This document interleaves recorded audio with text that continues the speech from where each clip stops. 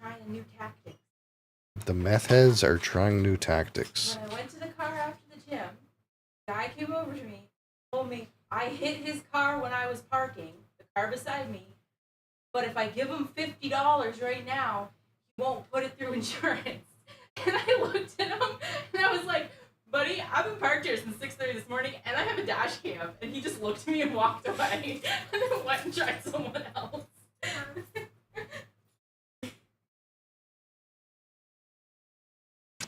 Okay.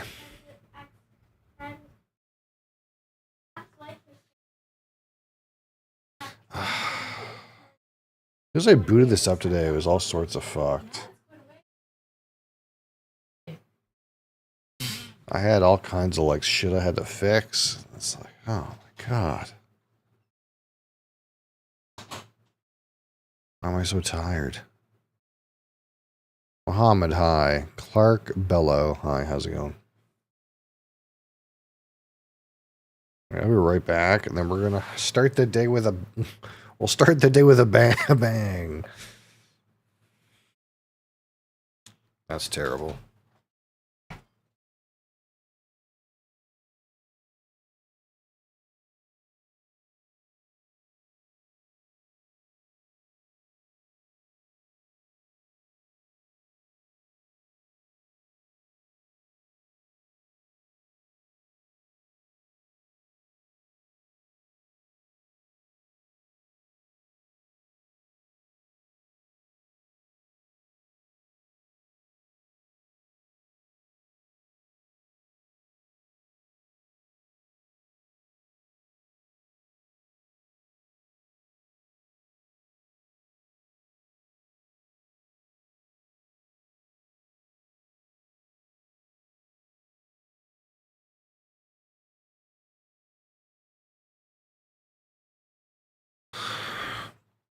Okay.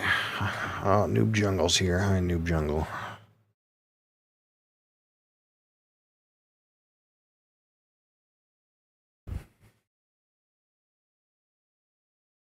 You guys noticed, but you're back on deluxe HD screen sharing and voice quality on there. The one thing you can do to pay me back is use that fucking server tag. I would appreciate it. You also want to start the day with a clip. I can look at a clip.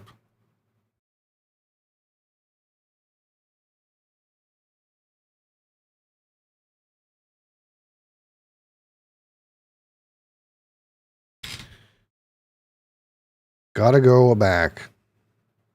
You installed WoW last night for context. Oh no. Oh no. What am I gonna click on just now? Oh, okay, so we set the scene, okay? Crassus says, I installed WoW last night.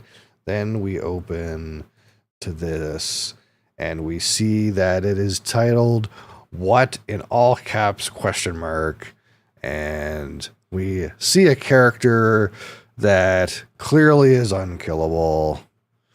You got lots of drinks. Oh, I have so many drinks. You don't understand. Hundreds. Not quite thousands yet, but hundreds. Is there satisfying audio? Let's see.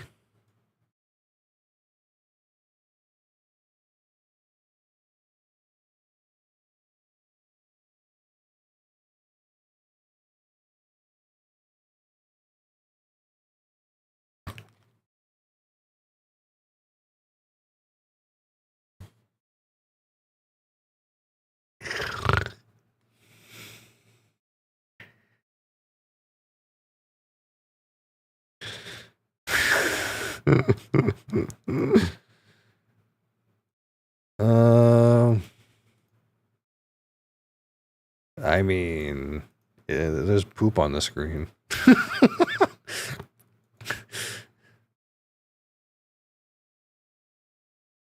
Let's give it the old 025.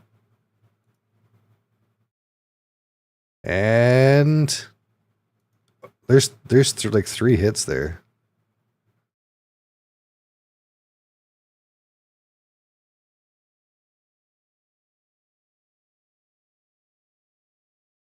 You got hit for like 4K and then like 20K and then dead. GMP AoE critical. What, poop on the screen? Oh, you want to see? It's this. We're watching a video. Hold on. Let me, I mean, I can kind of like fix the source a little bit. Transform, reset, transform. But it's not going to look good on vertical. It is what it is a little bit.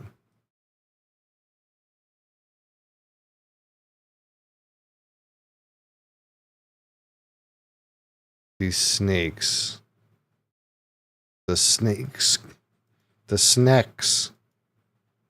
All these little totem fuckers. Oh god. It's 200% AoE and it all overlaps. I missed the memo on these snakes. Well, I mean,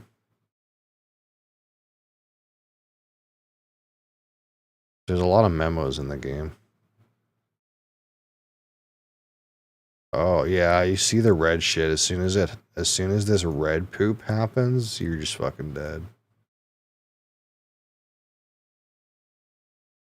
What is this? It's the reason why you can't ever win this game.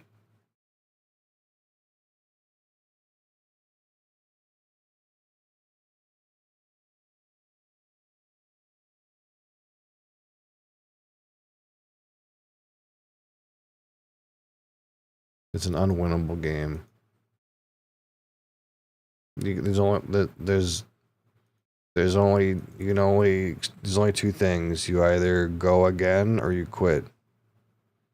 There's no winning. You just go again or you quit.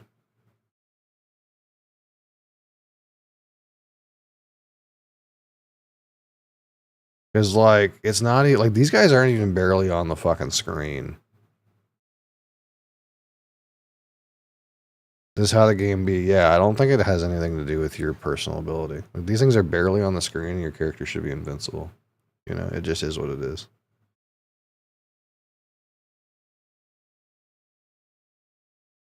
Like, even if you know about the snake, you know, like, this red shit comes from, like, fucking up here in the North fucking pole somewhere, you know? Like, you can see that shit happen. Unless, like, maybe you passed that type of mob down here somewhere and you were supposed to know. Like, something stupid like that.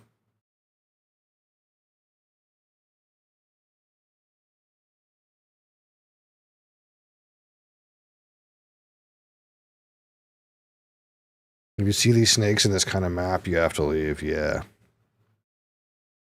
But you can also just die to the first snakes in the map, yeah.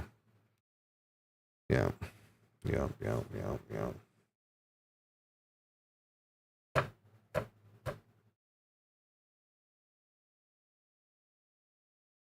Only in T17. Unlucky.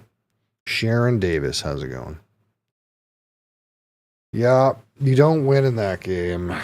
That's why, I think that's somewhat why I don't play it as much. I don't know. I kind of like reaching a point where your character is invincible and you just get to like farm stuff and feel good about your character being invincible.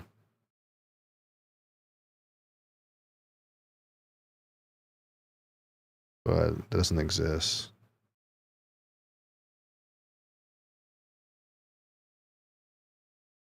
There's always something. Message retracted. Sharon, you said hi to me and then retracted your message. What did I do? It was, am I that bad? Holy fuck. All right. Today we're going to have some Bang Blue Raspberry. That's what we got today. The question is it blue? Ooh, are we taking bets? Is it blue? Is this Energy Beverages Canada or whatever? Who makes this? Nothing. But you retracted your high. I'm so disappointed. This is from Bang Energy LLC, Anselmo Drive, Corona, California, I'm assuming. By combining a cutting-edge ingredients with time-tested energy drink formulation and innovative new flavor combinations, Bang Energy rocked the beverage world. All Bang Energy products are PhD formulated for effectiveness for active lifestyles. Hi, Bonnie Murphy. Our unique formulation is designed to reduce fatigue, improve focus, and keep you mentally sharp. It has caffeine in it. The uniqueness is astounding.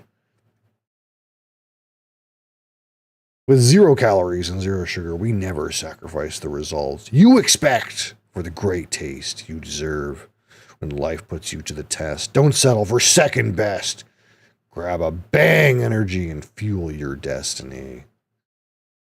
Okay. We got the blue raspberry kind. Do you think it's blue?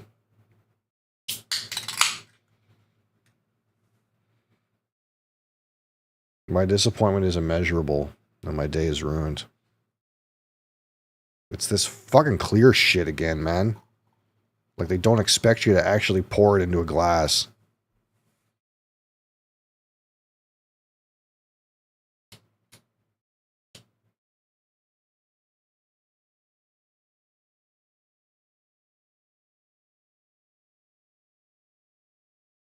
Alright, there it is. It's clear and bubbling. Perhaps overcarbonated. Got some slightly extra carbonation. It is quite cool as well. The glass is experiencing the condensation effect. Fuck. Why fuck?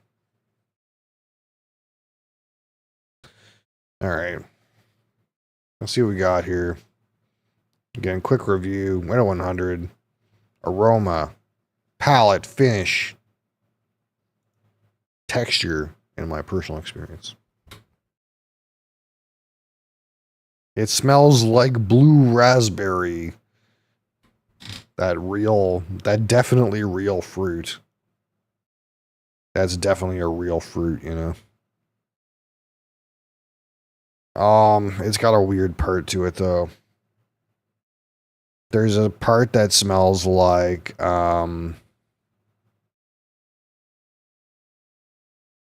there's a slightly off part, like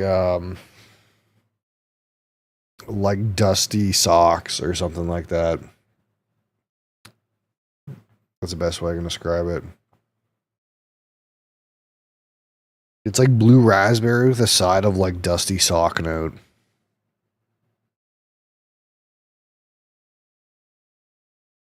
It does really well on the raspberry. But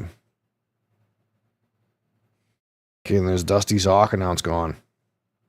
That's it. That's all I got. I don't get anything else.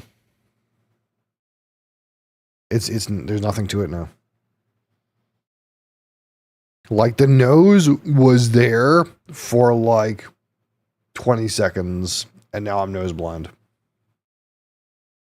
Now it smells like nothing.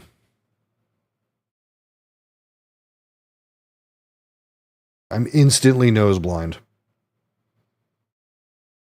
That's so weird and odd. Why is my arm creaking so much? Need some fucking WD-40.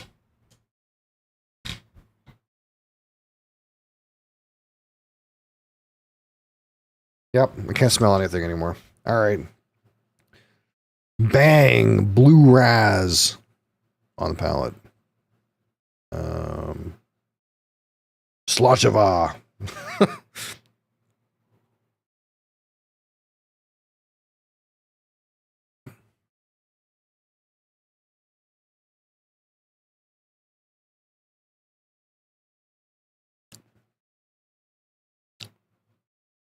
It's got like the entry has that blue raspberry flavor, and it just falls apart in the mid palate. It's just like gone. And then you get a bit of a resurrection at the start of the finish. What a weird drink. It's like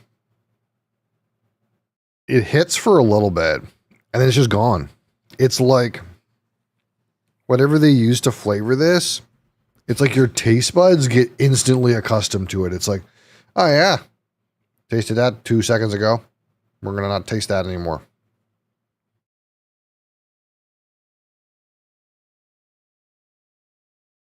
Because now it smells like nothing.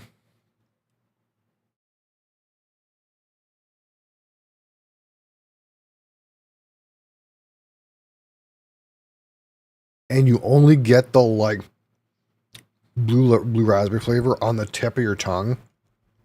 The mid palate gets nothing. As soon as the liquid hits your mid palate, it's gone. It doesn't taste like anything.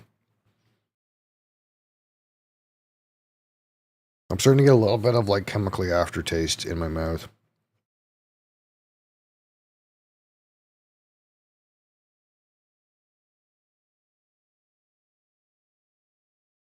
There's some kind of note at the start of the finish that's not quite blue raspberry. It's something else. I can't quite put my finger on it.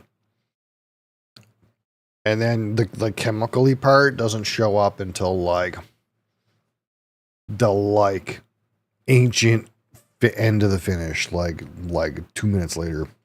And then you start to be like, there's some aspartame or something in my mouth.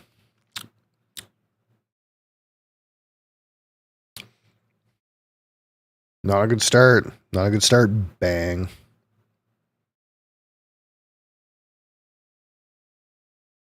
This is not the one. I think someone said this one was really good. We have different tastes. They and I. This is not the one.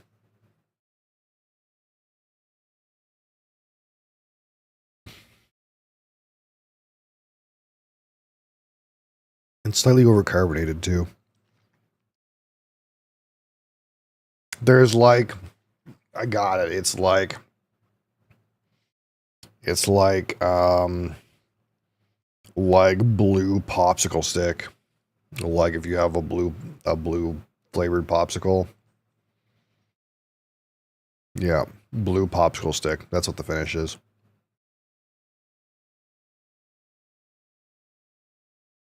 All right. So, here we go. On aroma out of 25.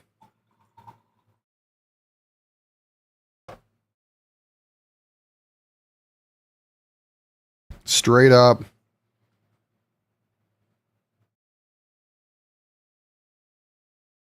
Straight up blue fruit candy, blue raspberry flavor. With a side of dusty socks and or dusty feet. 100% there's an off aroma that's like dusty socks or dusty feet. It's not great. That part's not good. And then it's gone instantly. Almost gone instantly. I'm gonna give it a strong 9. The initial aroma is pretty good, but it's got a terrible funky note. And then it's just gone, and that's not good. All right, now the palate.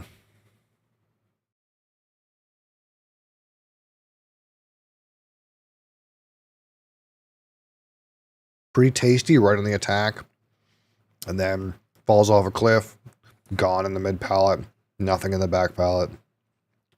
2 notes at best, like again, that like kind of like fake blue punch flavor and that like raspberry flavor. And then it's just gone. 10. Give it 10 because it doesn't taste like feet. All right. And on to the finish.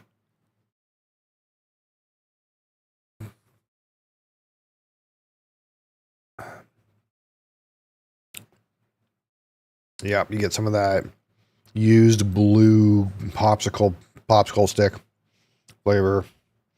Nothing intrusive in terms of, like, no chemical after aspartame taste. At least not on the finish initially. We'll almost give that a texture ding, I think. Non-finish, barely reasonable, 12. Now, so texture-wise, slightly overcarbonated, and there is some what I would call like leftover artificial sweetener residue that you can kind of feel in your mouth, and you start to taste after a little while. So texture is pretty bad. I'll call it a 2. Overcarbonated and sticky and lingering in the worst ways. So my personal subjective experience out of 15 with this one Bang Energy Blue Raspberry, or Blue Raz, I suppose. Hi, Ritika, how are you?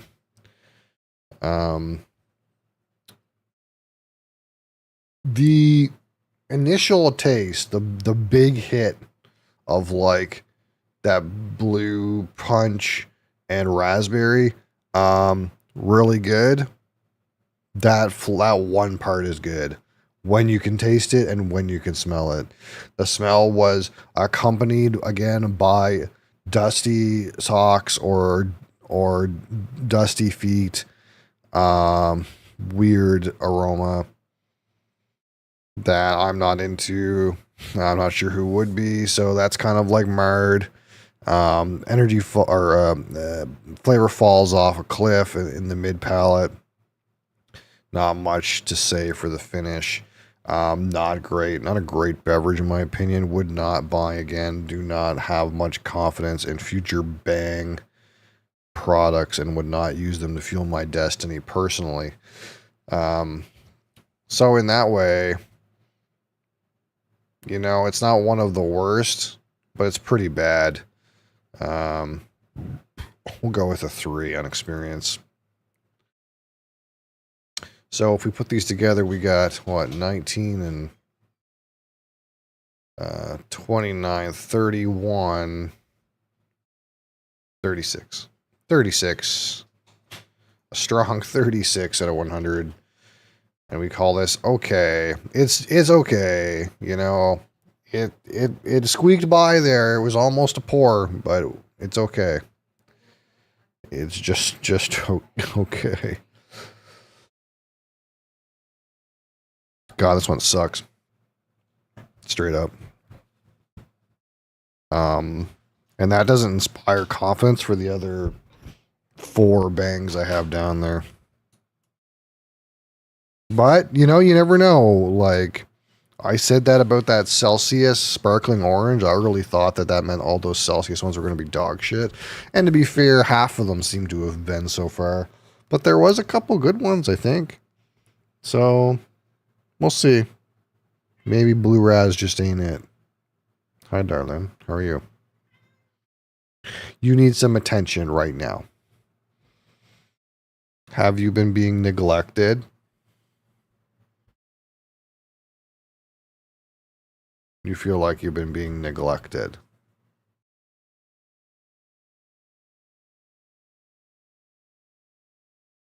Yeah. I sent your per bot short to the internet, but the algorithm hasn't picked it up yet, so we'll see what happens.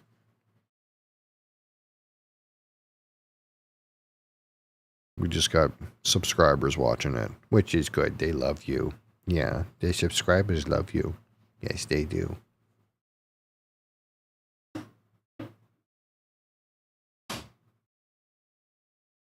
Yeah, the subscribers love you.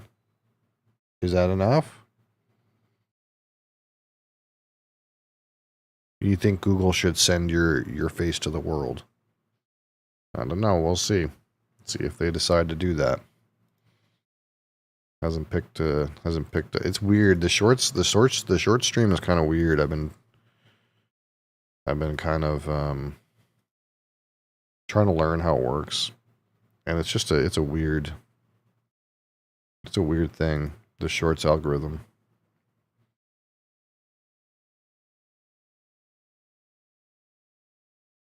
Because like sometimes it'll take 12 hours for the thing to enter the algorithm. It pops off for like 500 views, and then it like dies. And then you're like, oh, okay, that's it. And then like sometimes then later it pops off again. And then sometimes it doesn't pop off again and just dies. It like makes like zigzags. It's kind of like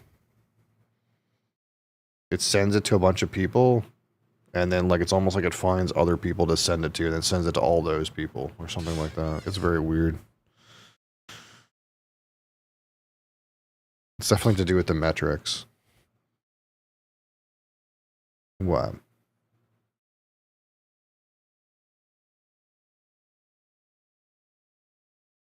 It's like how much of the video each person watches is really important, but it also depends on how long the video is. So if it has like a high watch percentage and it's really long, it'll go viral. But if it has a high watch percentage and it's really short, it needs to have like an even better watch percentage.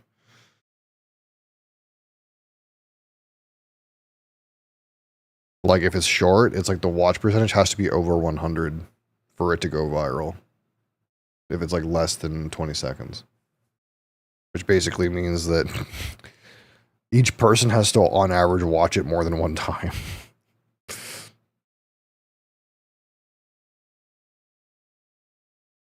Right. You little shit. But it's also not like the only thing that matters too, because I had one video that was about the same length as the other video. And one had a better watch percentage, but it still, like, the other one is the one that went through the algorithm. So I don't really know how it decided that. But anyone gonna play some Dune? When you how long you thinking for this sesh? This love sesh. I don't want you to feel like you're not getting attention.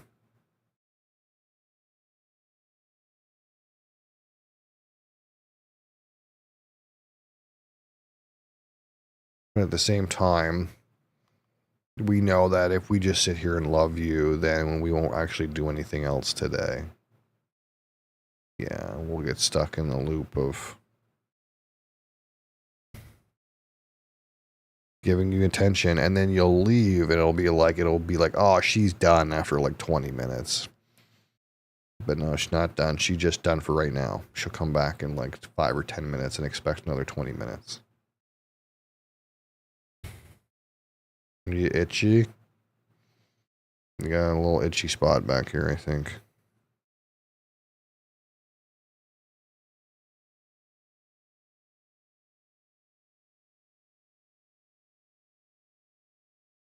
Cat greater than Dune, okay.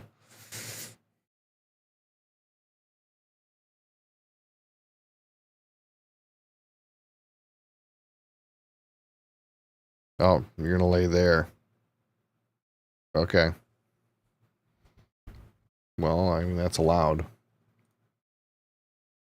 It is kind of right where these drinks are sitting, though, so it's kind of weird. We should probably move them.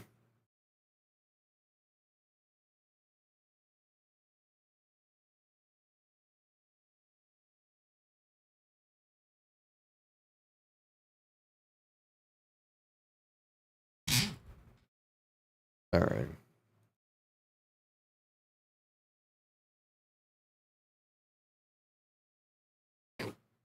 Mm.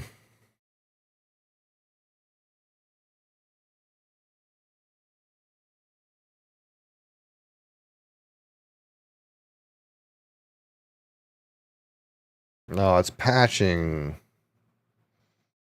Patching again, downloading new content. Oh my god, fucking god, these guys, they just need to fucking release a stable version of the game.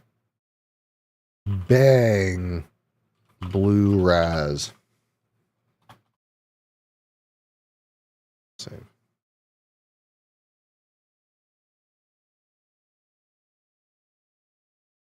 So, where are we? We did a bunch of more quests. I gotta go to Arakeen and talk to some people. And then we're finally kind of done in the top right corner for quests, I think. And then I have to do that one where I go to the new trade post. So that's kind of where we're at.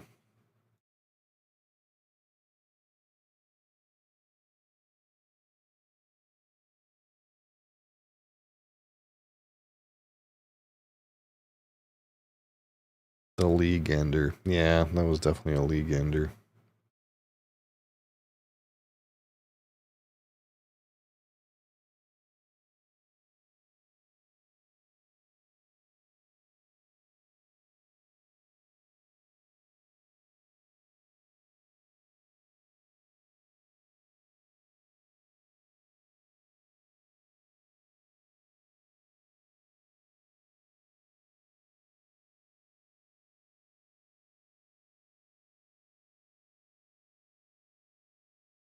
What's news? What's this news?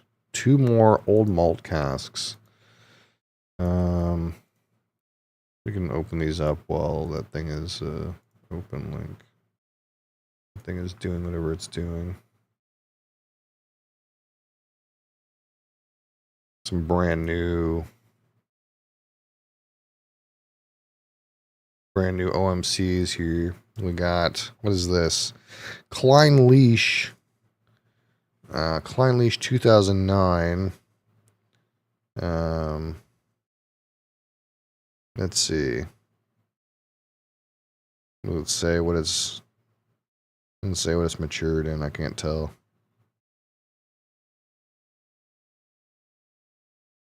I mean, it says light smoke salted caramel, so to me it's probably bourbon barrel, of some kind. Although I'm surprised it says slight smoke on a Klein Leash. That's not really.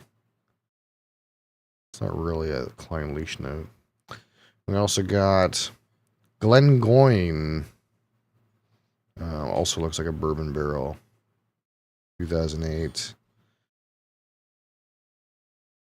You're everyone's favorite, are you?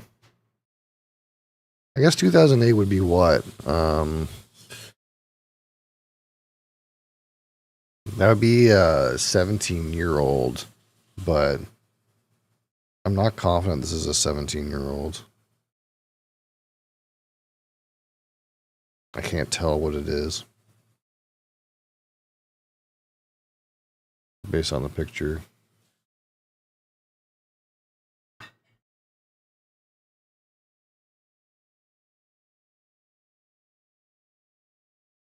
Okay, so the Klein Leash is a refill ex-bourbon hogshead. 2009, but it doesn't say how old it is. Like, the assumption is it's like 16 and 17 years old.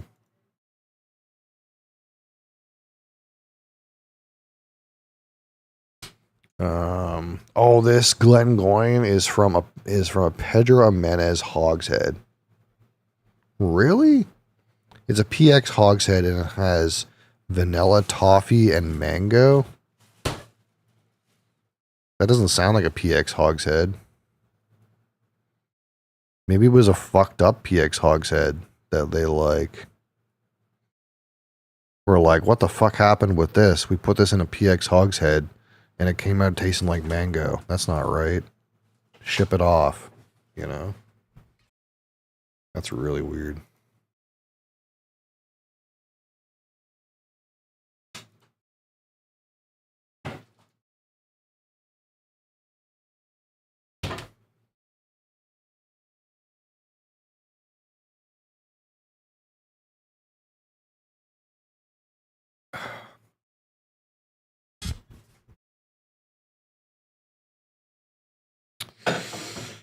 Come on, game. Sad world we live in? Nah.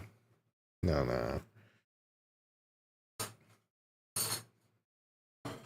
The world is under your own perception.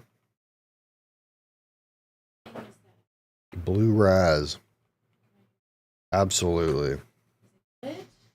You give me your opinion.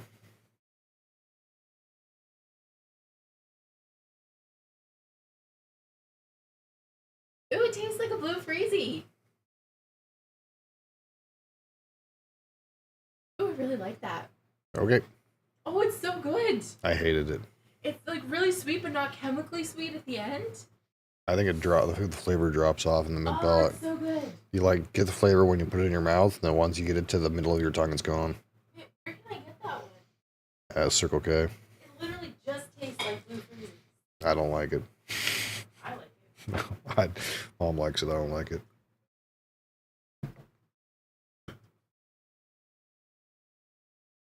No, not for me.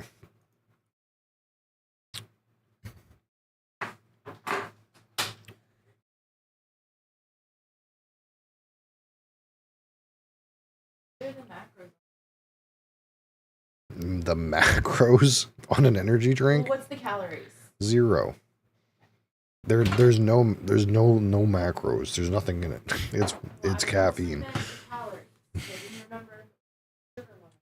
I think you just have a knee jerk to say macros when you're talking about food. You don't want strawberries. Fuck off. Why? She wants some. Yeah.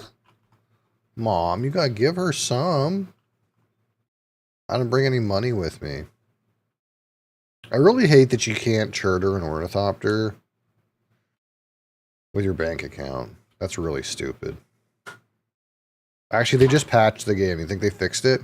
Let's find out right now. Because your bank account pops up when it goes to purchase a flight.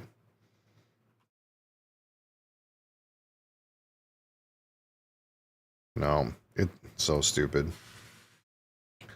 Big stupid.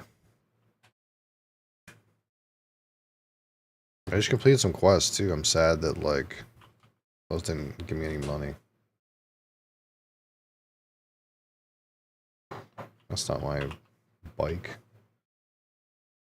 Do I have shit in this bike? Some shit.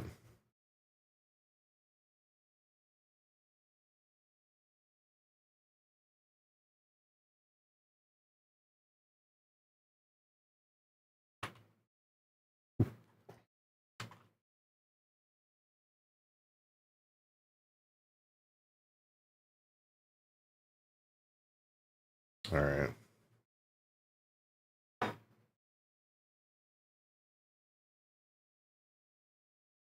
I'm paying attention to a couple bases that look like they're going to blow up soon, so I'm kind of hoping that maybe today is the day I'll be able to see if there's any loot inside.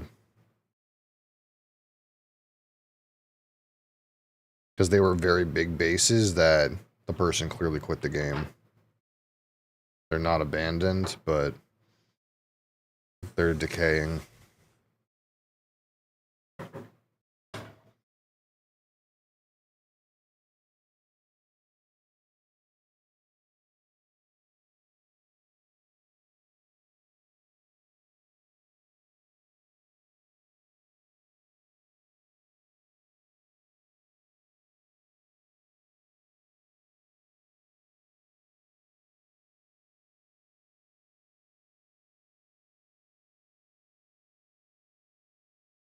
And there's a couple new guys fucking pop their little shit bases in here. And this guy expanded his base.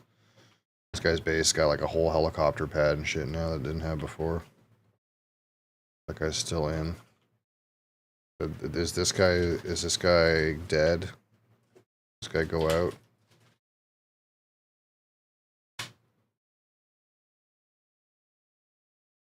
This stuff's powered in there, but his console's offline.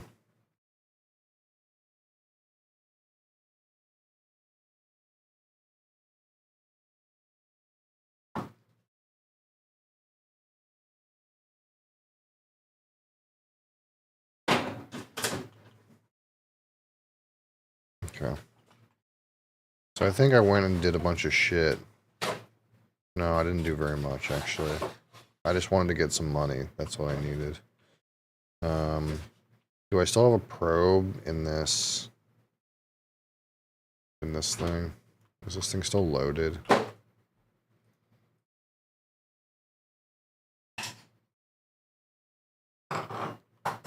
Yeah, okay.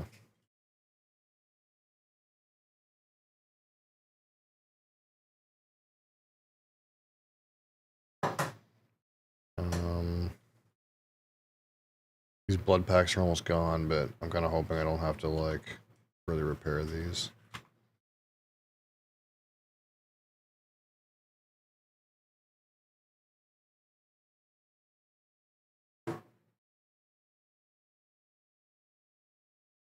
I'm kind of just using up pretty much everything I have as much as possible. Okay, so is this thing done shitting out ores?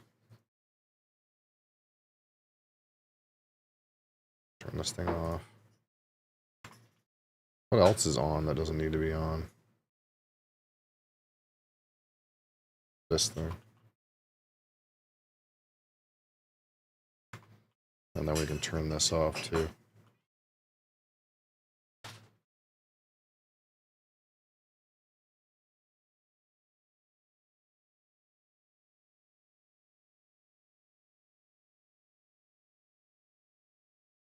All right. Money. Cash. So I just have this much Solaris left, not in the bank. So our idea is that this can just try to get us until the point where we actually have an ornithopter.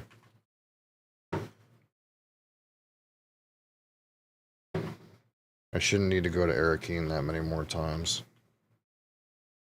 At least I wouldn't think so.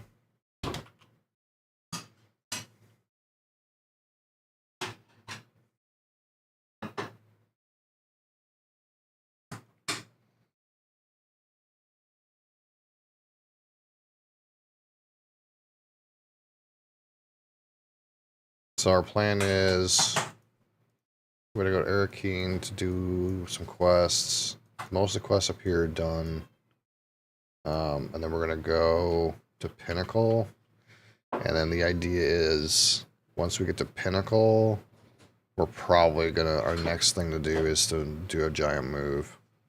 Which is why, again, I'm not building anything right now. Oh, fuck me.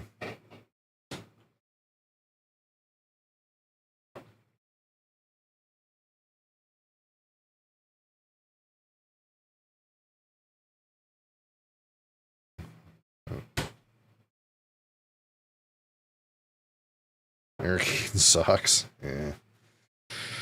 It just keeps making me go back there to do stuff. I don't know what the building set costs, but I don't know if I'm gonna like do a new building, new tile set or not. I somewhat considered getting the DLC Palace tile set just because. Did you get the buggy yet? 80,000? Yeah, I could afford it. Oh, okay. Mufasa. Fuck Adria. Cat had a Lion King moment where she was clinging on to the corner of my desk like this. Looked like she was gonna drag the whole fucking light down again. Get a buggy yet? No. Again, like I'm in this place where I don't need steel, right? Yeah, I understand like it mines a lot faster, but I don't need the shit I don't need the shit that's in here. So why would I make a buggy here? You know what I mean? I'm not gonna make a buggy here. I'm gonna make a buggy over here. I don't want to be like liable to deal with a buggy that's over here. Like it's a thing that happens after I move. I don't want my base where it is right now.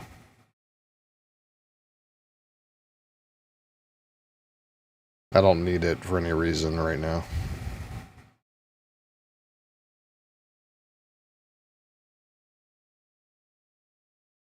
Like, I literally just been doing quests for like 3 days.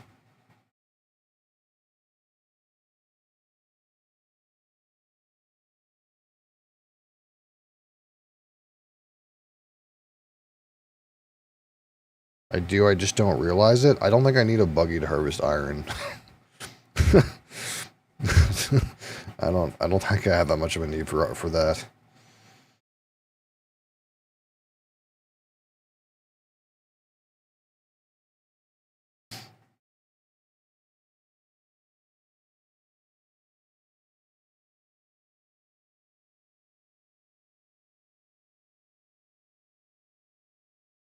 One run for iron will do you for some time. I don't know what I'd be spending iron on. I think that's the thing. I don't really do runs for iron in a bike. I did one run for iron in a bike, and that lasted me for some time. I need iron for everything. Like what? Even for steel. What do I need steel for? I'm stockpiling steel. I don't need steel right now.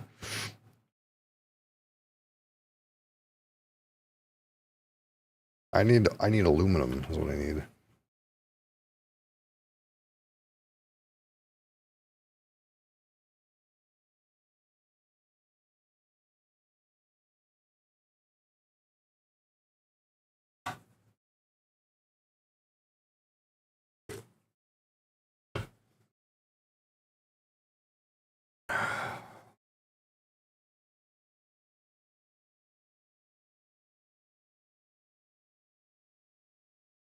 You have to get a buggy for aluminum. Yeah, exactly.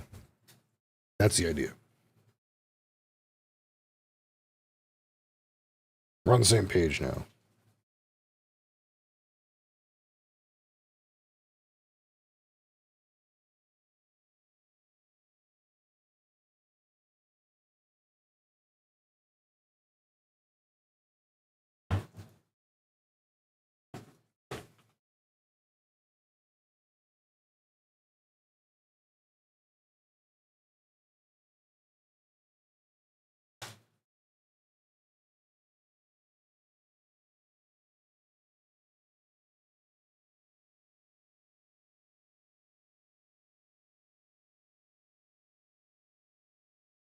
Like if I needed steel to make aluminum, then I could see the iron chain. But I don't think you need steel for aluminum. Should have got this a long time ago. I haven't had a need for it. Like I'm not ever in a situation where I'm like I need more metals right now and wish I had more. I haven't been in that situation yet. Like, I'm well aware that it's, like, way better for time efficiency mining metals, but I've been doing quests for, like, 3 days. I don't need metals. I'm trying to, like, get a bunch of quests done so I can literally move my base out of where it is.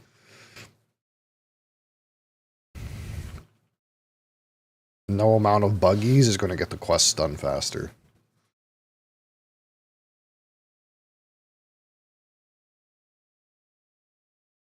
Oh, I can't fucking... Wait, can I? No.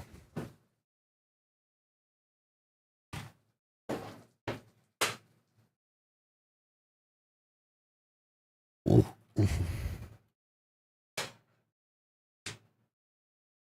a lot of the stuff I want to make, it's not steel at this point. Right, I'm banking 792 research points.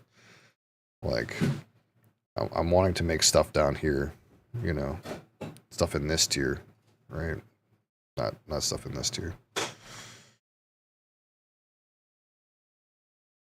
I'm back, yep.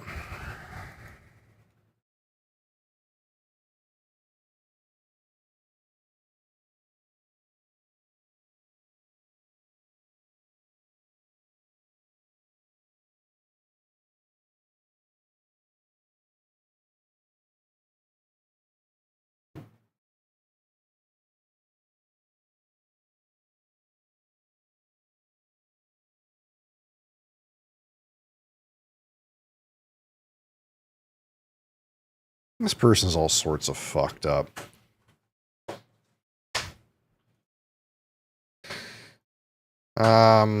Okay.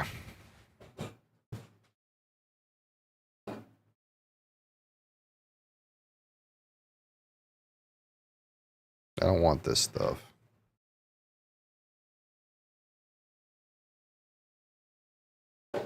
Range damage, yep. Wait, no, okay, yeah. Body shot damage hit. No, I don't want that. I mean, there's a stupid meme where I could equip this and equip the marksman, and it's like a slight upside. Like like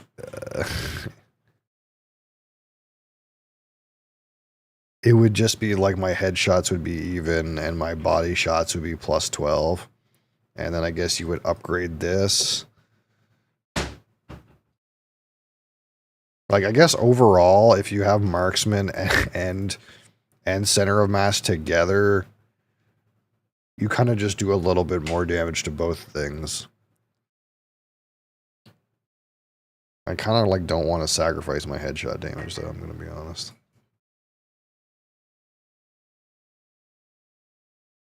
Okay, disruptor damage, yep. Slowing durability of firing weapons. Slowing durability or increased skill in repairing weapons. What's this? Increase reduced cooldowns. What does this do? Is that larger range? I feel like the range on my hook sucks. It is larger range. Okay, that's good. I feel like that.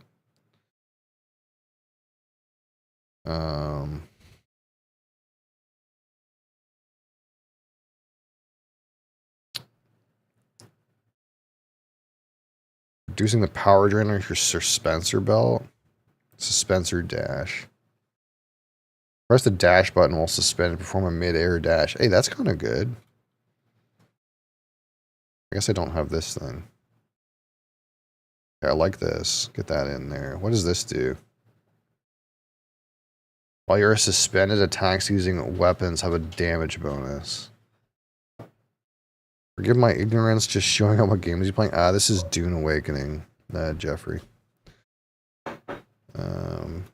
Let's put in for suspensor power drain efficiency.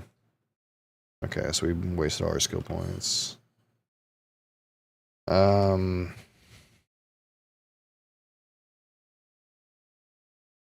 Now, for some reason, it feels like the Mentak questline is stunted, so I'm gonna go talk to the Mentak guy, because I'm not really sure what's happening here.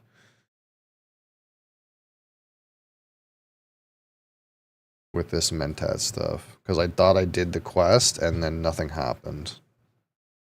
He's in here.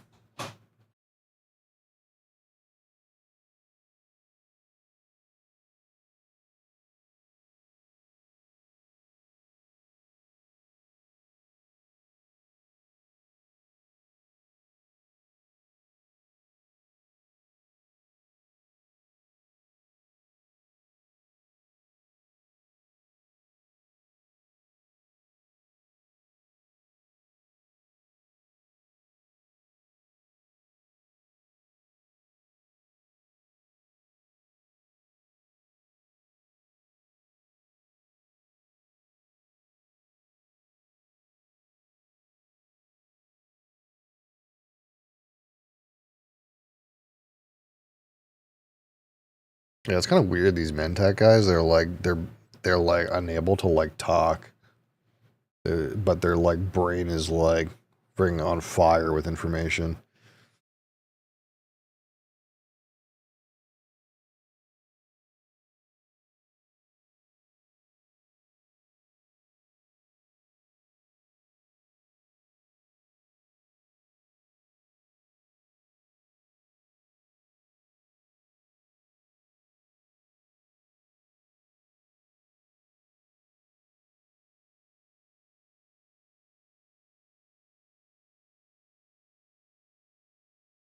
Find Thurfir, Hawat, and Arakeen at the residency approach.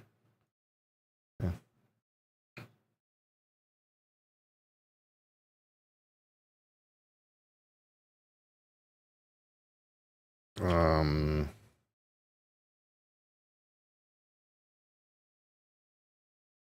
I don't know where this guy is.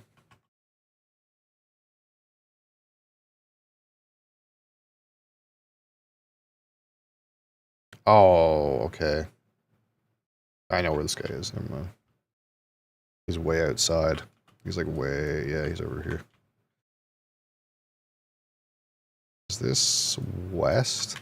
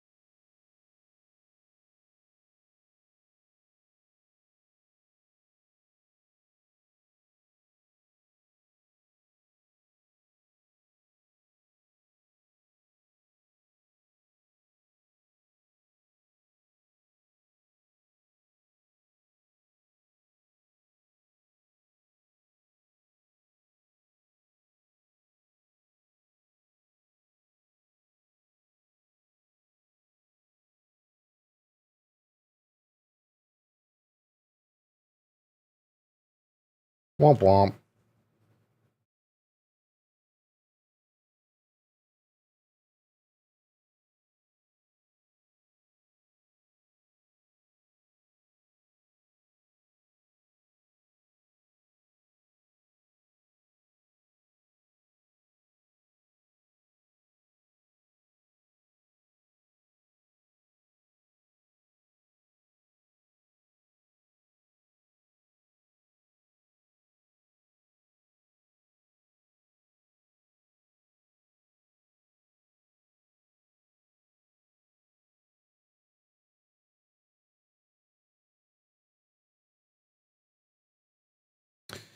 Well, I think I wasted all my points, didn't I? Yeah, I don't have any skill points, but that gives us something to put points in the future, I suppose.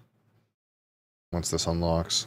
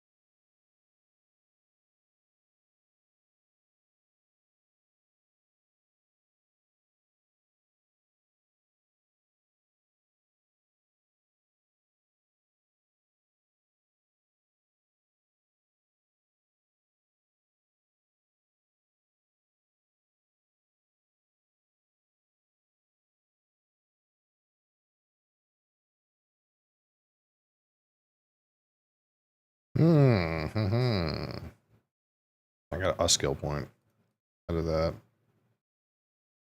So what's in here again? Resistance to the voice.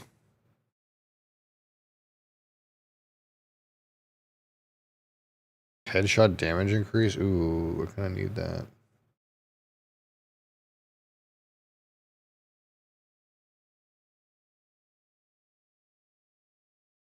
Additional damage shooting in the back.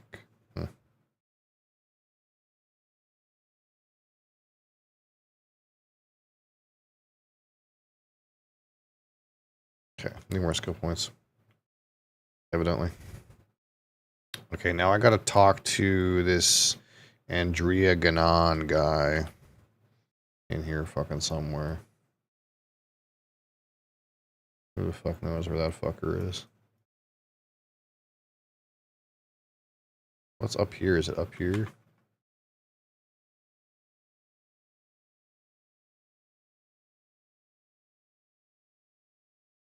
Oh, this is in Haga Basin. Oh, I thought this was in... Motherfucker.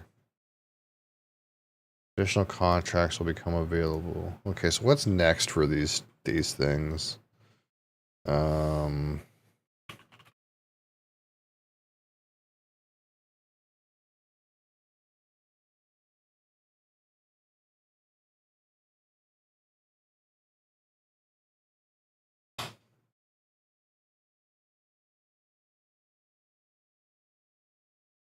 So for planetologist, I did this part.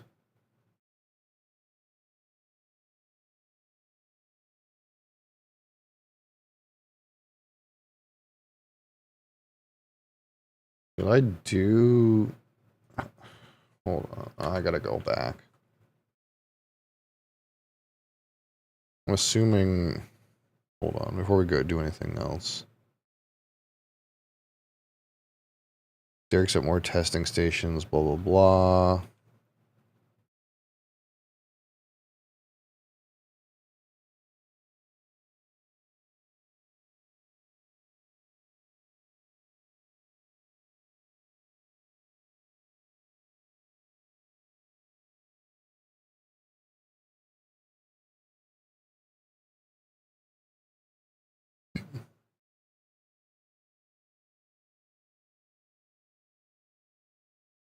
Oh, that doesn't help me. I've already done that.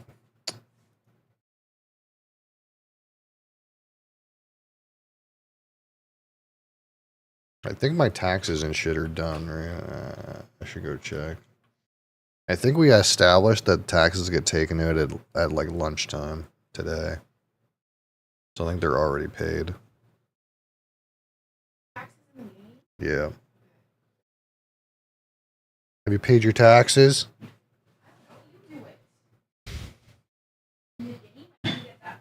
Yeah, you don't know any taxes in the game yet.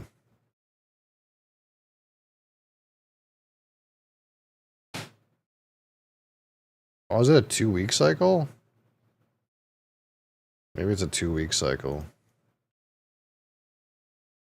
Okay. I don't owe any more taxes for another week.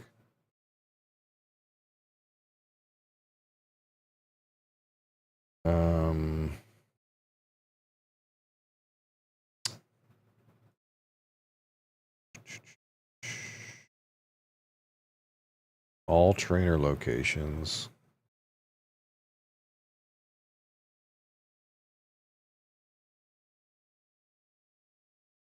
How do you go from advanced to the next one?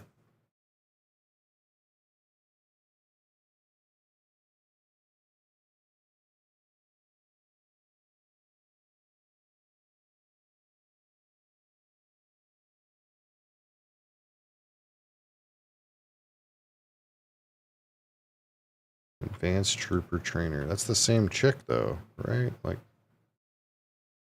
it's not some kind of thing where I gotta talk to her again.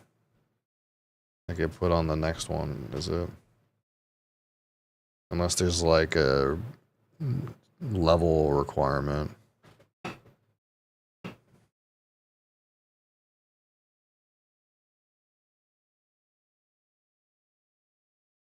Oh, I do have to talk to them again. Okay.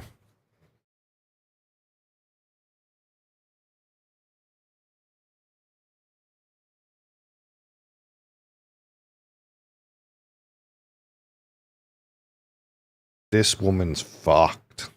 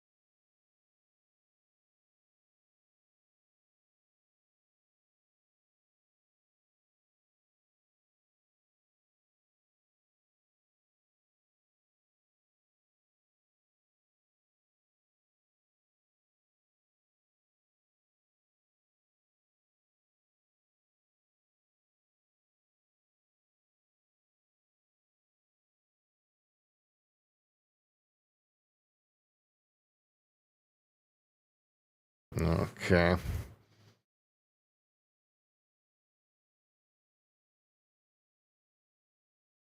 You're telling me I gotta spend more money to go to fucking Harco to get your fucking drugs.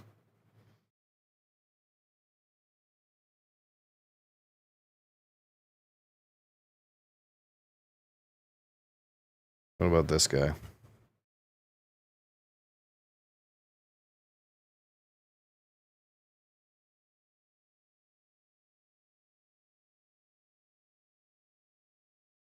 What?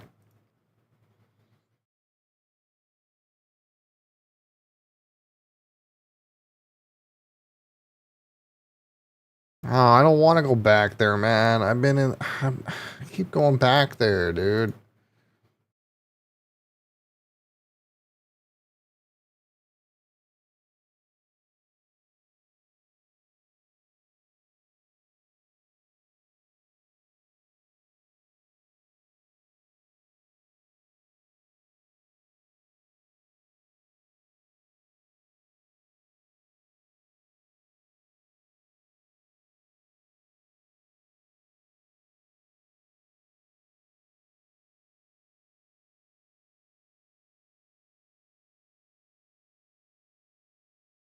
I don't want to go back there, man. I was like, I'm pretty sure I'm done with quests in that area, and this guy gives me a fucking another one, dude.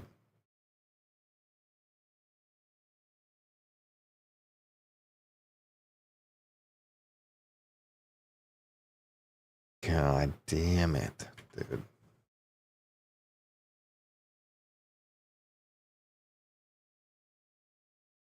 Like, I guess if I would have known, I would have done all these at the same time, like in one fucking swoop.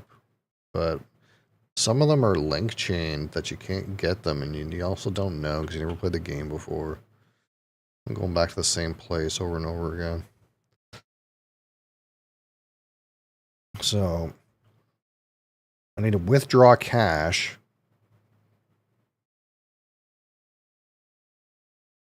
Wait, no, I have 9K on my person from turning those quests in. Okay, so at least there's that.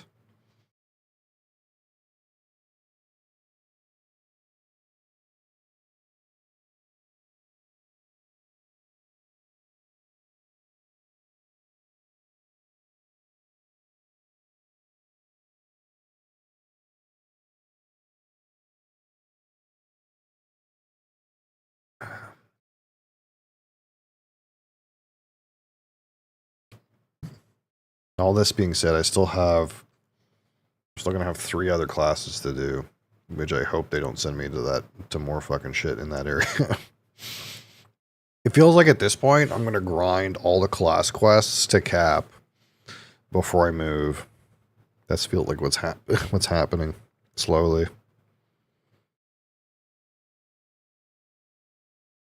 Which I'm okay with. Like, it had to be done eventually, but it would have been faster with a fucking flying machine. It's still refining times. Okay.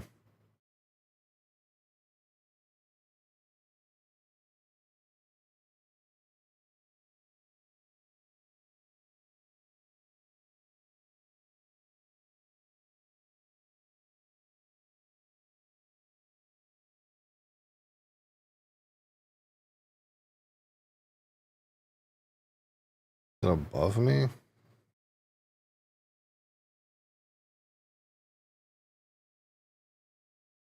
In this building? No.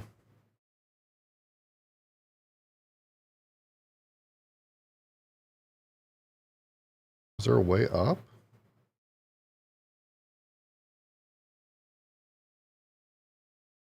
Find the Sook Doctor.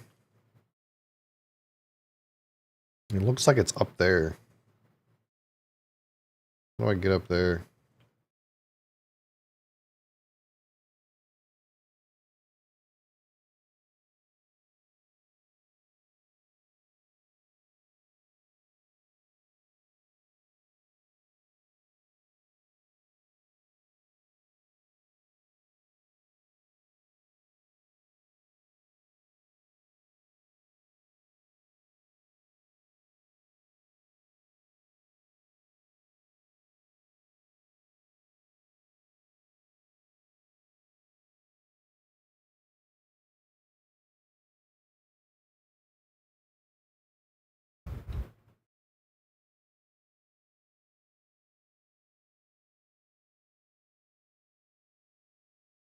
Gross.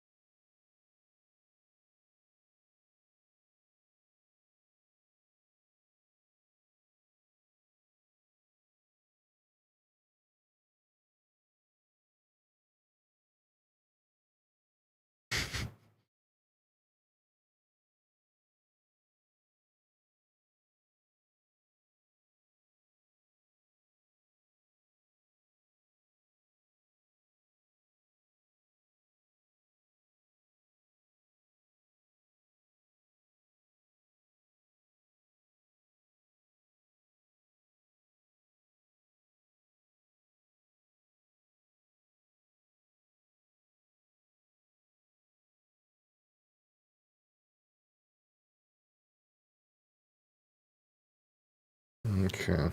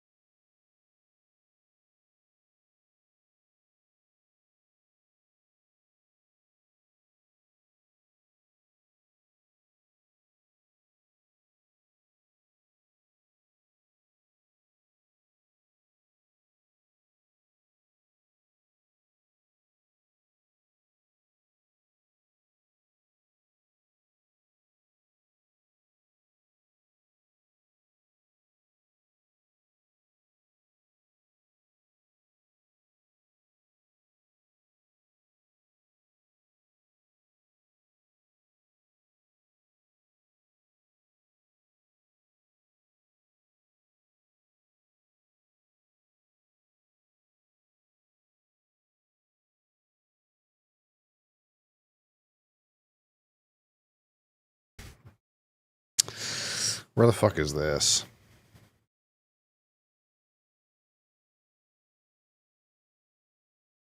This club is so fucking noisy.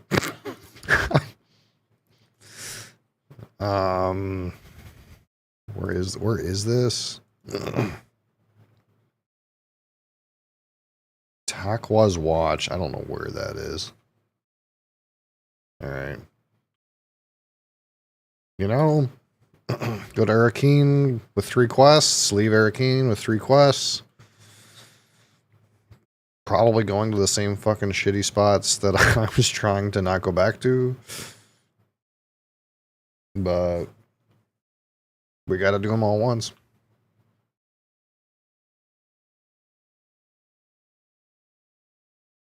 Alright, get me the fuck out of here.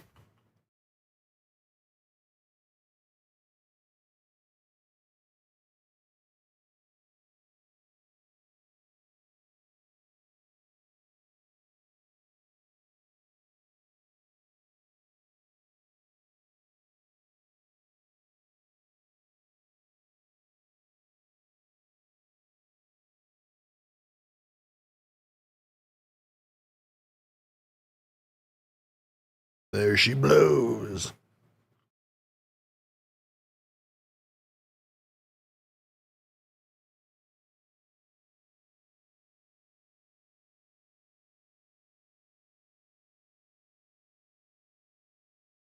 Alright. Now what? Yeah, of course I gotta go over here.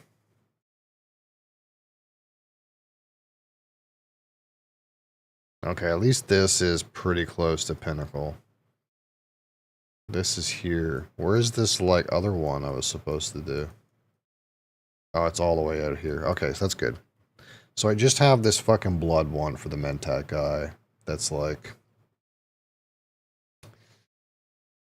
kind of annoying.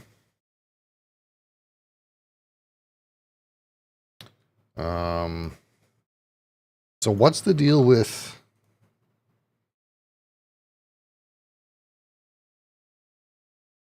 What's the deal with Derek these days? What's going on with Derek? Derek, what's going on here? Oh, see, Derek's on Siege Tower, which is also over here. Somewhere. Yeah, all the way over here. Okay, so we're almost done, I think, with this fucking shit area. Because I kind of want to move. I think I'm going to move before I, like we'll do... Track down Skorda, and we'll go to Pinnacle, but before I do these, I'll probably move bases. That's kind of like the plan, I think.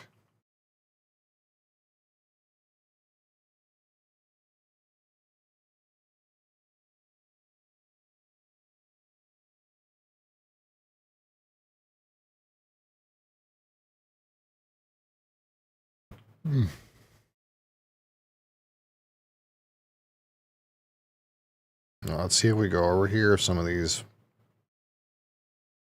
spots are fucking totaled yet. There's this one here, which is kind of decaying, but I think it's sheltered by this rock, so it's like kind of hard for it to take damage.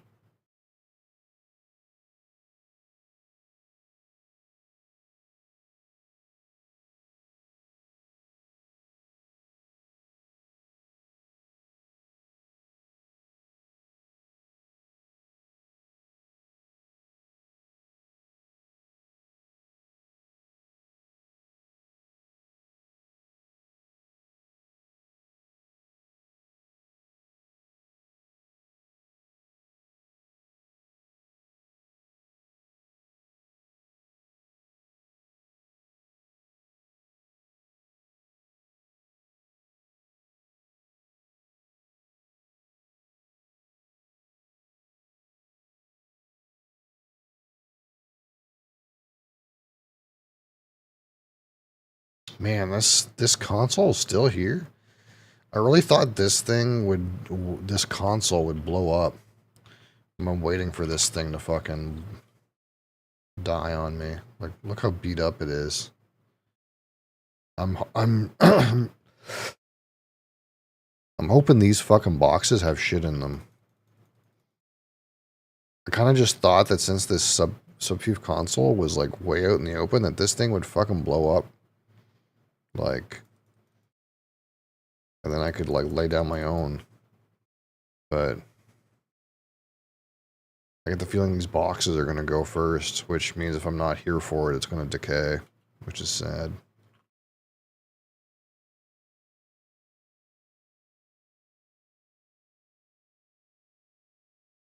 Probably some shit in there, you know?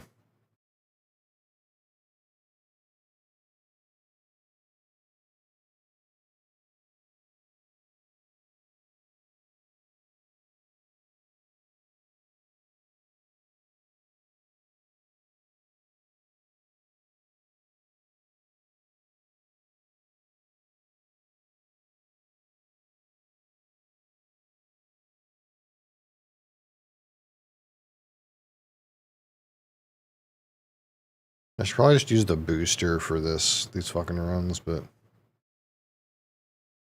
instead of the storage, but it's fine. It's fine, you know. Oh, sorry, we can't really go through here. Fuck.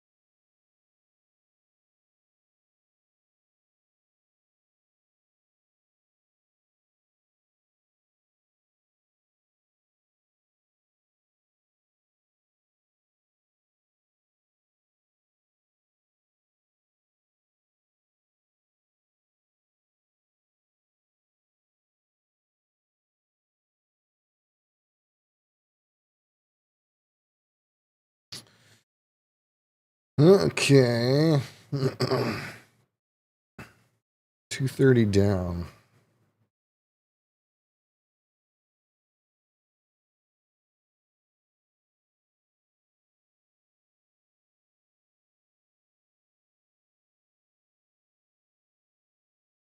Hmm, 140 down.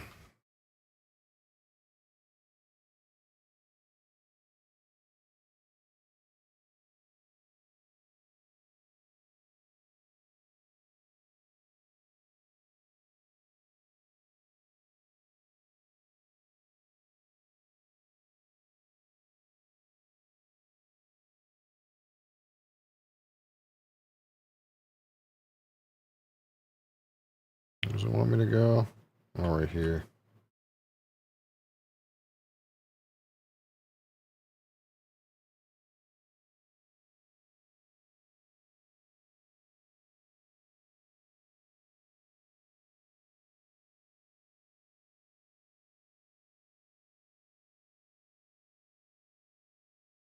This is not the right guys, right?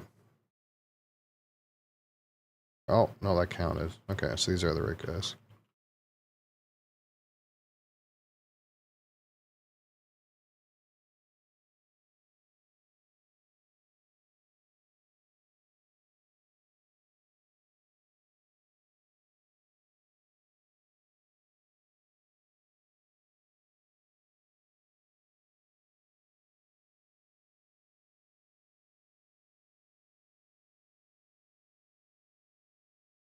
No shield, lol. Locate the deserter leader. Okay. Oh, hi.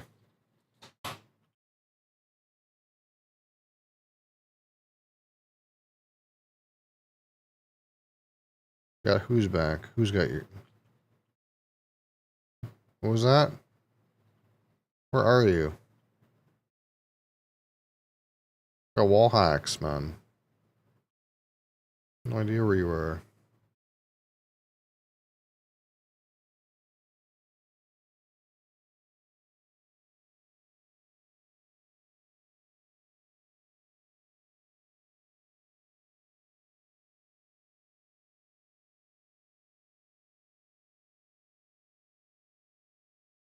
Doesn't seem to be any game volume. Ooh. Okay. Weird. Hold on. When I turned on OBS today, everything was fucked. So I'm not surprised.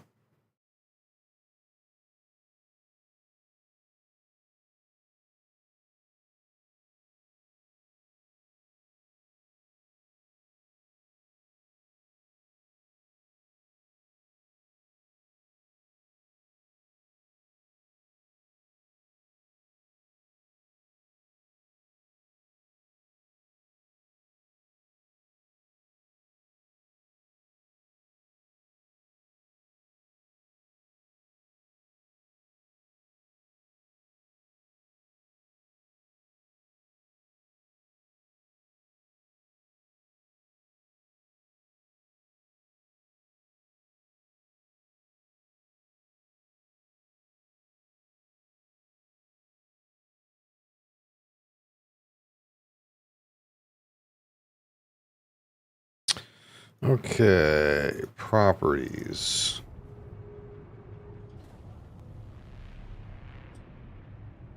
How about that? Is that too loud? It looks really loud for some reason.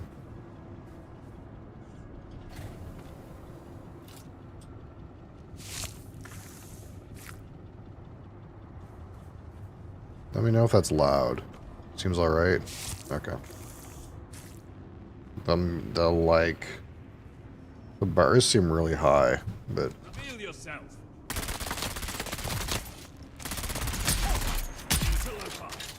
Like I got on today and my desk camera didn't work, my microphone didn't work. It tried to like push an update on me and I was like, I don't want an update right now. Everything else seems broken. The last thing I need is something else to be broken because of some update.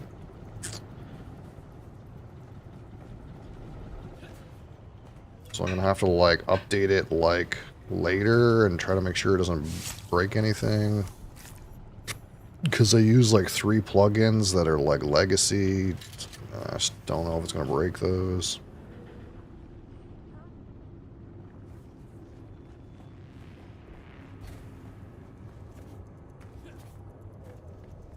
Okay, we're done in here. There's so many fuckers in this area. What is this? There's ray amplifiers in here? Since I'm in here, I maybe should just go try to find some ray amplifiers.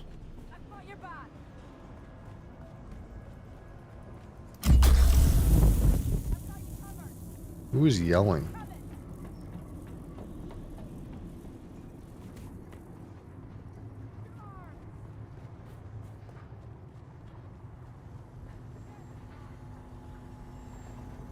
Here we go, 9 ray amplifiers.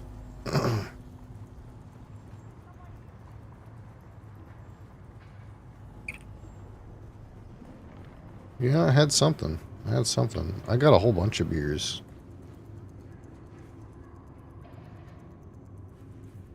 If you didn't watch that Inside Scoop video, I got a whole bunch of beers. But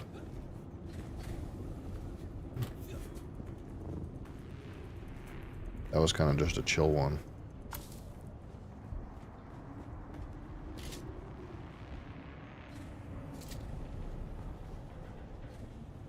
Oh, you're busy. No, I get it. But you might also be interested. Of all people. Is that it? Is that all the ray amplifiers in here? Oh, there's a back room. There's a shady back room. I bet you it's got some ray amplifiers. Ooh, some complex machinery. I'll take that too.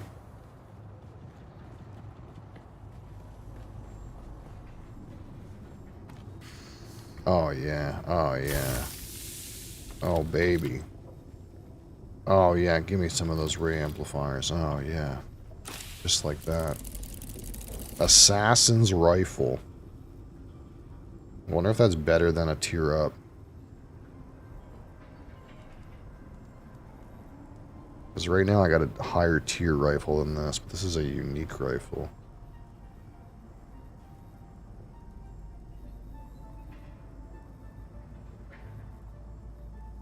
So this gun can deliver poison through a shield. That's kind of interesting.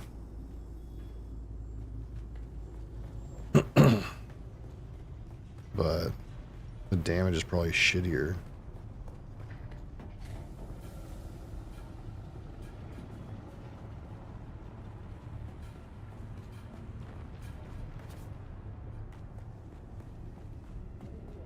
But in absence of you watching that, I do have a question. What is a cold IPA? What does that mean when it's called a cold IPA?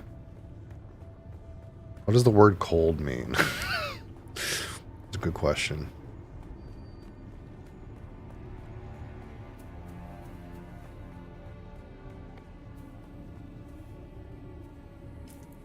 This just goes into like nonsense. I don't want to go over here. Or do I? Is this going to be easy to climb? Maybe.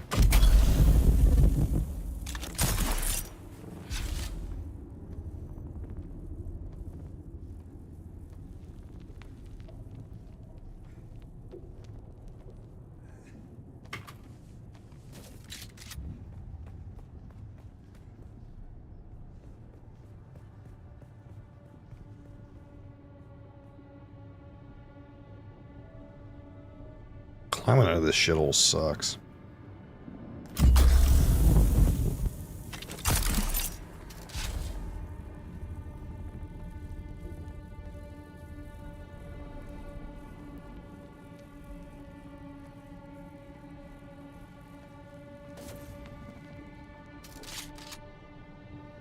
IPA brewed with lager yeast or fermented at low temperatures for a while.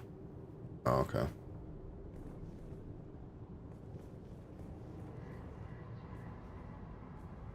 So that would technically, wouldn't that, if it was brewed with lager yeast, wouldn't that make it a lager though?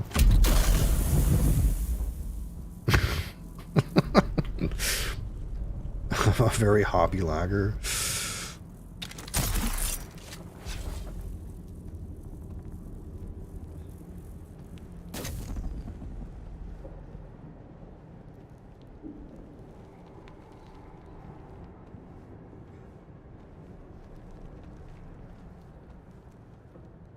Technicalities, technicalities. Oh, these technicalities.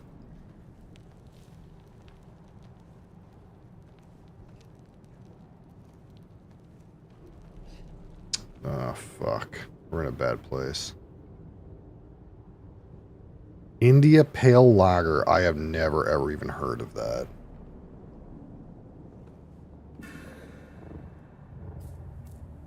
You think I could cheat my way over here? Oh, this belt is sick.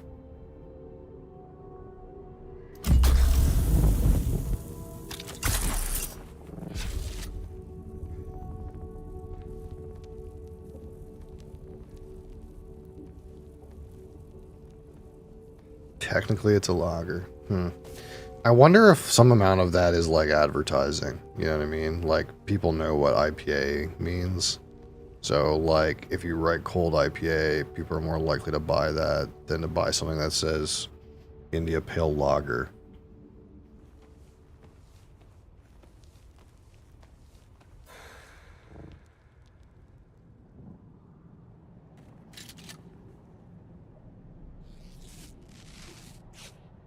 I need to learn how to not take fall damage when using this belt, though. That's so for sure.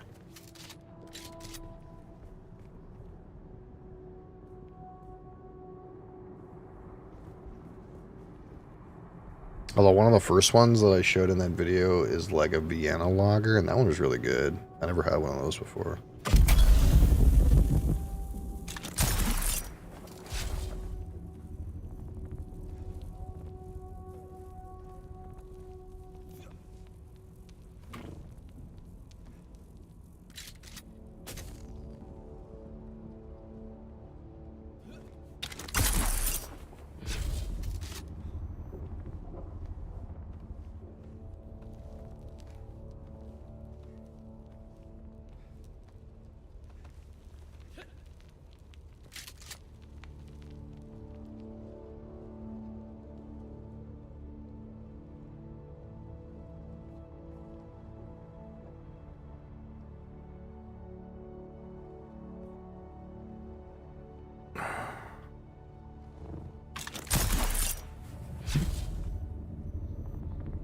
Fuck. I should have upgraded my belt a long time ago, but I kind of didn't really know what I was doing with it. And now I'm kind of realizing, like,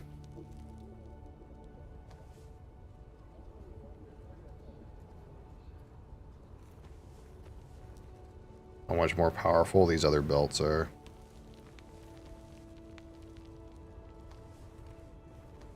Can I, like, get up here? I want to, like, go up.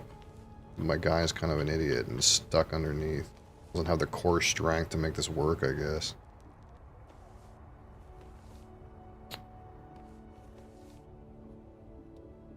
Fuck me. I'm gonna fall. Is what it is.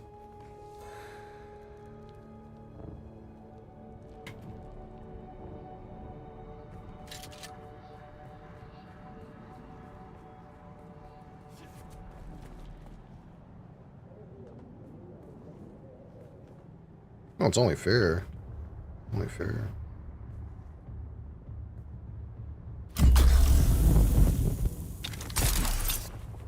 I think most people that watch my whiskey content kind of know you at this point anyway, but there are some that don't. Sand and Spice, Rock and Stone, absolutely. Right now we're trying to figure out how to climb a precarious rock face that I'm not really sure is possible, but we're trying. Oh, oh, oh.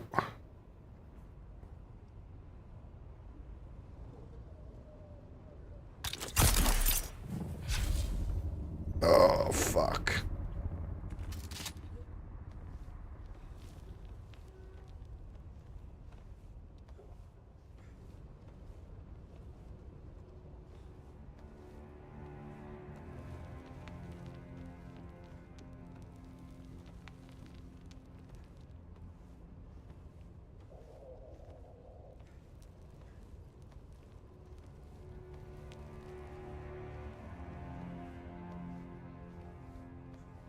Oh no.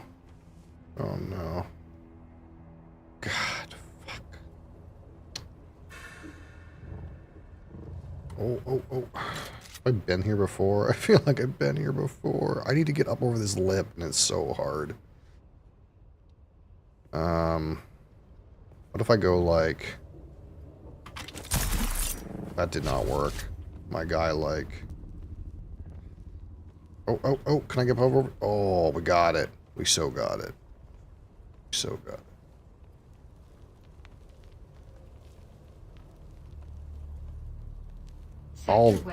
All that because I had to go down there to get some fucking blood samples. Fucking piece of shit.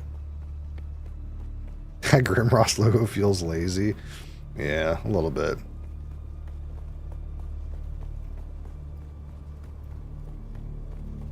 It's a lazy G, literally. I do not want to go back in that hole. At the same time, we gotta get our bike in a better place. I don't know how I thought this was an okay parking spot. Do you think this will work? Oh, I'm actually sheltered right now. Apparently I'm sheltered right now. Okay. So, where is it coming from anyway? Where is it? Oh, it's all the way up here. Is that even gonna hit me? I wonder what the lower end is. You has a parking citation. Yeah, it's just like in this game, like these sandstorms happen. So when you park your bike, you kind of want to park it in a place where it's sheltered, because if you park it out in the open and one of these sandstorms comes by, it'll like wreck your bike. So like whenever I leave a vehicle somewhere, it's got to be in a place where it's like under a cliffside or something like that, in case like one of these happens while I'm like away from it. But I think this one's so high up, I get the feeling it's gonna like cut across, like maybe you're barely into my character or not at all. Like here it is, here it comes. The cool things about sandstorms in this game is they're physical objects. Because it's not like a weather effect like you play WoW and it's raining, but it's just like a weather effect on your screen. Sandstorms in this game are physical objects. They move around, and you can see them. See, like, yeah, it's like barely... Like, I could probably just go south and not get hit by this. But we're not going to risk it.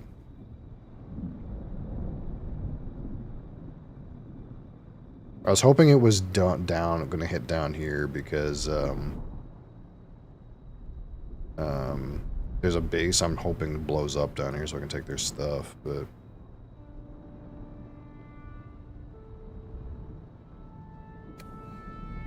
Yeah, is this... There it is right there. It's like barely gonna hit me, I think.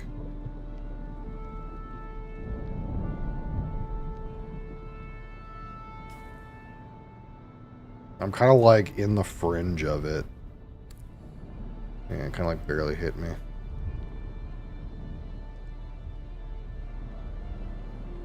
Yeah, it wasn't much to it, because I'm like, I wasn't in the thick of it. I'll just wait for it to be completely gone. There it goes.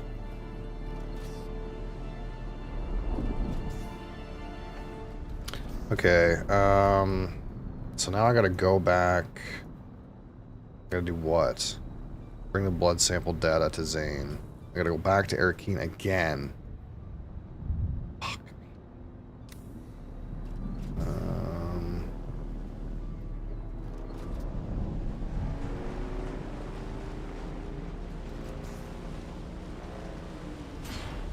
Yeah, so long as you're sheltered when that appears, then like it doesn't... It's not a big deal. Oh, what's over here? Oh, man. Like, sometimes I'm so surprised that these Subfuve consoles are so resilient. Because the only thing stopping me from getting into these boxes is this thing. This is an advanced Subfuve console.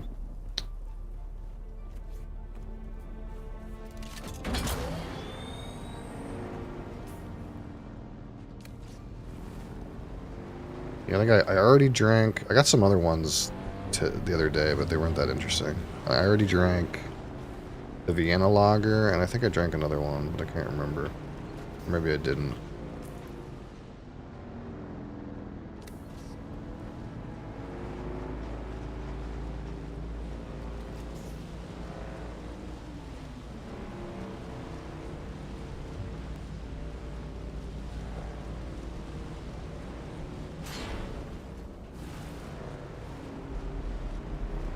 Oh, quicksand. Need to make more band-aids.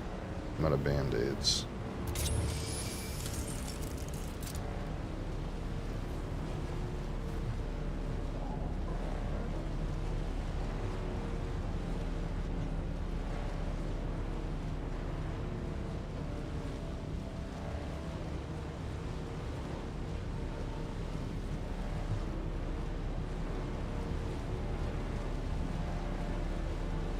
But yeah, I'll probably save some of those for stream things, but they weren't necessarily stream purchases.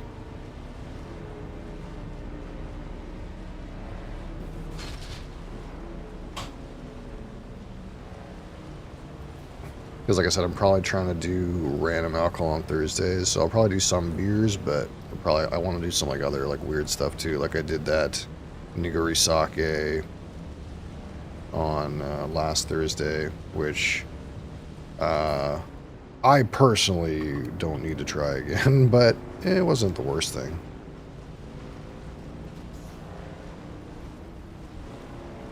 I'm hoping the other sakes are cleaner. That one was like really gritty and the texture wasn't to my preference.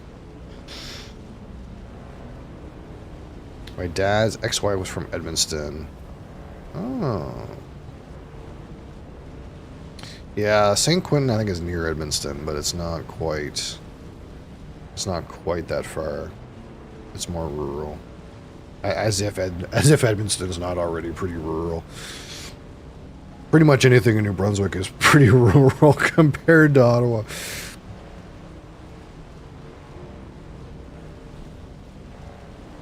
You say you live in the... What the hell? You say you live in a capital city that has 50,000 people? Yes.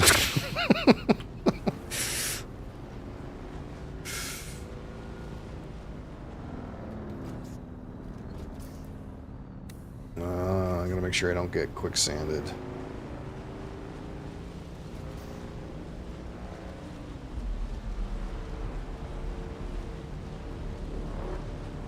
Stories about people who cast stones somewhere around there. Let me see.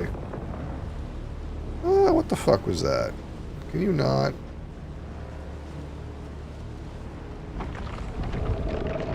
Yeah, you stay over there.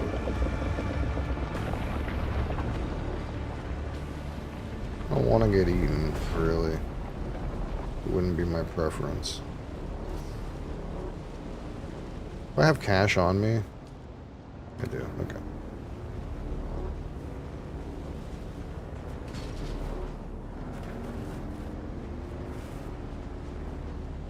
What the fuck's going on over here? There's another worm.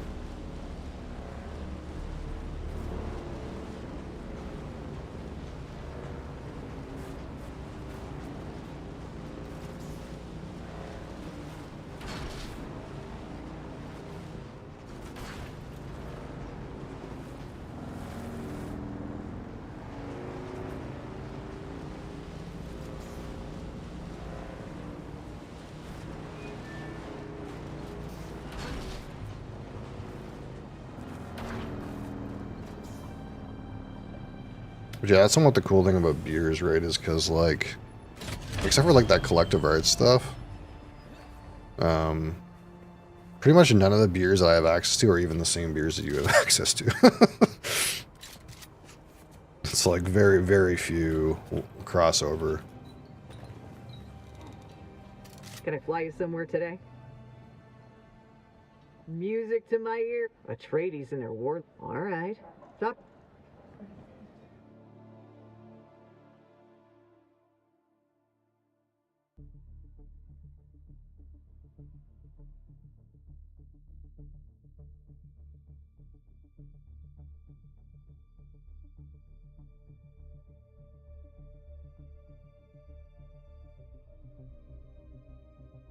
Well, because of Ontario, New Brunswick. You're saying my distribution sucks? Is what you're trying to... That's what you're saying?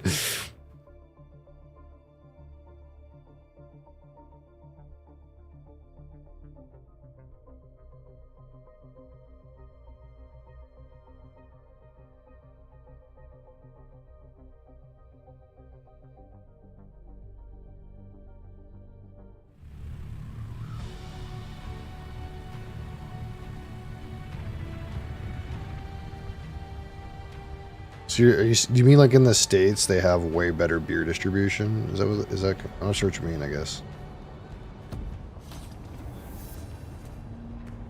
Oh, okay, I see.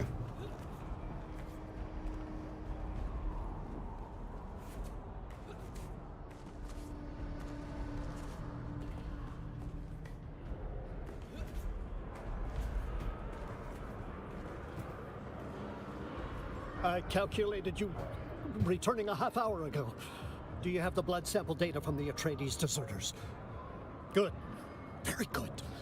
I will collate this soon. For now, you have earned more training. My mind is prepared. You will now learn the integrated communication methods. This Gestalt and function overlays data paths in your awareness. Oh, exactly. This will resolve complexities and masses of input from the Mentat Index catalog techniques, which you have already mastered.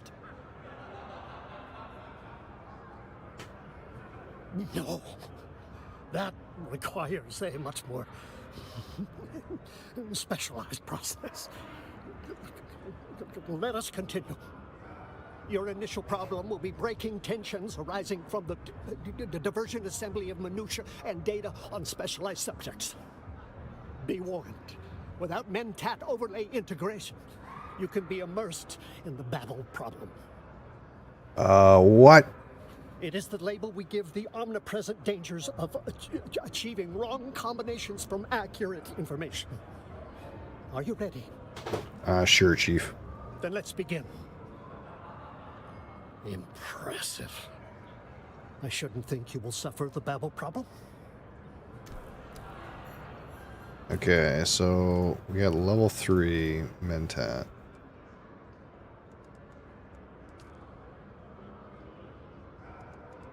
So you're stuck at 2.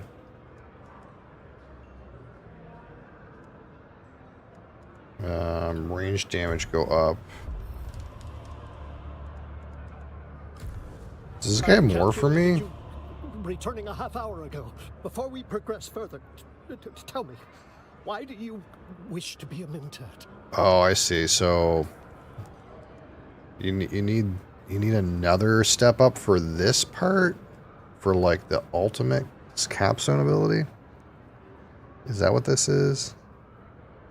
This is still locked. This thing. There's another quest for the capstone ability. I calculated you.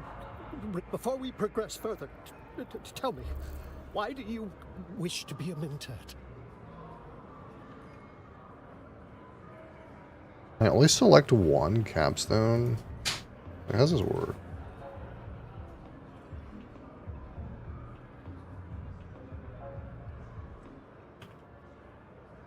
Am I like choosing this one over a different one?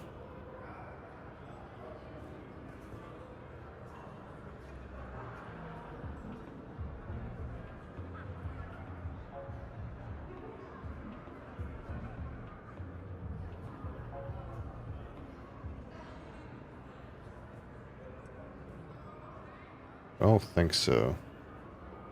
I think I can unlock anything. It's just a matter of how much points I have to use.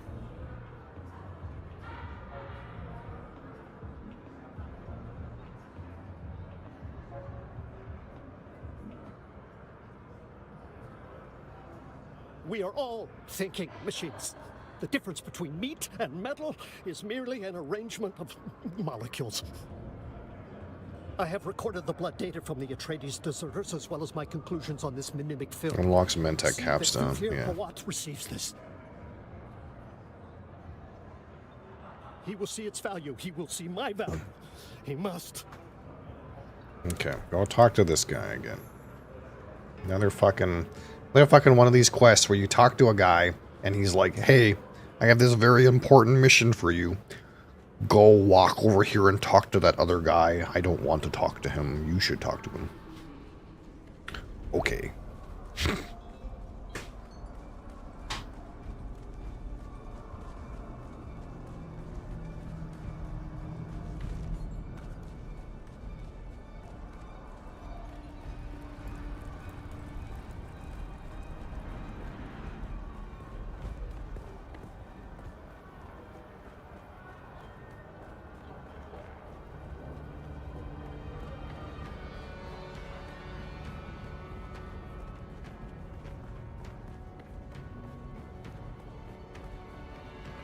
I wonder how high Mentats tend to get. I wonder if they're like super high, like the Highliner navigators or not. I'm afraid I am a very busy man. Unless you have something compelling to share with me, I'll attend to matters of import. Here, have this. I predicted this would happen, though I prayed I was wrong. Let's have it then. Sometimes I don't know when to press this next button, because usually when it says next, the guide starts talking on its own. If you press this button, you skip dialogue. But sometimes they like stop and stare at you like, hey, are you going to press that? I'm like, well, no. This is actually quite impressive.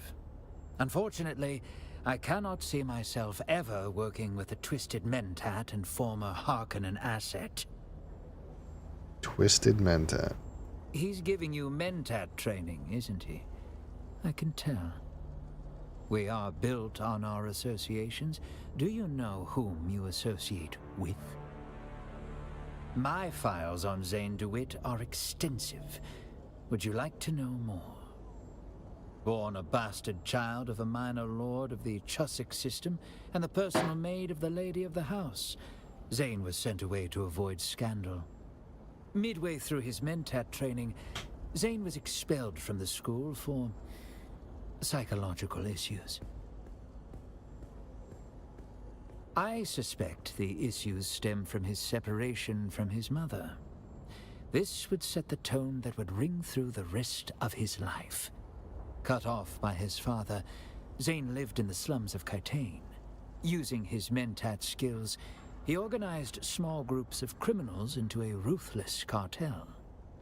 Eventually captured and imprisoned, Zane awaited execution until he was purchased by the Bene Tleilax and brought to Tleilax for twisting.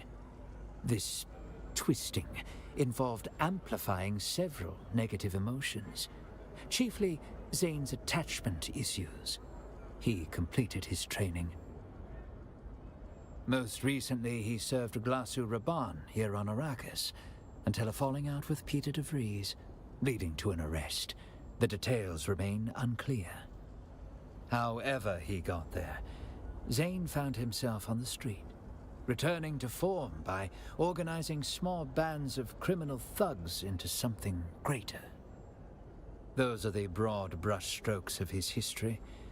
I thought you should know. Well, it's not like anyone else was going to give me skill points. What was I supposed to do, brother? The game was like, talk to this crazy guy. He's the only way to unlock your skill points. I was like, okay.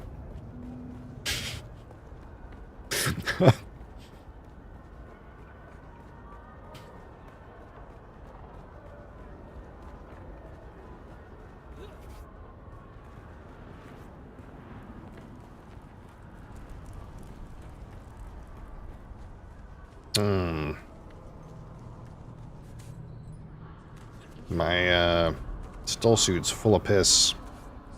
I need to start drinking that soon. Or else we'll lose water. Can't have that.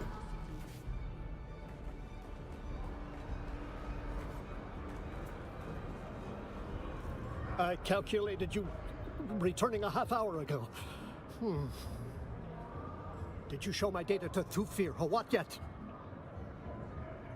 That does not calculate. I did everything right. My data was impeccable, useful, vital. He's letting emotion taint his logic. Everyone lets emotion corrupt their logic. I do not understand their slavish surrender to the illogical. It defies all reason. Yes, of course. I am not pinioned by emotion. I must consider a more extreme stratagem. In the meantime, I owe you training. Above all, the mentat must be a generalist, not a specialist. Specialists are paralyzed by nitpicking and quibbles over commas. The mentat generalist brings to decision-making a healthy common sense. They must embrace the broad sweep of what is happening in his universe. Say, there's no mystery about this at the moment. This is what we want now, but it may prove wrong later. But we'll correct that when we come to it. Okay. Then let us begin. You continue to be An anomaly of rapid learning. Unlocks capstone. Does that mean I'm done with this guy? Return. I know what we have to do now. What else can this guy give me? I unlocked the capstone. Did I not? Did I not? Maybe I didn't.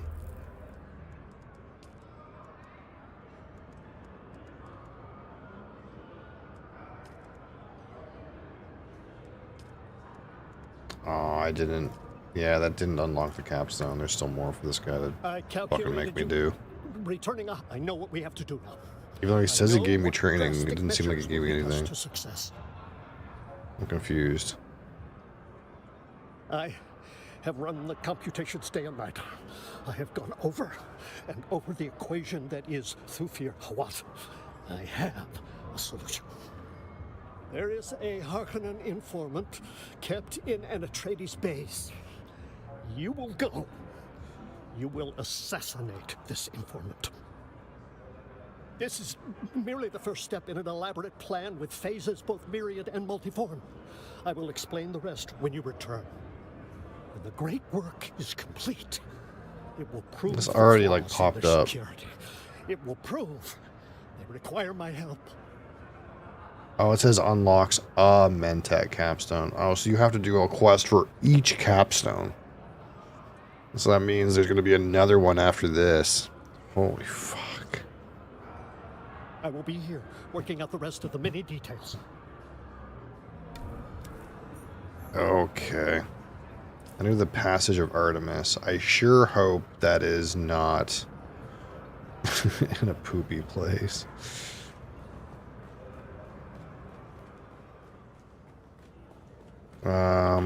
So, okay, great. Man, these quests are extensive. I kind of was like, I'm just going to get these quests done real quick, and then we'll start building things. And man, these are taking some time to do. I think...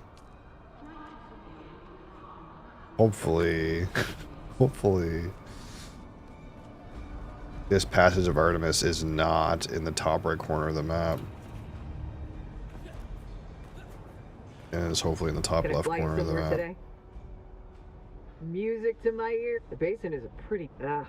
let's move before a storm...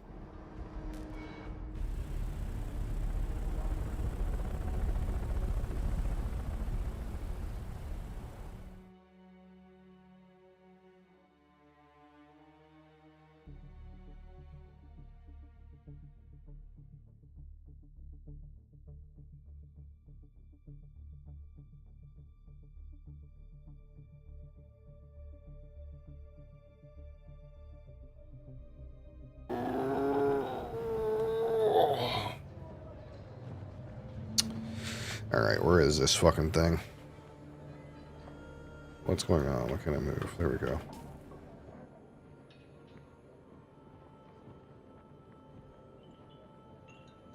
Oh, up here. Okay, good. So now we just have these fucking things to take care of. Excellent.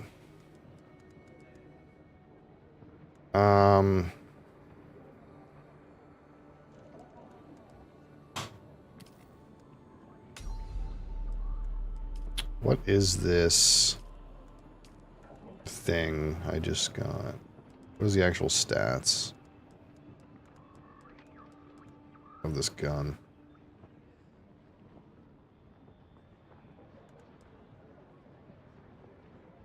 I have to go to the actual...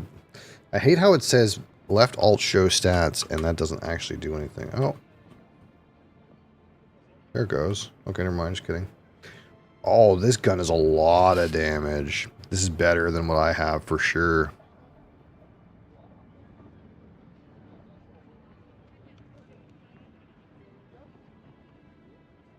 Like, the gun I had before to the gun I have now was an upgrade of like 80%. And this is like another 50% on top of that. I need to make this gun. It'll be good for a long time. Because it's better. This gun is better. We need to make this. This gun is better than... It's better than an aluminum gun that I already have. I wonder what the stats are of the plastinium gun. What about the duraluminum spit dart? 149. Okay, so this gun is not quite as good as a duraluminum, but it's better. So it's like, it's an upgrade over aluminum, but it's not. So I'm going to be using this until at least I get a duraluminum gun, which is quite a ways away.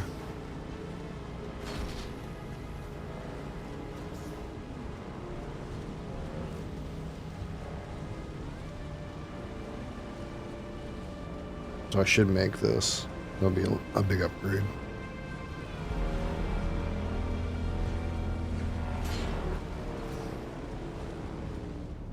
Is that a worm right there? Sure hope not. That would be kind of weird. Be back there now.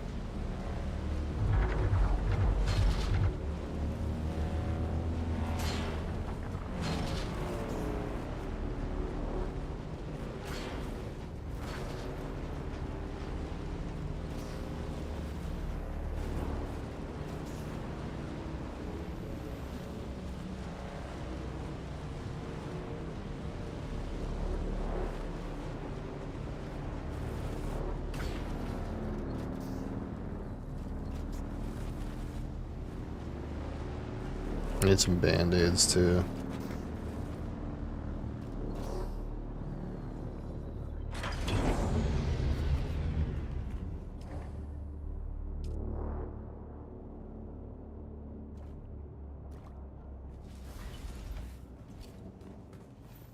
What crap do I have in my inventory?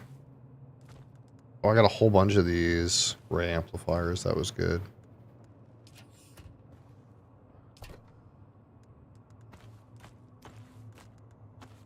Flex machinery.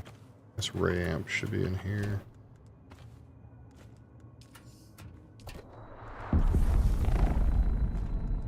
Wonder what that was.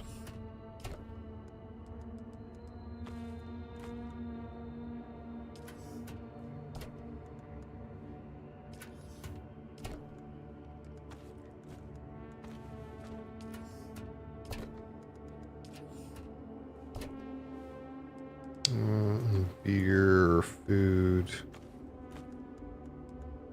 spice infused steel.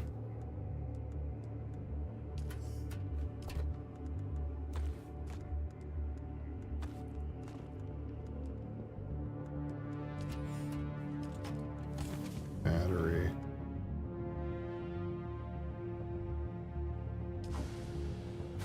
Okay, so let's crunch these things.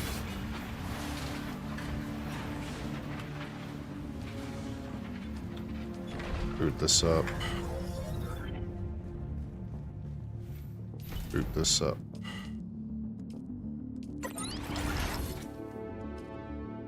What do I need to make this? I have everything? I have everything for this. Nice. That's big.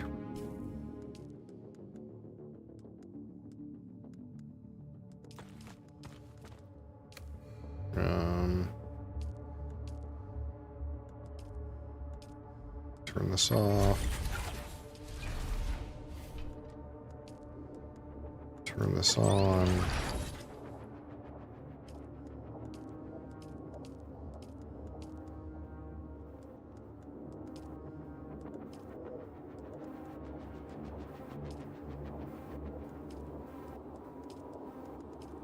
Where's my Band-Aid maker?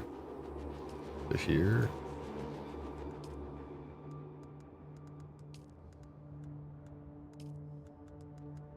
I thought this thing made Band-Aids. Like, faster.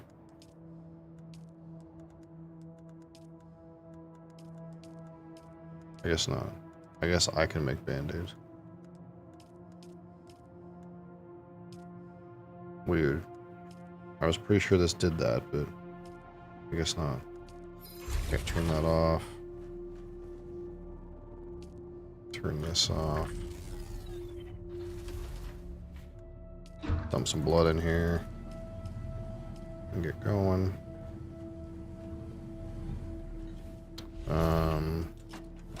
Guess we'll take the weeds.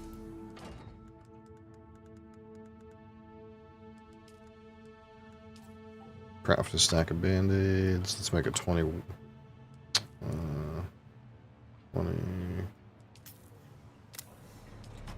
This back in here. Let's crunch our old gun.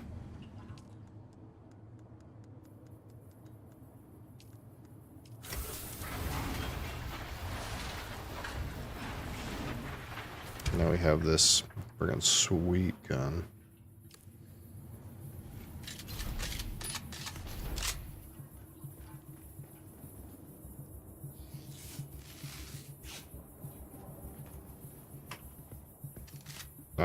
Actually, now that we're here, let's do what we should have done before. Let's take this stuff out of here. We can stash the welding tool.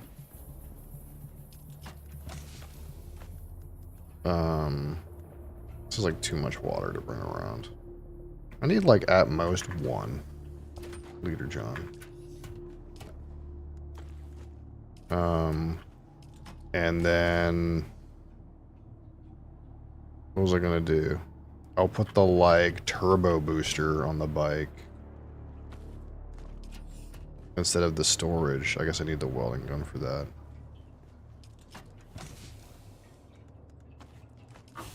Just for a moment.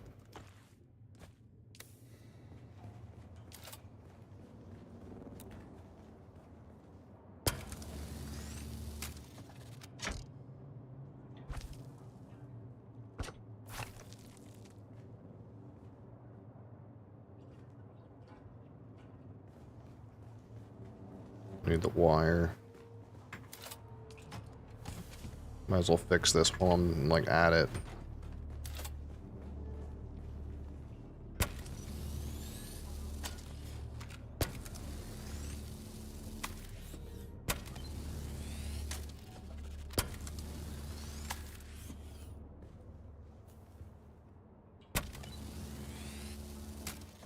Okay.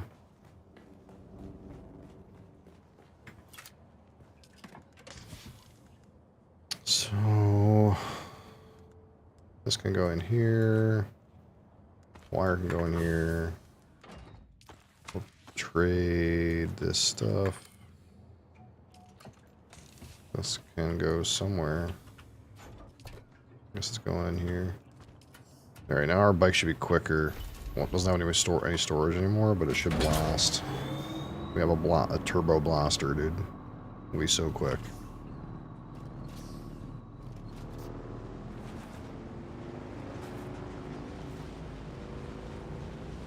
I think we can go across this like thick portion since we're so quick. Normally I don't make the trip this way, but I could make the trip this way. I've done it before.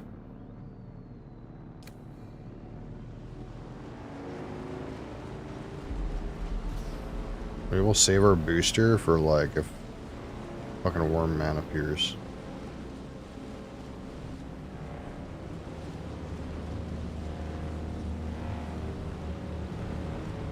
Or I'll just use it right now.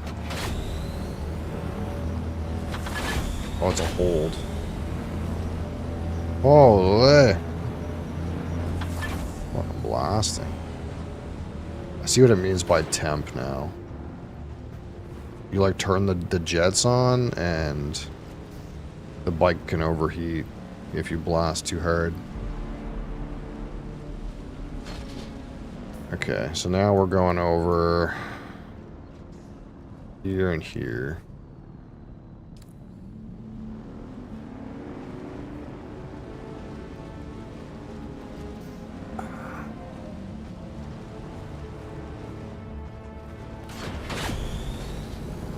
Kind of an interesting mechanic too, because That means if, like, you're out in the sun, your vehicle's hotter and it can't boost as much. Like, the actual desert heat influences your performance in that way. Which is kind of cool. But that kind of works like that. Because my bike is already really hot from sitting in the fucking sun. So I can't boost as much. Which, like, makes a lot of sense.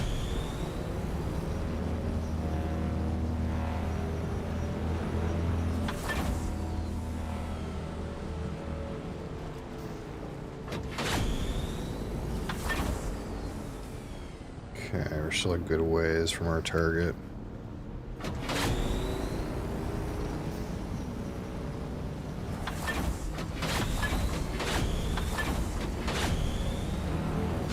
Yeah, we're gonna turn it off. Too hot.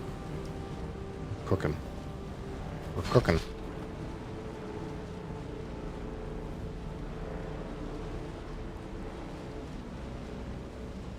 Trying to see if, like, if you're in the shade, if it cools down faster. It kind of seems like that's the case, but I'm not sure.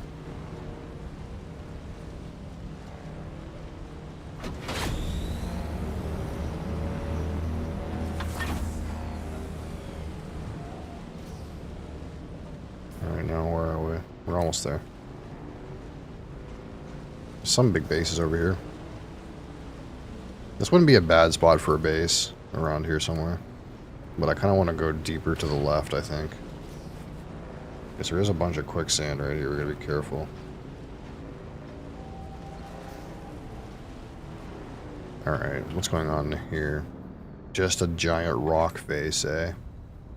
We gotta scale this piece of shit. Game worth it? Absolutely. No question. So let's get out of here, and we'll tuck this, because we can do that, because it doesn't have anything in it.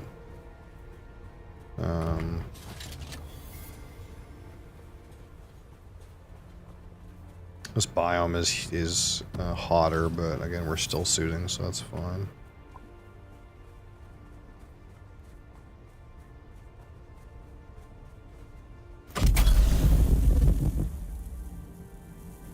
Wow, we're actually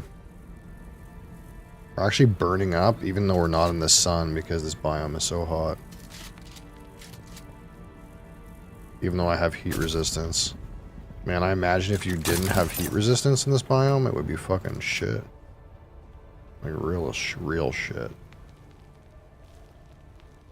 I have the best heat resistance I can use right now.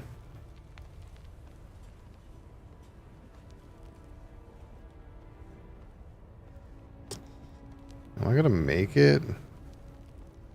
We'll try to get in this crevice. A test of your reflexes! Oh, absolutely.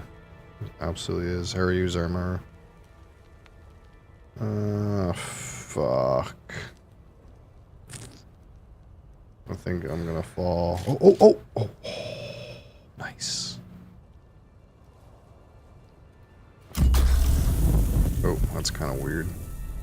Okay, that did not work at all. Guess we'll just start climbing. If I could stand... Oh, I might be able to stand on this up here.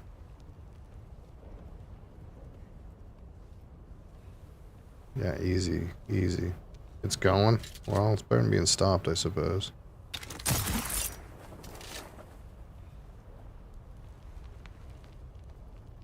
That's just what I tell myself, you know. I'm not stopped. I'm still moving. It's a rocky road, but we're still going. That's what's important.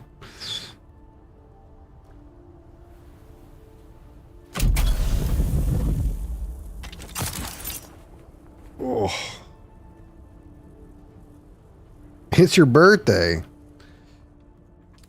Happy birthday.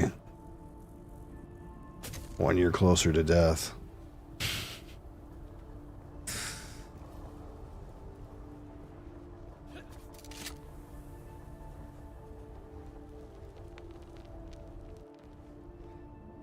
Is this a guy's base? Or is this This must be like this NPC area. Oh, this is the Atreides, like, stronghold. That's what this is. Okay, I've just never been over here.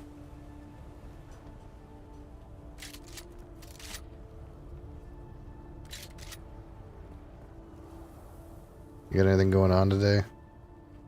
Having some brewskis? Oh, that was a good fucking grapple, dude. I'm getting good. We're getting good at this. We're getting good at this climbing shit.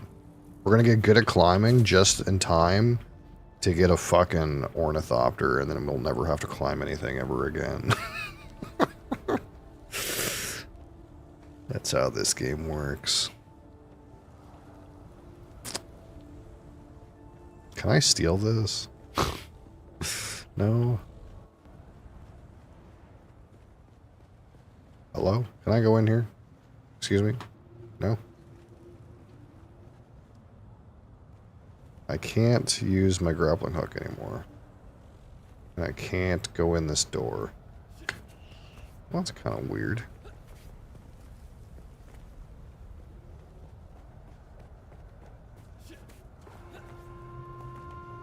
Man, it's hot in here. In this area of the map. Hello. Ooh. Quest for me? Find the wreck of Alecto. Search for the Tisiphone. She'll reward a unique weapon at the end. Search for Col Valardo's quarters. Okay. What kind of poop did that just dump onto my map? Ah, go back there. No. I don't want to go back there. Stop. Sending me back there. I don't want to go back there anymore.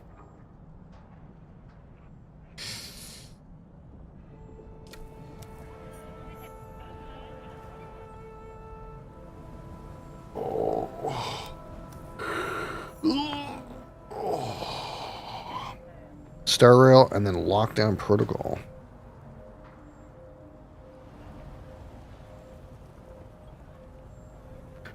Well, I hope it's a great stream.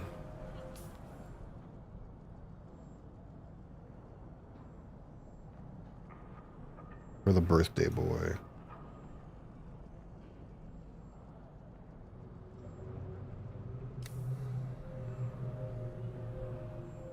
I will have some alcohol later in your honor.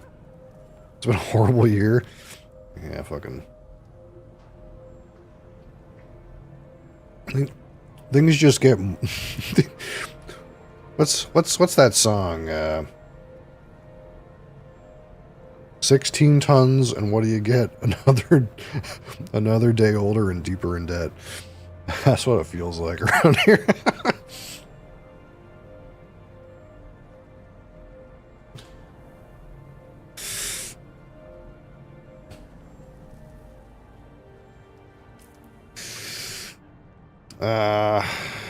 I got 2 contracts here. What else is here? I gotta talk to this guy, this chick, this person.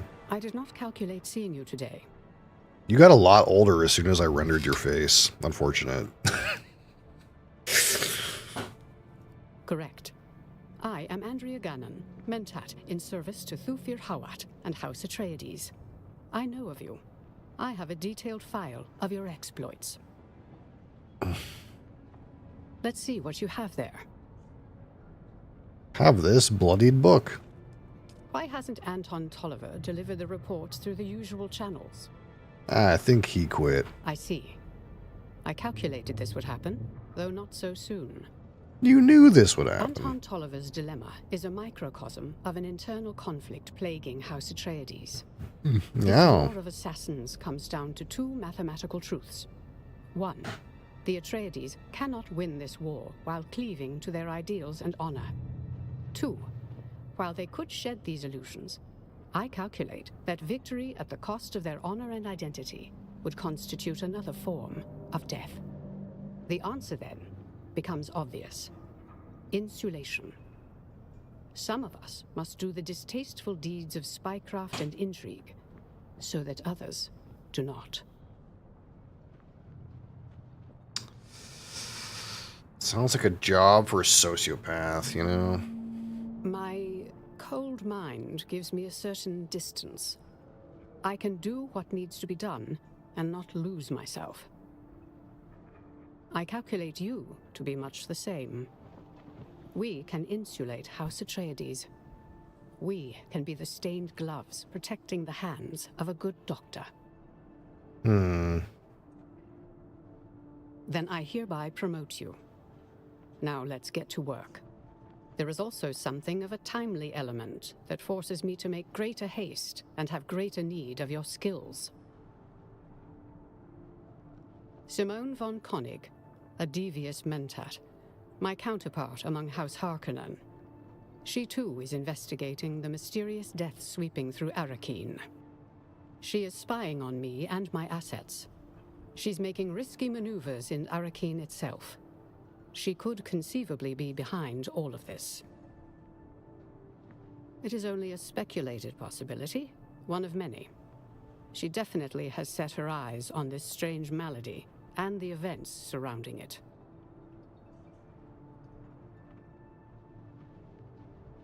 Captain Skorda is clearly involved with the mystery ailment.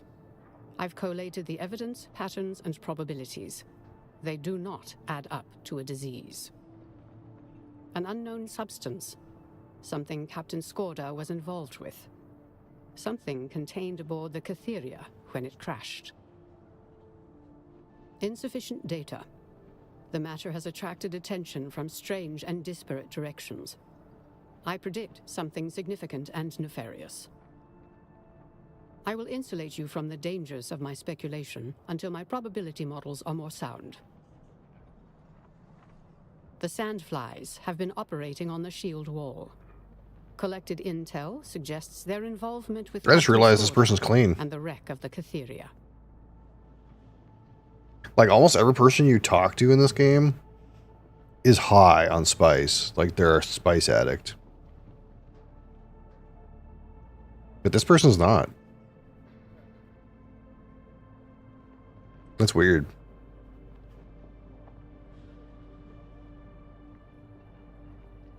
Among other things, originally a labor movement, the brutal grip of the Harkonnens transformed them into something that is part bandit band and part rebel movement. Their structure is organized, but highly decentralized, making them difficult to stamp out by any powers that be. I would like you to raid and investigate a Sandflies training camp and bring me any pertinent intel. Alacrity is appreciated.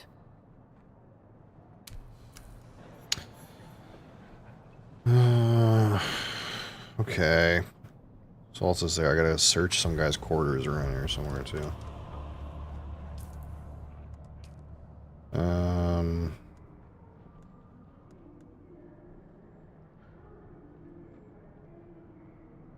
See, this says increases damage with rifles such as. This probably counts for my assassin's rifle, even though it doesn't say assassin's rifle.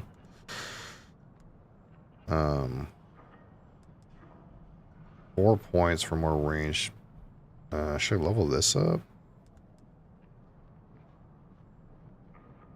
3 points for this? Sure, let's level this up.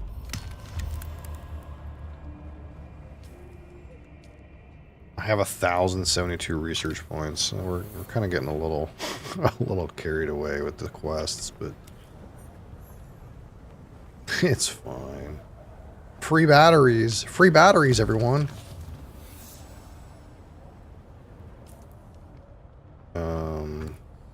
The guy's thing I gotta search is over there.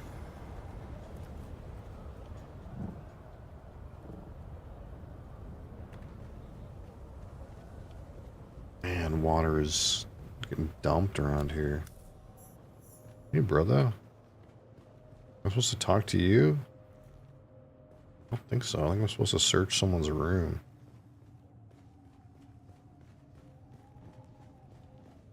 Which happens to be behind you.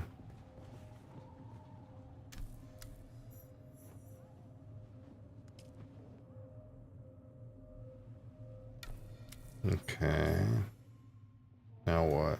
Don't tell me I gotta go back here for any reason. Oh, it wants us to go to Pinnacle Station. Well, how high do I need to be to shoot this off? How much higher? I can't change weapons for some reason. Oh, in this area.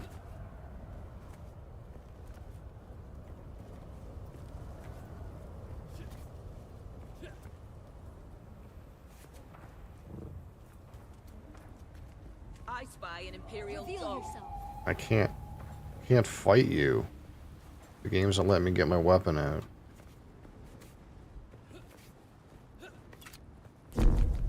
Oh, it's a lot higher.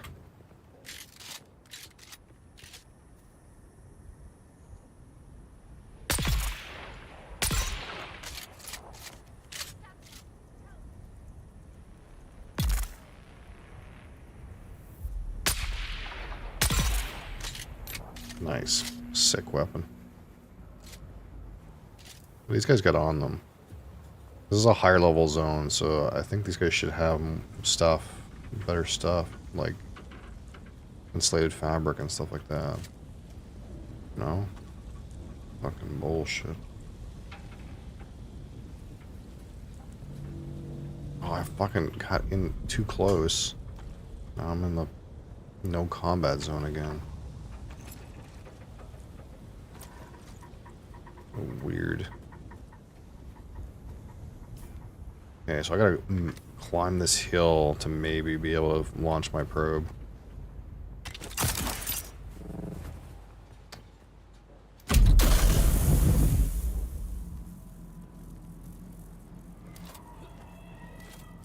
How do we feel about it now? 107? That's so much higher. I mean, this hill's pretty big. It might be fine.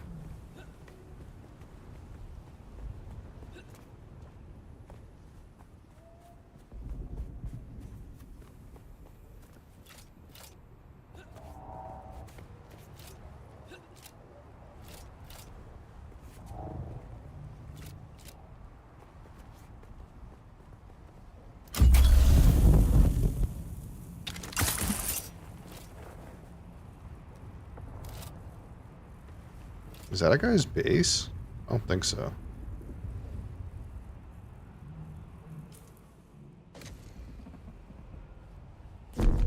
"29 more meters.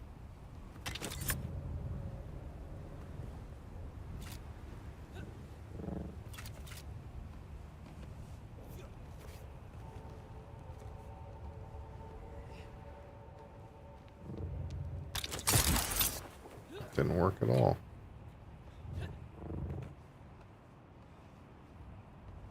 A weird angle. What about this? 10 meters. This'll work. Well then, get her off. Boom.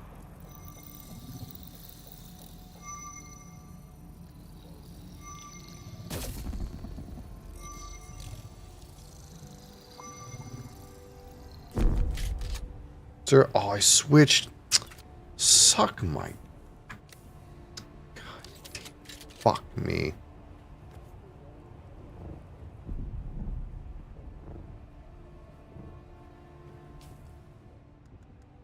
I think I can't just make those. God damn it.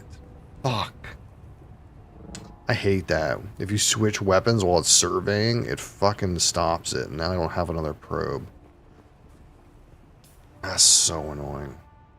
Ah, that's unbelievably fucking annoying.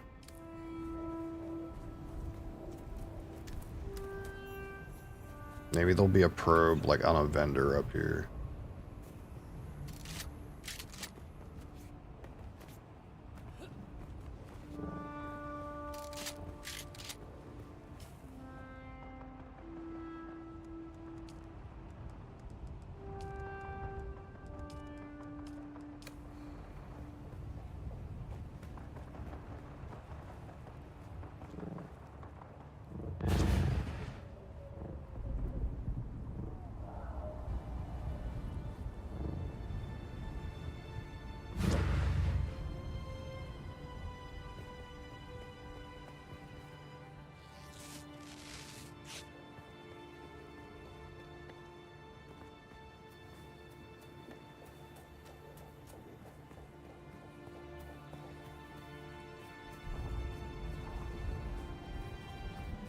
It has got bases right beside Pinnacle. It kind of makes a lot of sense.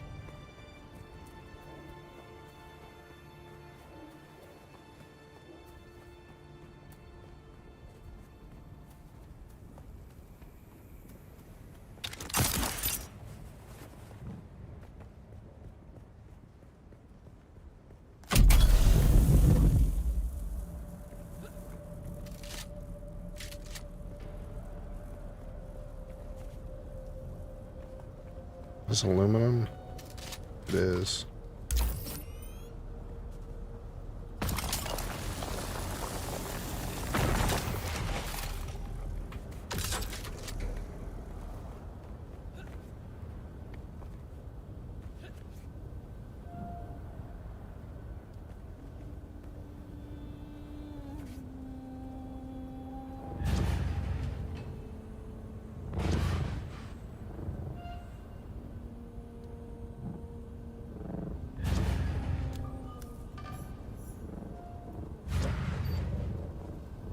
Just enough power to get there.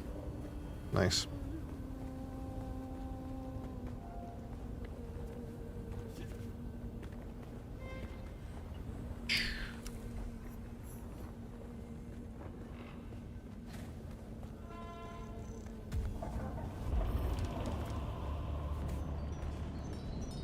Hey, brother. Welcome. But please don't touch anything. If you damage anything, you'll pay for it. Also, if it explodes, that can be an inconvenience. I could see that. Zeb's Kisser.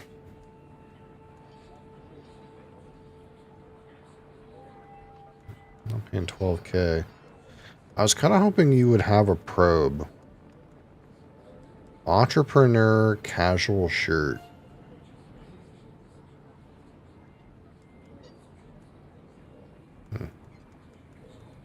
I'm gonna guess you don't have a probe.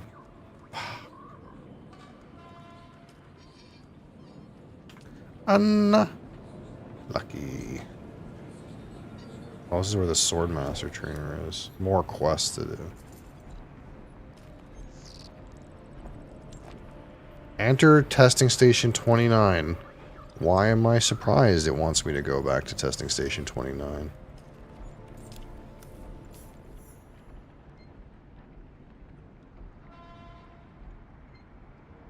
That's the one that's a giant hole in the ground, isn't it? Down this deep hole. I get the feeling I have something to do for Derek in there anyways. So maybe it's fine. Oh yeah, this gave me more quests back here. Fucking great, yeah. A large sandstorm is approaching. How's it going there, chum? Your sweat betrays you, off-worlder. Your body's shedding all the excess nutrients they pumped you full of in the prison racks. Smell like that, you'll never forget.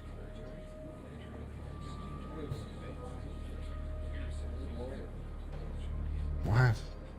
I'm an off-worlder like yourself, and Highliner travel in the steerage racks isn't much better. I have a task that needs doing, which requires some discretion. Do it for me, and I will train you.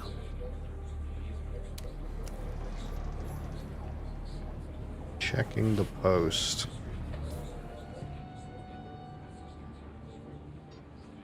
Oh, it's gonna send me all the way back there.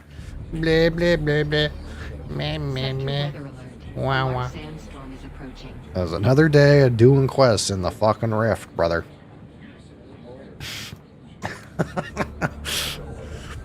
This trade post is technically in the rift, so I guess it's just on the border of the rift, so I guess that means it's got quests for the rift. Of course it does.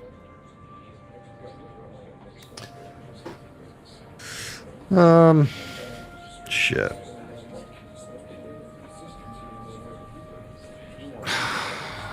It might just be easier to get the fucking Ornithopter to do this shit. What does it take for me to build one of these things?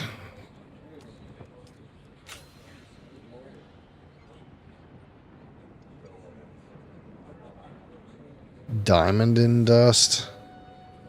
Carbide scraps. I don't know where some of this stuff even is. Diamond and dust. Weather alert. A large sandstorm is approaching. Industrial pumps. Oh, that's cool. These doors close when there's a sandstorm coming. That's kind of cool.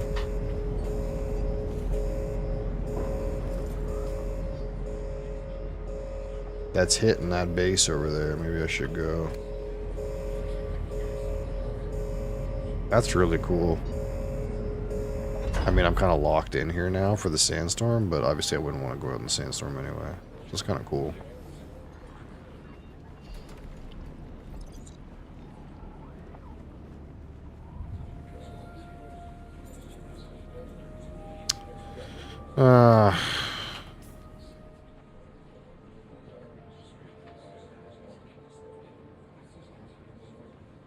So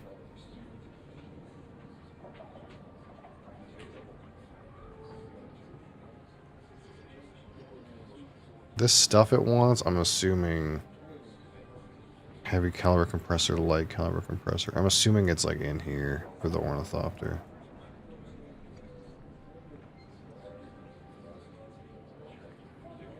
I kind of don't know.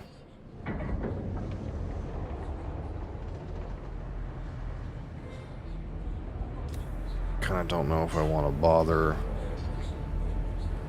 Maybe I'll just do the quests.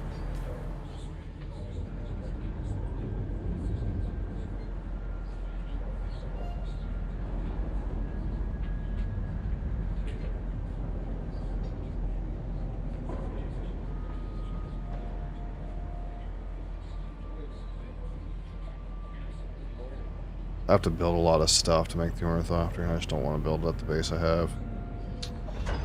Just the truth of the matter. What inventory look like? It's pretty lean. It just has this random ore in it. We could just set out and do some of these. Or at least start with this one.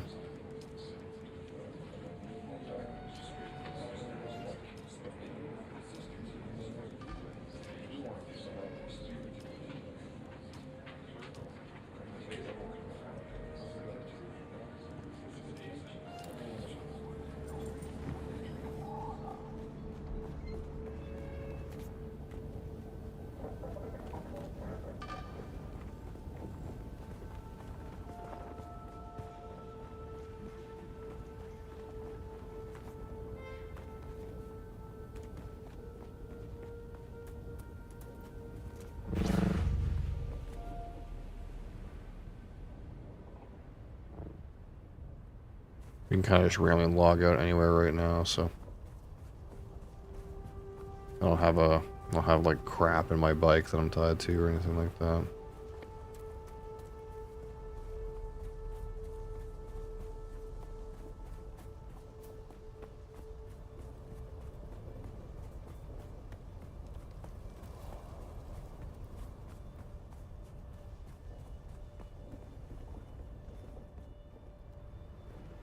Oh, here we go.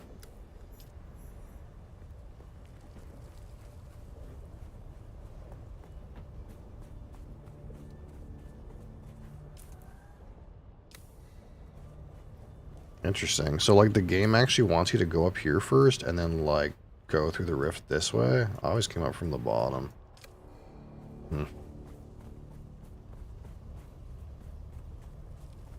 Strangely, like, the way the quest lines are engineered is kind of weird.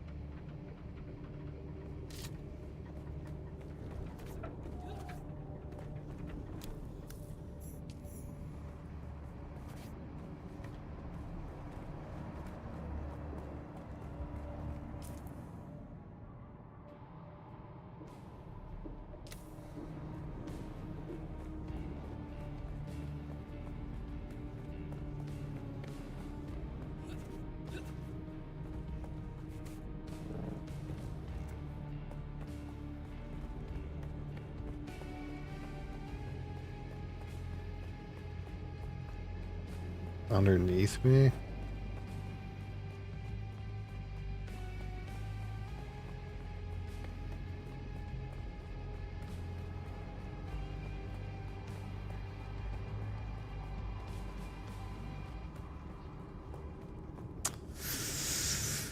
Kind of could have got the bike out for this, I guess, but it just didn't seem like it was that long of a walk. But I guess it's like a waste of time to walk it either way.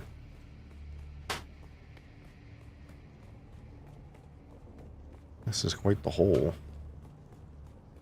There's a lot of verticality in this zone, which is both cool and terrifying.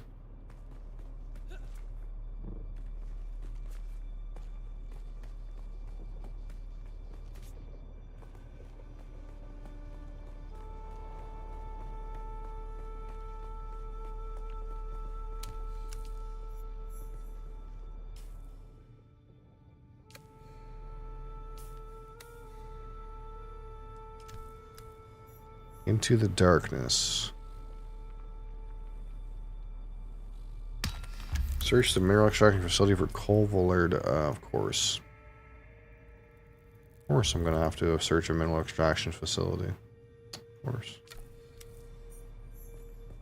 What's down here?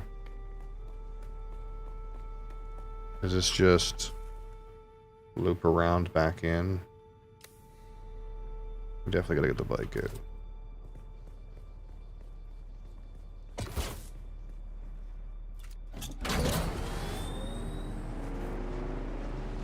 Cool down here, we can blast.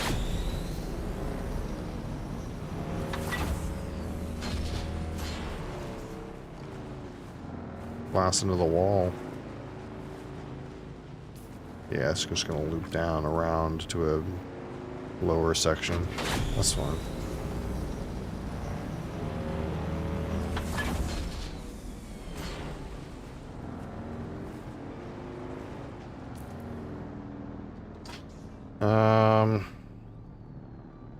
Should we go do 29? I gotta get back up if I'm doing 29 is the thing. Because 29 is a dead drop hole. Maybe we're doing this Col Volardo thing first.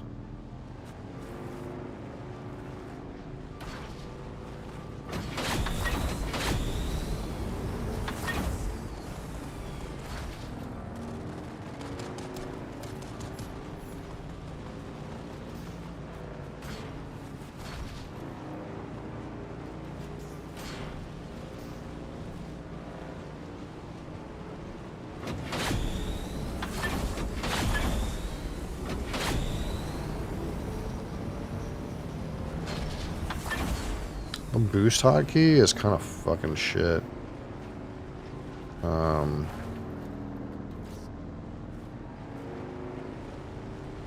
It's hard to steer with it. I wish I could like swap where these skills were on the bike. I want to swap Q and C. Can I do that in settings, controls, keybinds? Or is it just like, this is how it be, you know? Oh, here we go.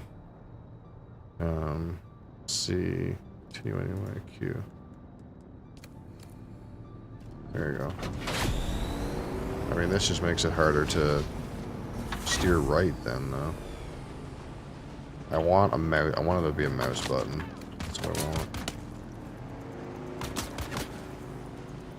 Fuck off.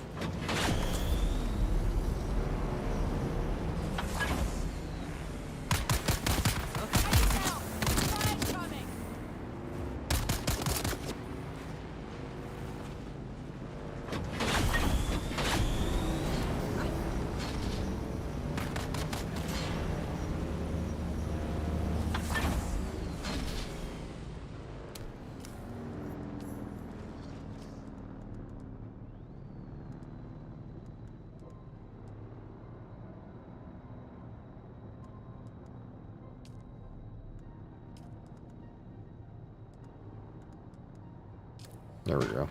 That should fix it.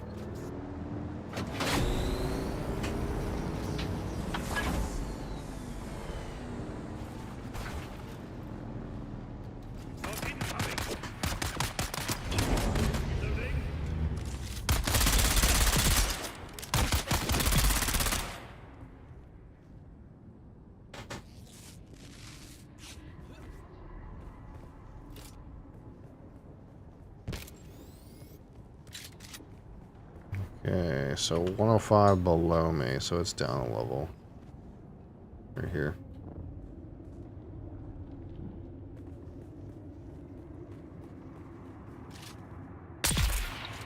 This will be a lot easier now with this new gun. I do like twice as much damage. Actually, almost 3 times as much damage as I did before. Especially with the headshot.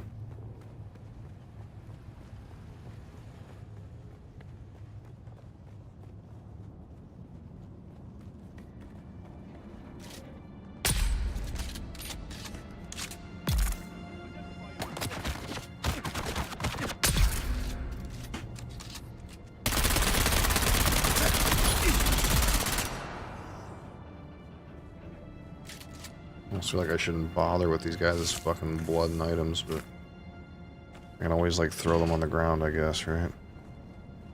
I have these blood packs with me, I might as well fill them. Just at that point where like I have so much water and I don't need it quite right yet, and there's gonna be a better way to harvest water soon. Up there.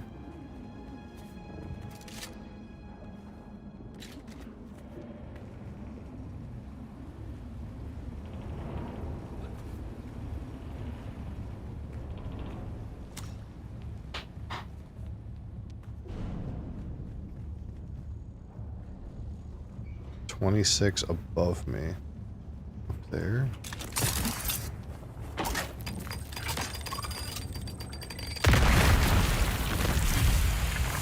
Okay, yeah. We like triggering explosions from below.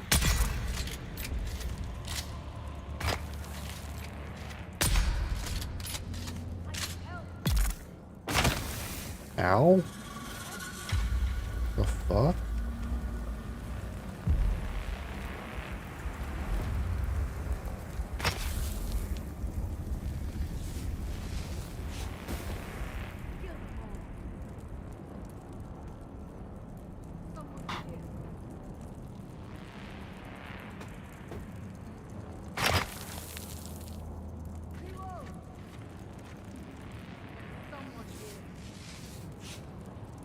You still like some attention.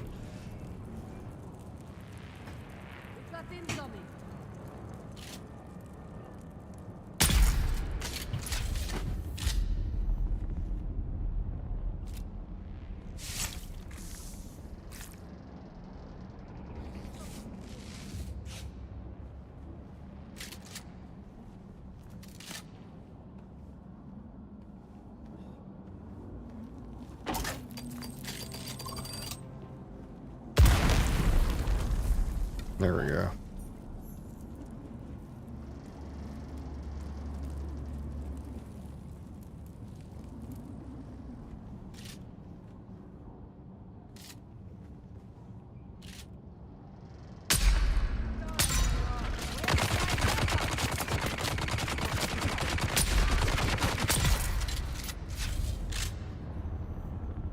Contact issuer. Journey. Contact issuer. Now it wants me to go over there.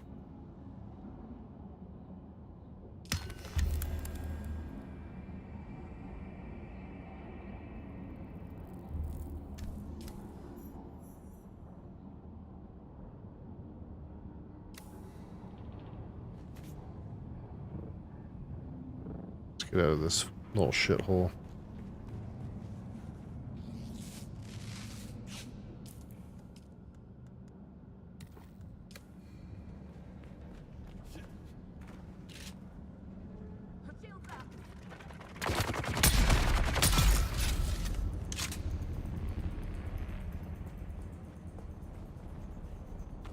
Beer. The beer.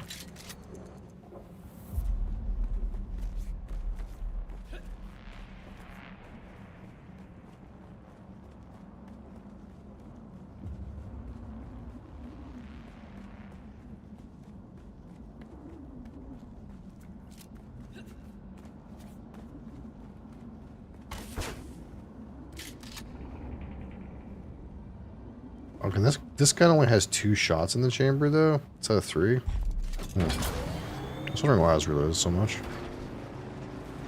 It's fine. Ugh.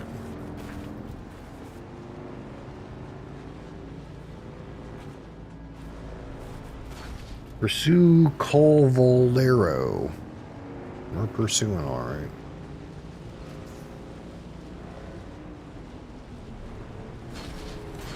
Is he in that one?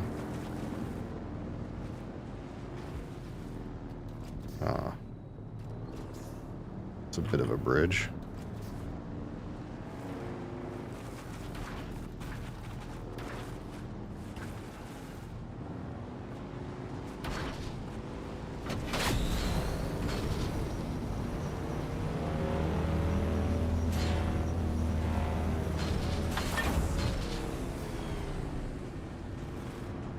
Now it says up 200 meters.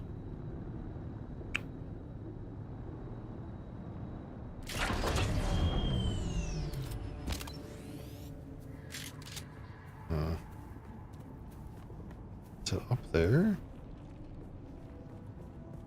We'll see when it flips.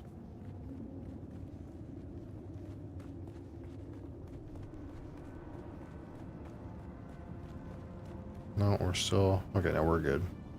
I think this is the place.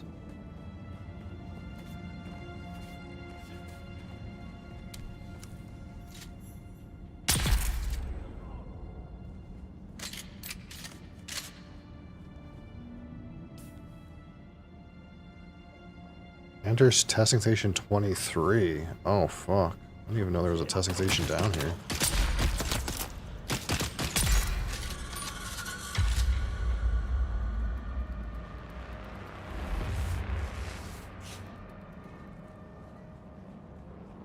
I will say the cool thing that never ceases to amaze me is I keep finding fucking shit. I'm like, oh, there's more content here. Wow. Kind of fucking situation.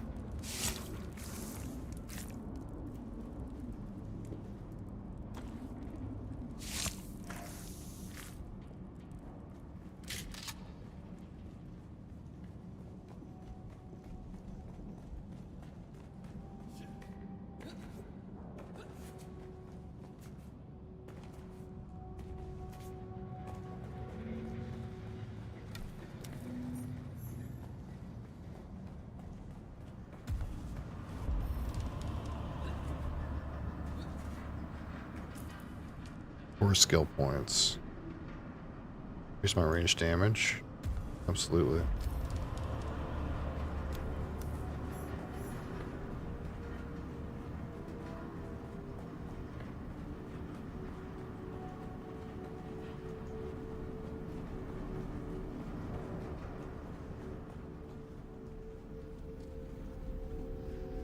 Everybody in here? Place seems abandoned. Oh, there's some poop over there. That guy's a little stinky. There's my stinky stick. There it is.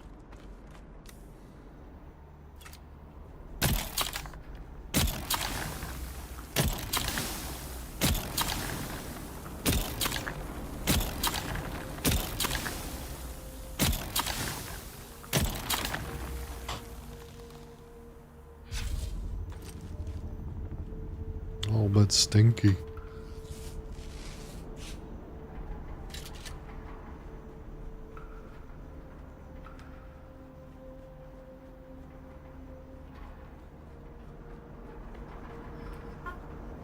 Oh man, it's more stinky. I think we're understanding why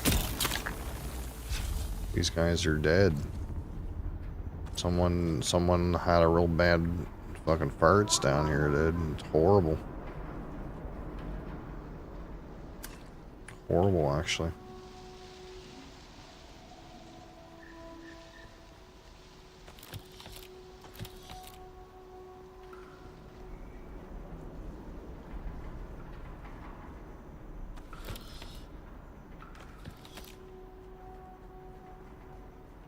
That guy's thinking again, dude. So stinky in here. Good thing I brought my stinky stick. These corpses are rotten, dude.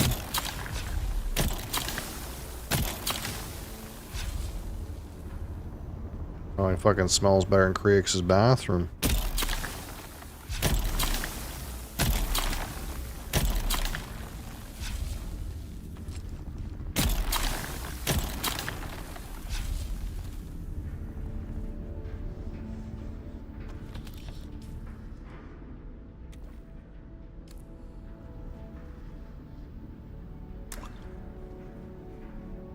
Spilled some water. Sad. Well, seems like there's no enemies. There's just really stinky corpses around. Wyatt Fannin. Thank you. Appreciate you.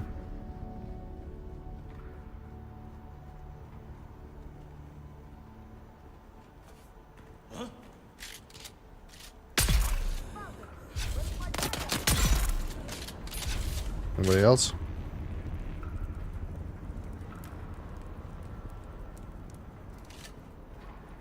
Oh shit. Oh. Oh yeah.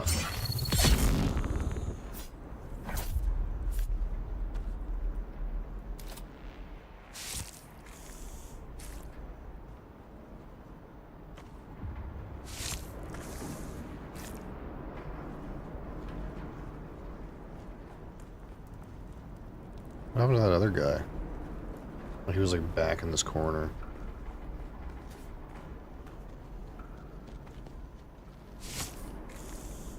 What do we got here? More Servox.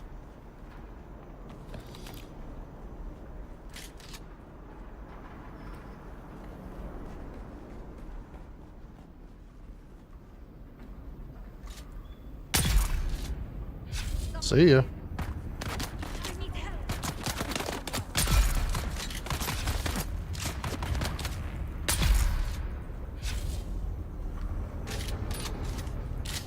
Anybody else in here? How did you guys live? Everyone in the entrance was really stinky. Seemed like they died to the stink.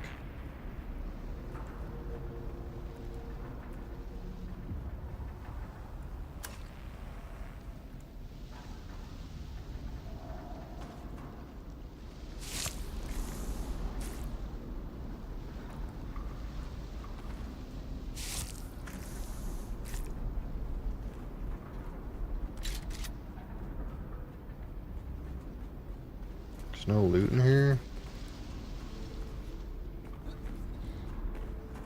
I guess.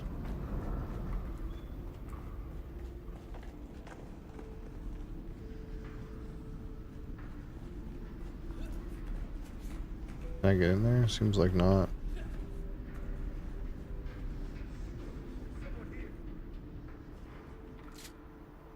Oh, hi.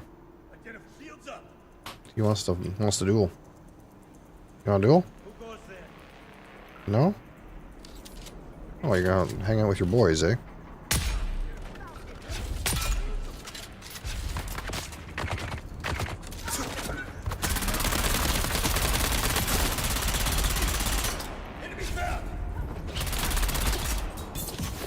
Shit. Woo! Oh my god, dude. That guy was pretty fat, that fucking Volverdo guy. He took a lot of fucking hits. Even after his shield was down.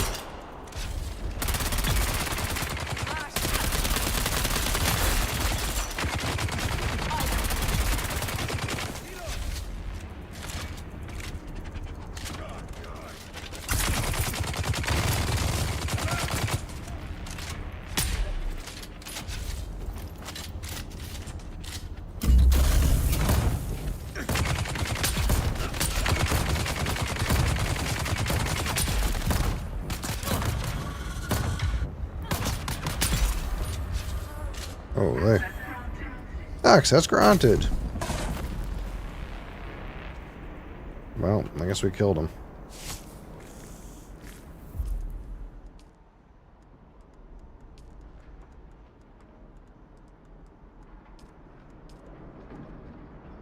Contract reward items received. A stack of cash. Spark sword. During the Butlerian Jihad, pulse swords were used to cut through thinking machines and damage their electronic with pulses of deadly electricity. 76 damage, 105 attack speed. Does way more damage. We'll just use it, man.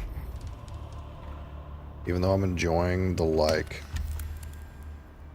little dagger, because it, like, swings quick and I just need to stab the guy and have him be dead. The sword does way more damage. So we'll just give it a shot, you know.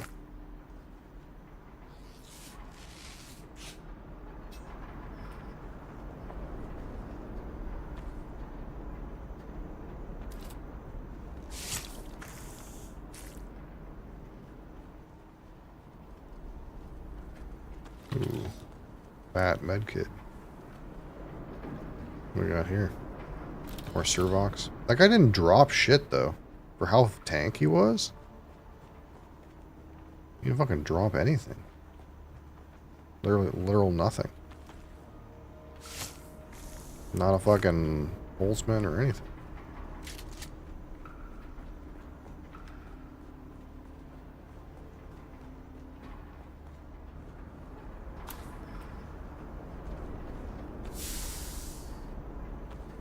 Slaver heavy helmet. I guess there's some loot here. Alright, why you two, man? Thanks for being here. I appreciate you. Is this where I came through? I think this is where I came through. So, where's the exit? This way.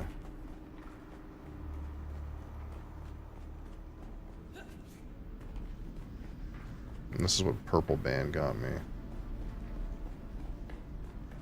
Is that it? Are we back to front? This is the exit. Wait, you're telling me there's no, like good chest in here? Really? Did I miss it?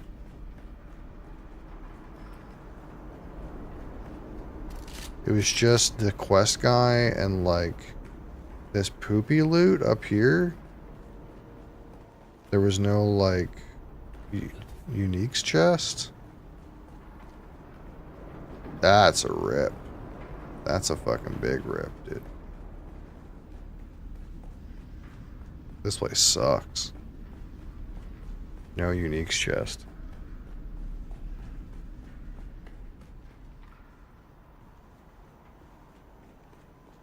I kind of want to be sure.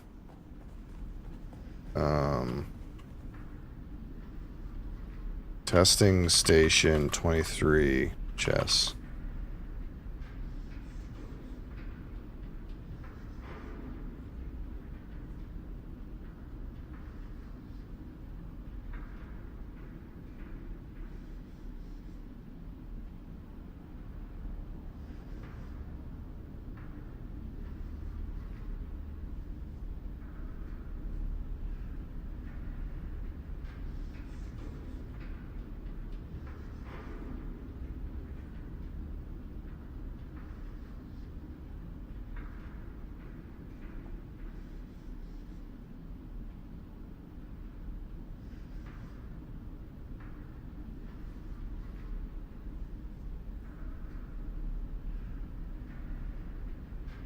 There is a rare chest supposedly, like, outside, though. But feels like it should be inside.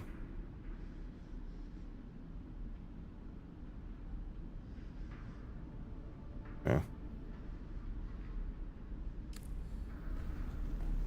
Where's the way out? That's in. This is out. Apparently there's a unique chest nearby here. It says southwest of 23. There's a unique chest. Can have Mark III compact compactor, Kel's still suits. What do I have right now? Just regular slaver, so I think Kel's is probably the unique still suit for steel. Southwest of testing station 23, supposedly. So we're looking in southwest. Some fuckers alive over here.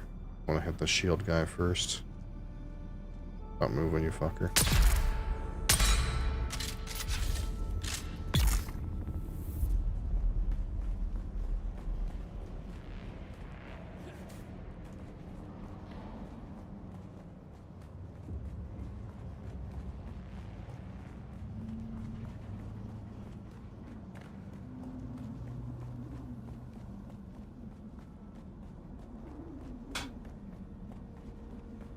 I wonder where this is.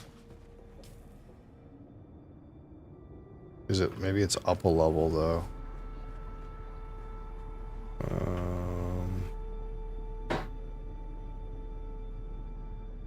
Oh, there's a screenshot. It's like right here, but it might be up a level. Might be up several levels.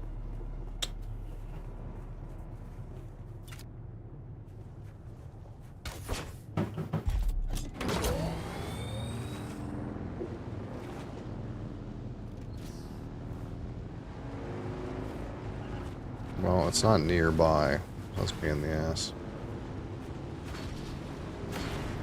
I'm not super concerned with getting a Kel still suit, really, but...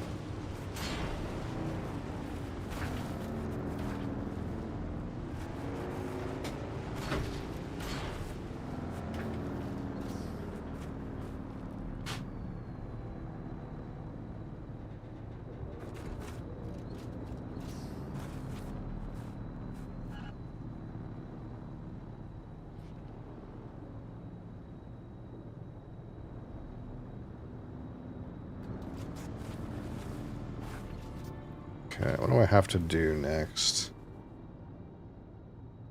We're gonna do 29, we're gonna do Stephanie. We gotta go back up here.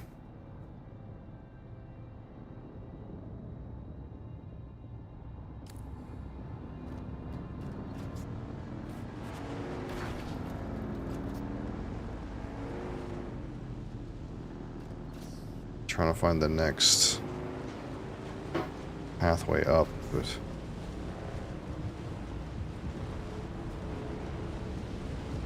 we might just kill it for the moment.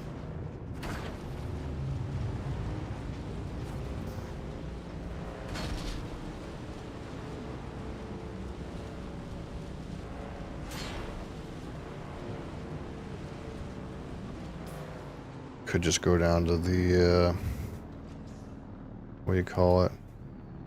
One of these stairways.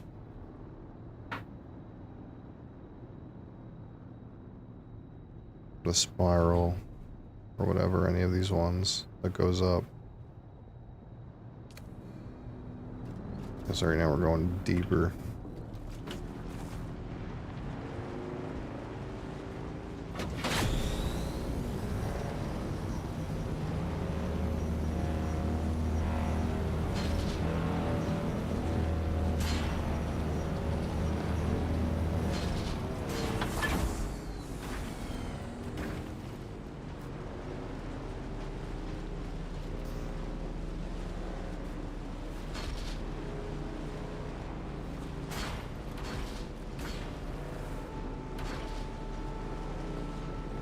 There we go.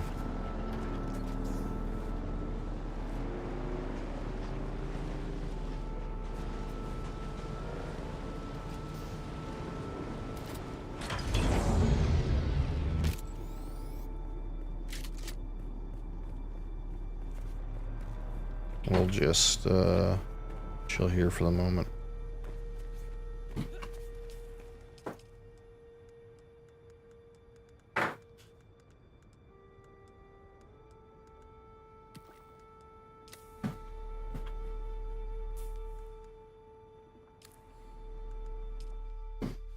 Well,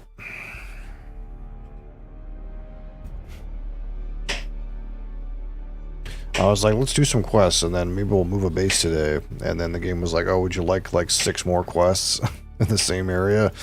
Oh, okay. So we did that instead.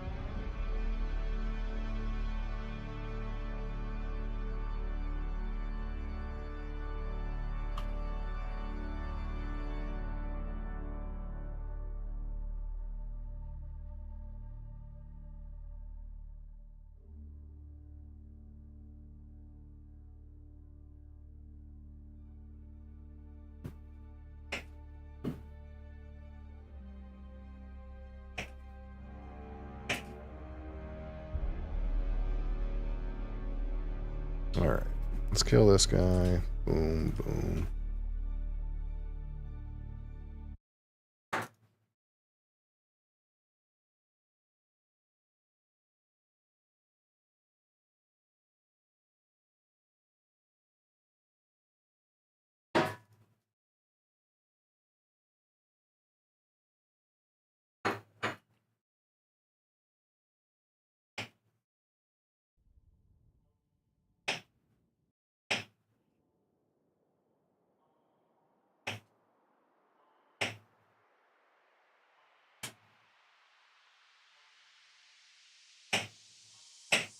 I figure what Derek wants me to do too. Did this part. Did this part. Did that part.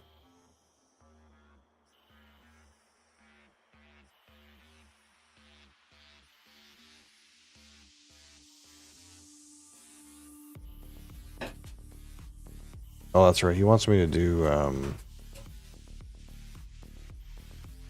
this is not accurate. He wants me to do something, yeah. He wants me to do something completely different than this quest guide is saying.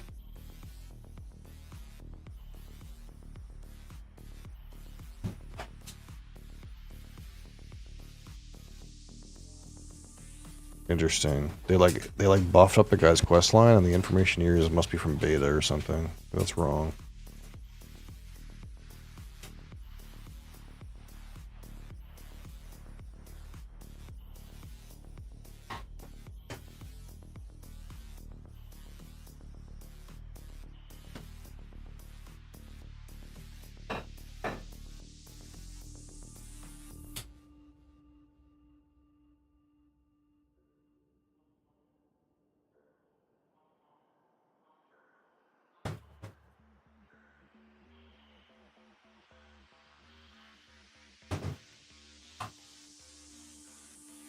Alright, so my random wheel thing is broken. I'm not sure what's going on with it. Let's try it again. Let's see if it'll spin today. It hasn't been spinning for some reason recently. I don't really know what the problem is. I press the spin button and nothing happens. I think maybe it's upset that there's too many things in it. Oh, it looks like it's going. Did it work? Maybe it's working now. Highland Park 15. Okay. I'm in for that. Absolutely.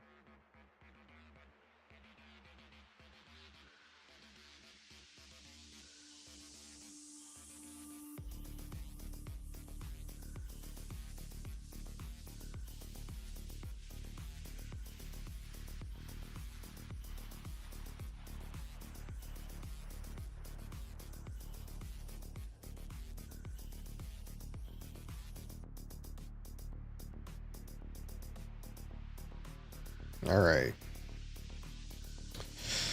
Boom, boom. Close this. Let's open this. Boom, boom.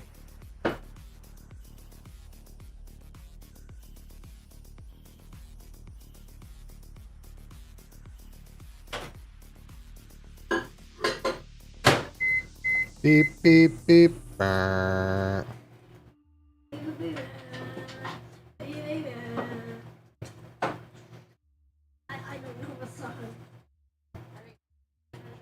Doon, yeah. I did some Doon. We're done with Doon right now, though.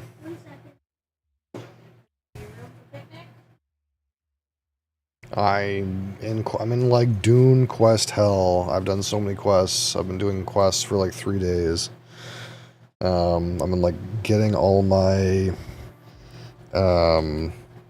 different class trainer unlocks, other random quests. I'm at a point where I'm kind of done with steel and I need to move to aluminum, but I want to like completely change my base. But I keep getting quests that tell me to go into the steel area and do stuff. So I'm trying to like finish all my quests that go into the steel area before I move my base. That's kind of where I'm at. You bought the game and you're enjoying it? Nice. Yeah, I think the game's great. You know, there's some naysayers and stuff like that, but I think overall, the game's great. Alright.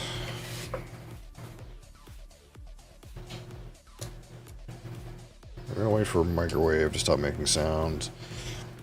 And then we're going to talk about some Highland Park.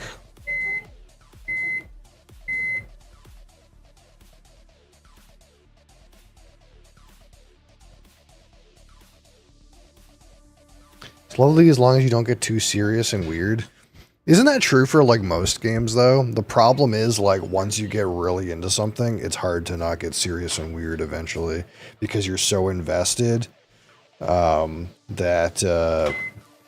that like any like thing that affronts you is like an affront to your investment, and then you get serious and weird.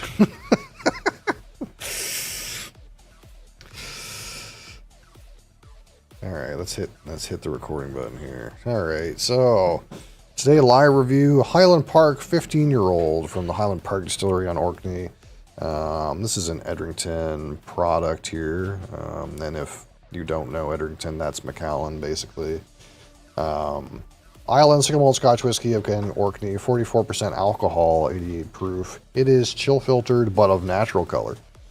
And this particular bottle is again a roughly 20 ppm using Highland Park's floral heather peat they have on Orkney, and it is 15 years in ex-sherry made with Spanish and American oak. So let's be very specific.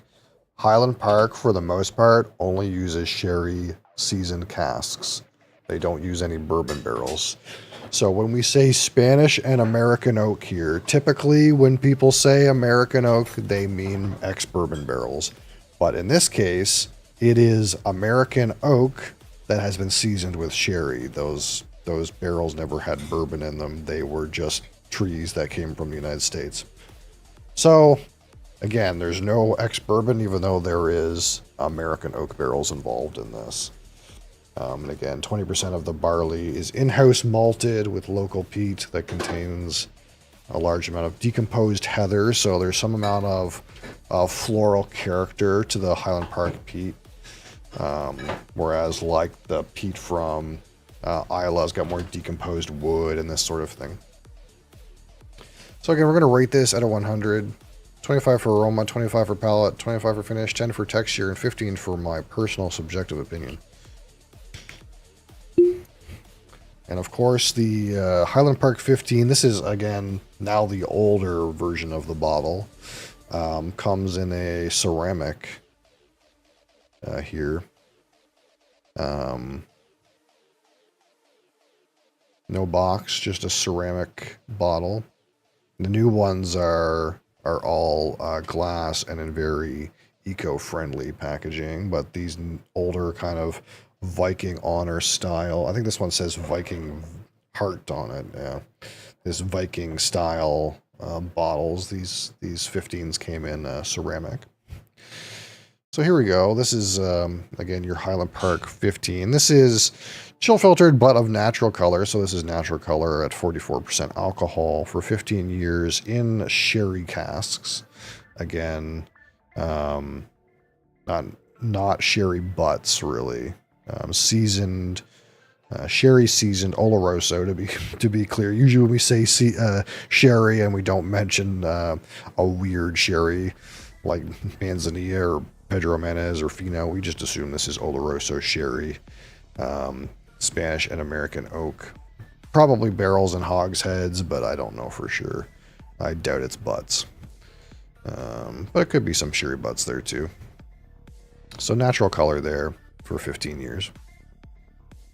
We'll give this just a minute to chill, and then we'll start talking about the aroma.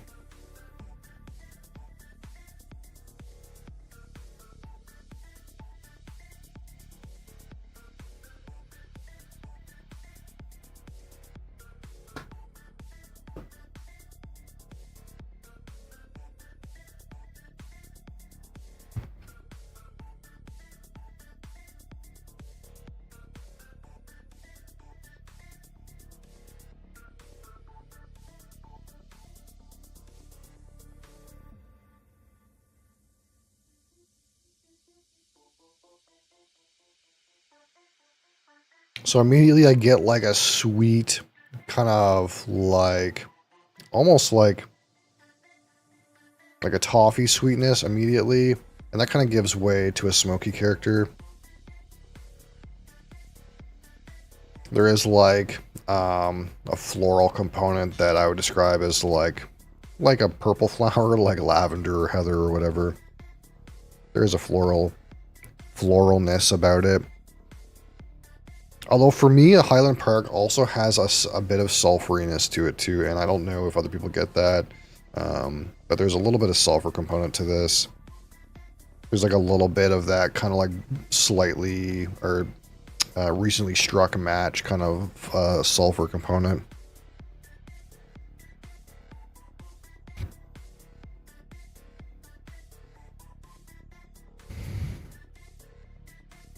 Definitely a little bit spicy too, like cinnamon spice. I'm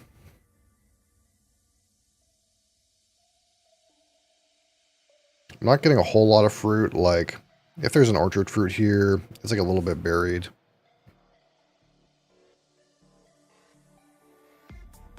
But like, again, like slight smokiness, slight sulfury note, citrus, freshly struck match.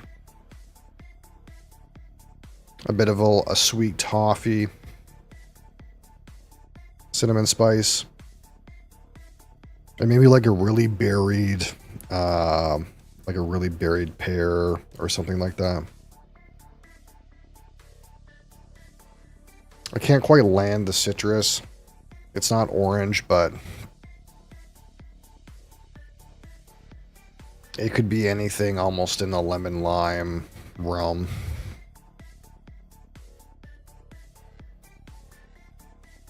I'm going to say lime right now, but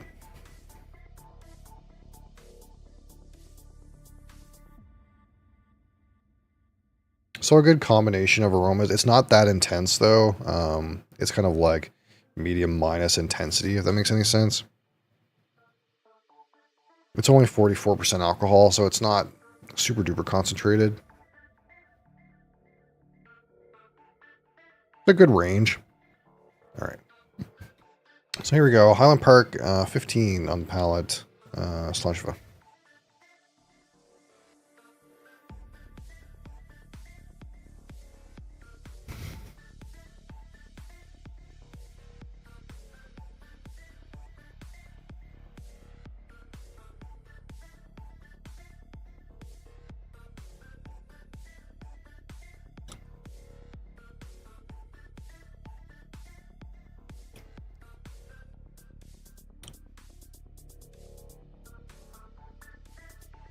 So you immediately agree with just a touch of sweetness, and then some smoke and spicy elements.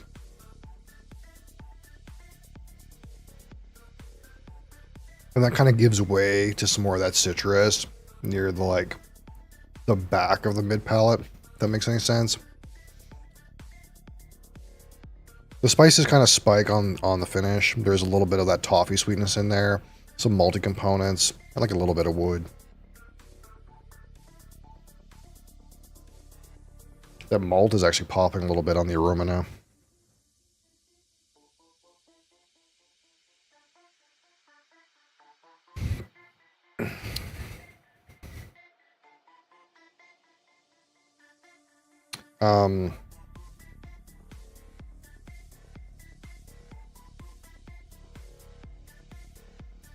There's a good set of notes and a good complexity about it.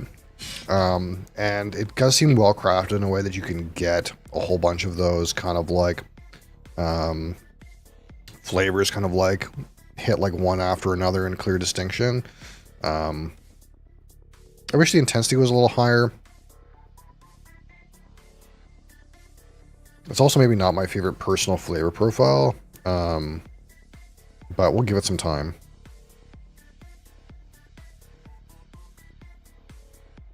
The smoke is very subtle. It is quite floral. And the sweetness is feeling kind of buried right now. So we're going to give that a little minute. Again, sometimes the more time we spend on something, the more the sweetness kind of pops. And I kind of want that, more of that toffee in there.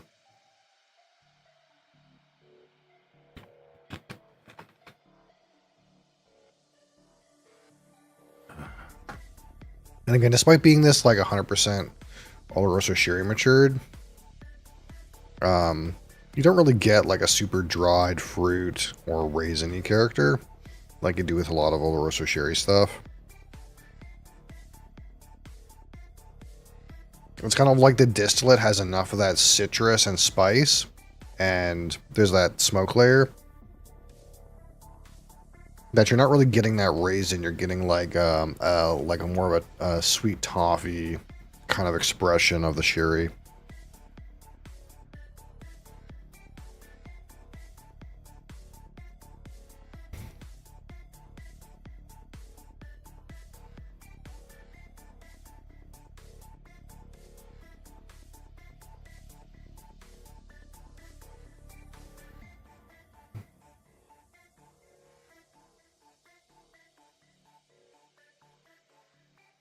Finish starts with some smoke and spice. In comes that a toffee element. You get a little bit more smokiness, campfire aspect at the middle of the finish. Into some oak. There's also maybe some dried fruit elements in there on the finish. Pretty nice, really. All right, let's start giving some numbers.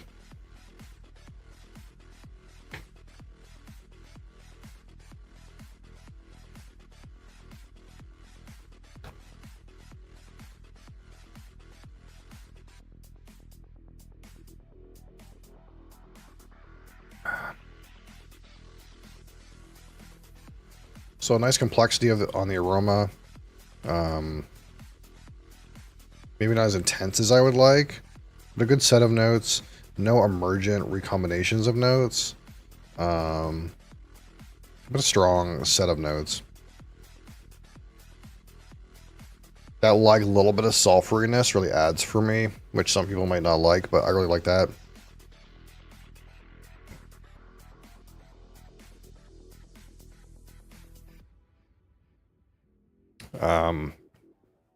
We'll give the aroma 19.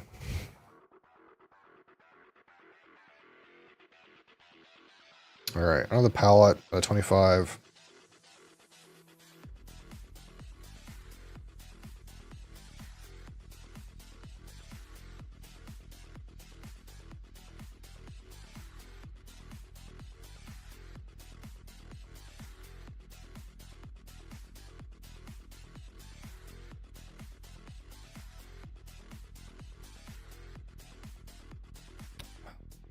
Again, toffee into smoke and spices gives way to some citrus. Maybe a little bit of like malt component in there. Good definition of flavors, good evolution on the palate.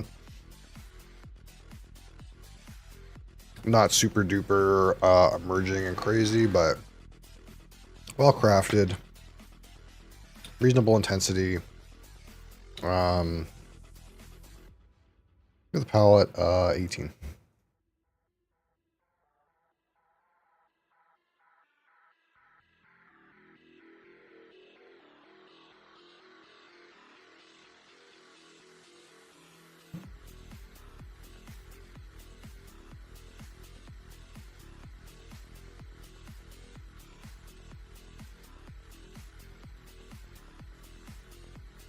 This is a lot better than the 12. I feel like the 12 is maybe a little bit too thin.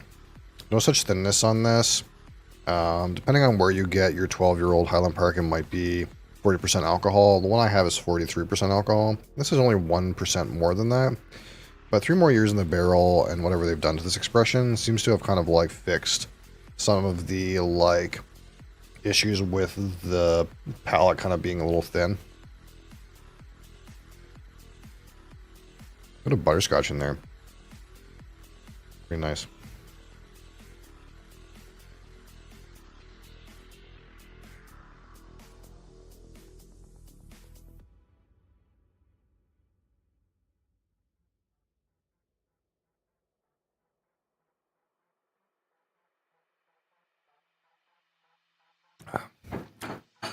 Finish starts with that smoke and spice, a little bit intense. You get some of that toffee sweetness in there. Maybe like an unsweetened dark chocolate is also present. A little bit of dried fruit components. As you kind of progress into the finish, some smoke and campfire notes kind of become more apparent. And maybe like a weak barrel wood hit at the end. Finish pretty nice, actually. Look at the finish, kind of like, we'll call this a long finish. And go to 25, I think 20 is fair. I don't like this finish, quite good actually. All right, so texture, again, not super duper thick, but pretty reasonable. We're gonna go straight away with the 6 on that. So, out of 15, my personal experience with this one, Highland Park 15-year-old Island single malt Scotch whiskey.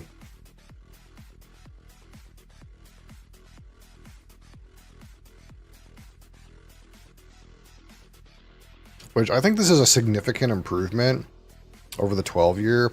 I don't know what's going on with the 12-year, but the 12-year, again, feels really thin to me. It feels really, like, a little bit lacking on the palate. I like the aroma, but it's a little bit simplistic, a little bit lacking in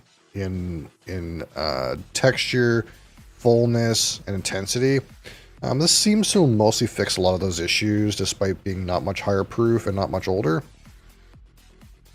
The intensity of the aroma could be better, and it could also, of course, be like a bit more like complexity of flavors. But the complexity is pretty good. The intensity of flavors is pretty good. This one's been pretty nice, actually. It's not my favorite flavor profile exactly. There's not quite as much sweetness and maybe fruitiness as I would maybe prefer.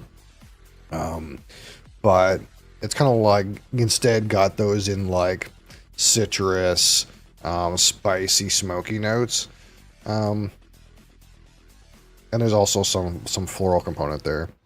Obviously, like the like peated portion of Highland Park is a little bit unique, so that's always interesting. We like that part.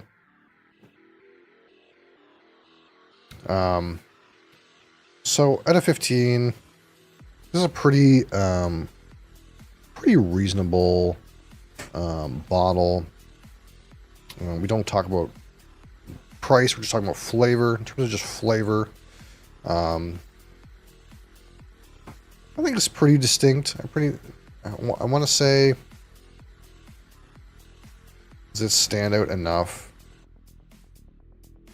One of the things we always ask about in this portion of like my thought process is what's going to drive me to purchase Highland Park 15, agnostic of price, over a similar bottle of whiskey. And I guess like the heather smoke, that little bit of sulfur, that really adds to it.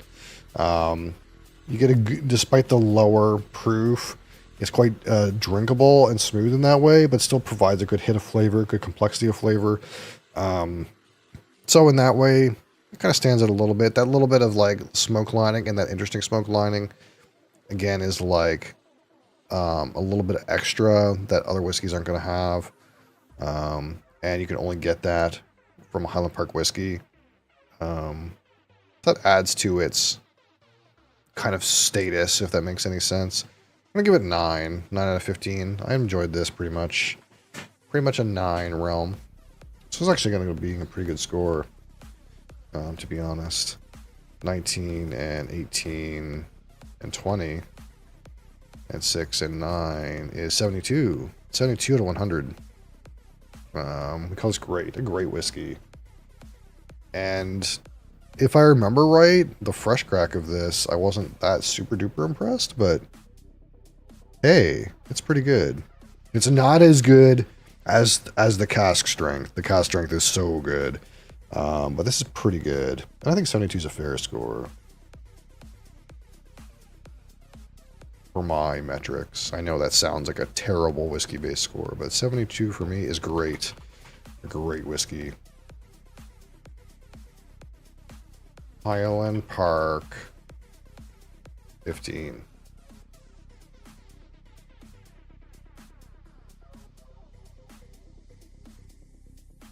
Now, what did we give the 12? I can't remember off the top of my head. Let's go find what we gave the 12. I think it was like 50 or something like that. 52. Yeah. So, again, I found the 12 to be thin and forgettable, and the palate to be thin and the finish to be not great. So they've definitely improved on that. The finish is lovely on this 15, especially compared to the 12. That being said, if we just like, if I know the prices in my market, for example, let's just actually pull up BSW and just see if I type in Highland Park what it says.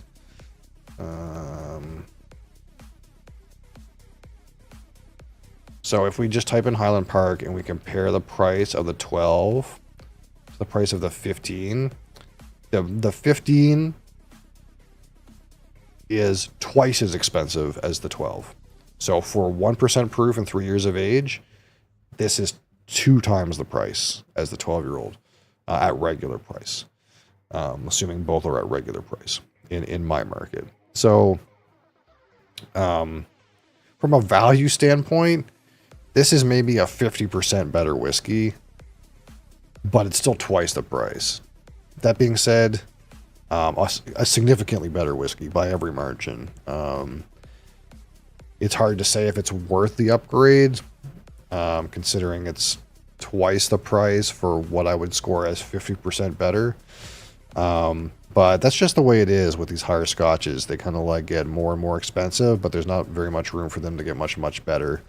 But I think if you're like an enthusiast, you'll be way more satisfied by this 15 than you will by the 12, by any stretch. And of course, it doesn't hurt to have a ceramic. That's kind of a cool bottle. Will I keep it after it's empty? I don't know. Maybe. But we try not to keep too much stuff around. What does it say on here again? Wild harmony of toasted cinnamon shards, mellow peat smoke, warm vanilla sponge cake. I'm a miss on vanilla sponge cake, but I think they're just talking about the toffee that I was mentioning. Sun-kissed lemon zest. Yeah, sure, I'm in there with the citrus. Fresh pineapple.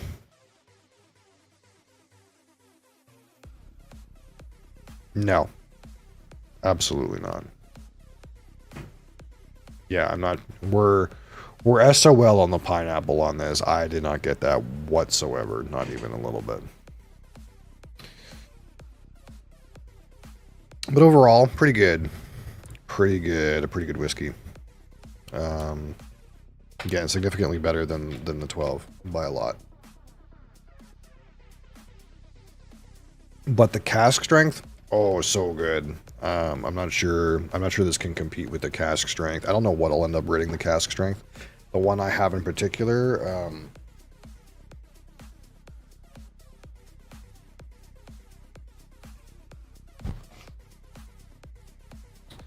and there's 5 versions, I think, now of the cask strength. And the particular one I have is Release 4, which I believe has port in it. First fill ex-bourbon, first fill sherry seasoned American oak, first fill export hogsheads, and a small amount of refill.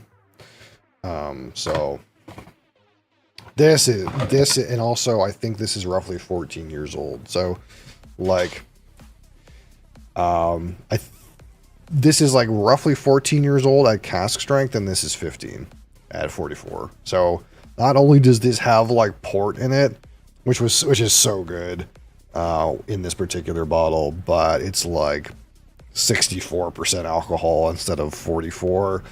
This thing is so good by comparison. So I don't know what I'll end up rating this particular bottle, but if you can get at least this particular release, the number 4 Highland Park cask strength number 4, I can already tell you this is so good. It's hot though. If you're down with a hot whiskey, it drinks hot. But and maybe water's your thing. I'm not a water person, but especially if you're like used to hot whiskeys because you're like a bourbon drinker. But this is so good, even though it's quite hot. I'm gonna pour some because I want to. It's so good. But it'll probably be better than a 72. I can almost say for sure.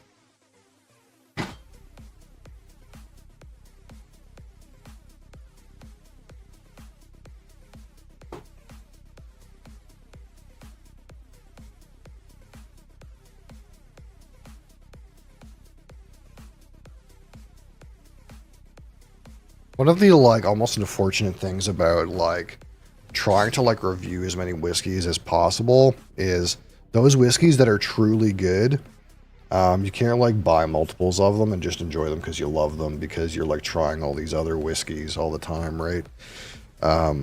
Like this was good, but I don't think I would buy another bottle if I was like a regular drinker, you know what I mean? Like I would buy like 3 bottles of this. But I'm not going to, because I already have one and it's going to take me forever to get through this. But like, if you just bought whiskeys that were really good, you could just buy like a bunch of these and just drink it and be like, oh, this is so good, and just have it all the time. Instead of like trying all these other whiskeys that I got to try so that I can tell you which ones are good.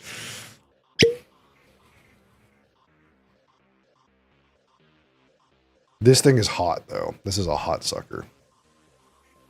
But and that's definitely a thing. Like you gotta like to a certain extent, like, you know,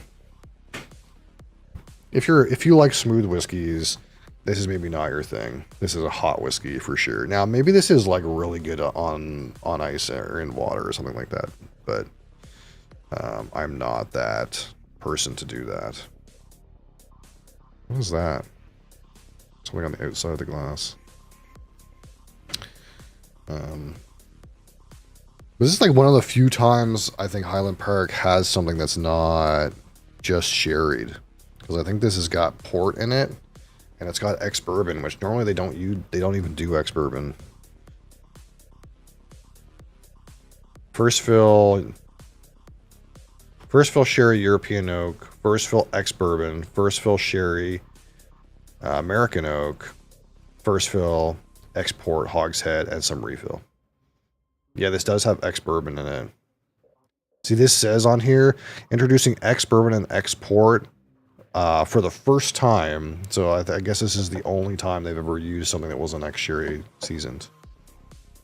Non-chill filter to reveal this whiskey in its purest form with a distinctive natural haze. Yeah, so this actually non-chill filtered. Usually you can trust Highland Park to be natural color, but chill filtered, and this one is not chill filtered. So that's cool.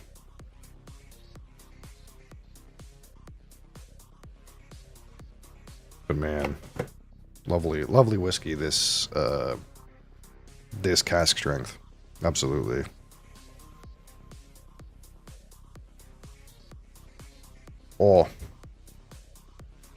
Oh, you can. Oh, it's hot. You get a coconut though. Does it say coconut on here? Toasted coconut. Yeah, yeah. That surprised me. Coconut, and it's a little bit. Oh. There's too many things. There's coconut, but there's floral component. There's a malty component. That smoke comes in, but it's way more campfire and active.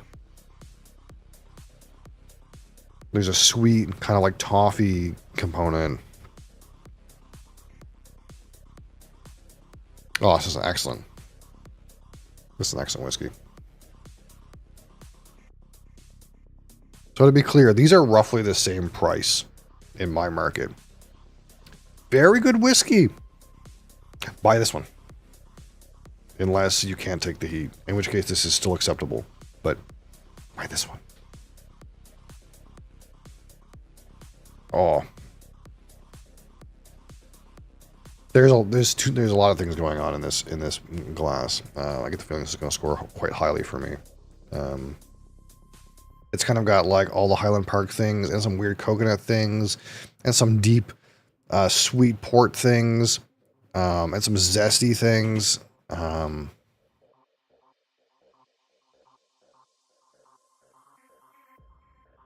excellent.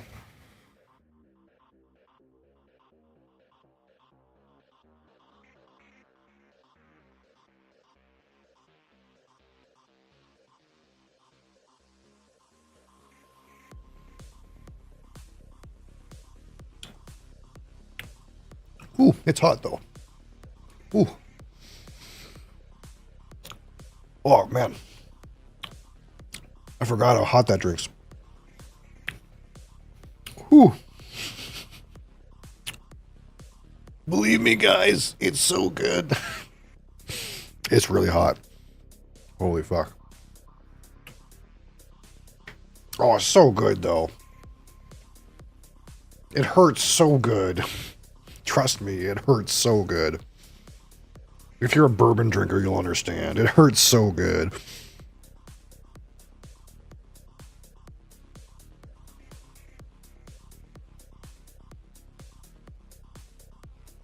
Back again. Welcome back. We're almost about done here.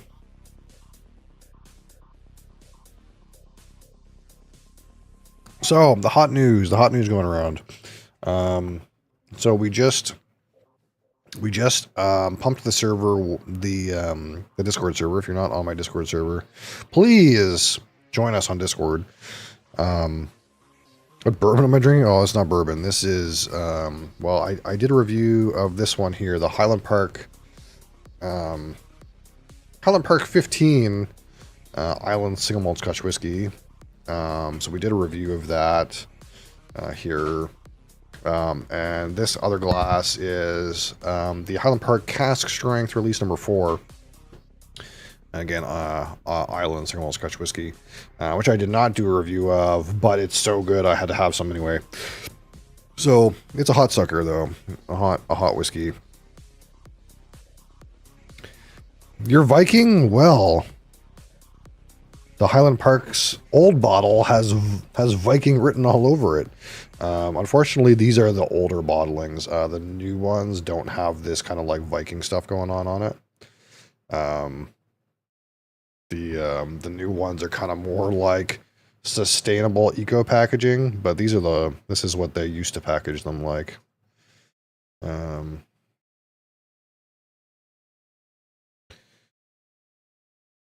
with kind of like all the figlery and everything. What does it say? Made with pride in Orkney. Yes, in Orkney. Again, that's the island of northmost of Scotland. But yeah, we talked about some scotch. I love scotch. Scotch. I do have plenty of bourbon too, but we talked about scotch today. But yeah, if you're not in the Discord server, join up the Discord server. I do have a tag now, so if you're in the Discord server, please use my tag to promote our community to the world. I appreciate your support in that matter. Love the decals and Norse pride, or Norse look, pride all the way. Yeah, absolutely.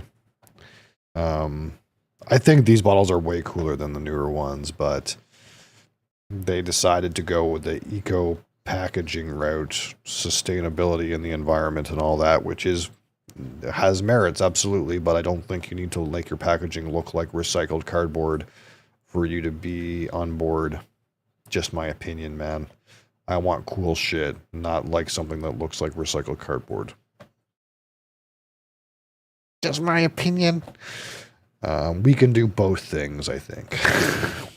we can have eco-friendly packaging that looks cool rather than one that looks like it's not cool. So Discord, new tag, jump in, use the tag, appreciate you.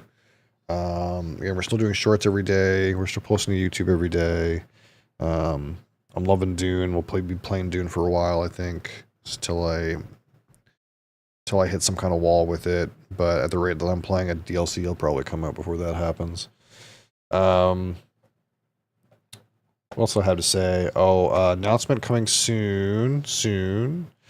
Probably today. It should have been like last week, but it's hard to find time to write stuff. But yeah, we're gonna write an announcement about all the things. Again, about our new Thursday plans. About like the changes on Discord and stuff like that. Again, we're still doing Final Fantasies on Friday. What else is there? We're gonna post the community bottle vote. That's forthcoming. Hopefully today with that announcement that I'm going to write. Hopefully today. What else is there? I think that's mostly it. There's things happening, but there's not much to say. So, yeah. Thank you guys for being here. I appreciate you. I appreciate the support. Missed another water review. Should I review water, Crix? What do you think? Is that my next hot my next hot category, water? I'll review all the water. I'll already tell you this is my favorite. Evian is a close second.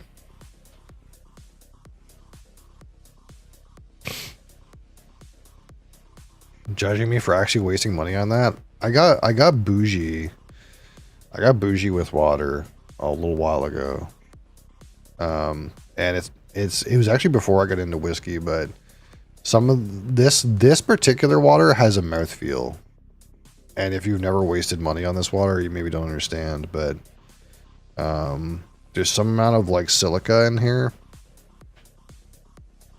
93 somethings of silica that gives it a smooth mouthfeel. And the way I look at it is, if I waste money on this, and I drink more water as a result, then it's probably good for me. That's the way I see it. You no judge. All out spend what you want to spend, dog. Yeah, Creix is making fun of me in the other chat about my water choices.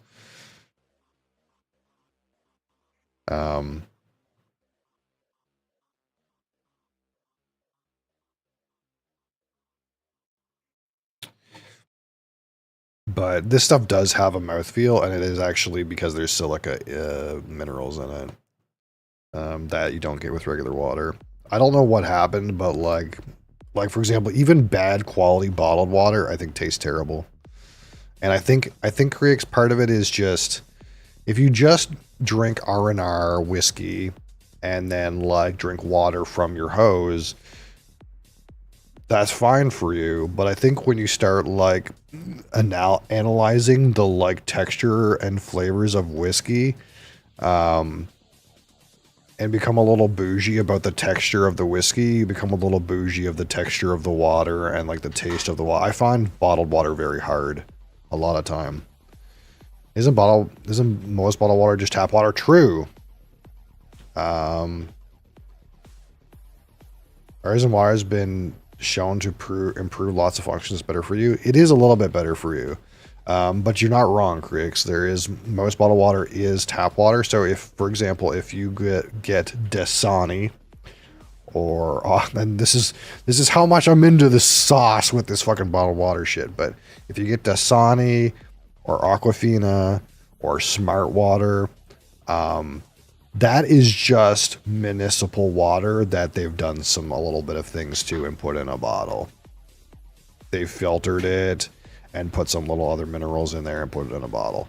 It's actually the same shit that comes out of your tap. They just fucked around with the filter a little bit. Don't get me started on that Smart Water scam. Yeah, Smart Water is a scam. Absolutely. I'm on board with you. But, okay, the expensive ones, so not the Walmart bottled water, not like that shit that Coke and Pepsi sell like Aquafina and Dasani, not that shit. That shit is actually just municipal water that's bottled. Okay. But purified water is horrible for you. It is actually. There's a thing where the water, if it doesn't have the right amount of ppm of dissolved solids in it, what happens when you drink it is it takes those dissolved solids out of your body instead. So instead of like ingesting water and receiving the dissolved solids as nutrients, the water goes into your body and goes, I don't have any solids dissolved in me, but you have solids in here. I'll take those. And then you piss them out. Because it needs to like balance itself. So like some of those waters that are very pure are actually not good. Not good for you. You should use tap water instead. But some of these ones that come from an actual spring that are not quite have enough minerals in them to be considered mineral water, so they're called spring water. There is like a legal definition. You have to be above 500. What is it? 500. I think it's TDS, total dissolved solids. You have to be above 500 TDS to be considered mineral water. So most spring waters are like between like two or 300 and 500. I think it have to be above 500 to be a mineral water, but these are considered spring water. So it comes from an actual spring, like the Fiji water that comes from a spring that has silica in it. That's why I love this particular water. Or like Evian. So I know Evian is just like fucking some overpriced like shit that movie stars drink, like to spend fucking $5 on a bottle of water. But it does come from a real spring in the French Alps, and it does have a lot of TDS in it, a lot of dissolved solids. It's actually better for you. Is it better for you in a meaningful way? Probably not. I just like it because it tastes good and has a good mouthfeel. That's the only reason why I like them. Evian has a good taste to it. Now, if I go and drink like the like $2 for 2 dozen pack bottled water that they give for free at work, for me it tastes like hard. It tastes like hard water. Like it's like it's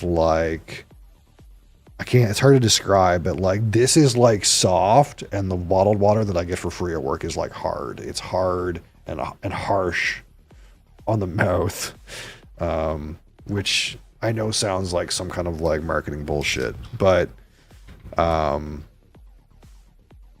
think some amount of it is just that, like, since I've tuned myself to this kind of thing, I've gotten more picky with water. But even like when before I was into this, I always loved this particular water because it has silica in it, and no other water does. I don't think has this much silica in it.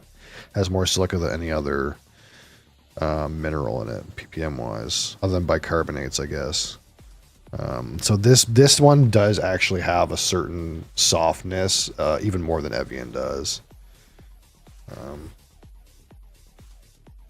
Dude can't handle bottled water but drinks straight whiskey. Yeah, like bad bottled water is terrible. I hate it. Just grab some tap water from Oasis filter water. Yeah, I mean you could. You're in Nebraska? Yeah. To me, like we used to have Brita filters around, and to me that stuff never tasted very good. I'm from the East Coast, Canada.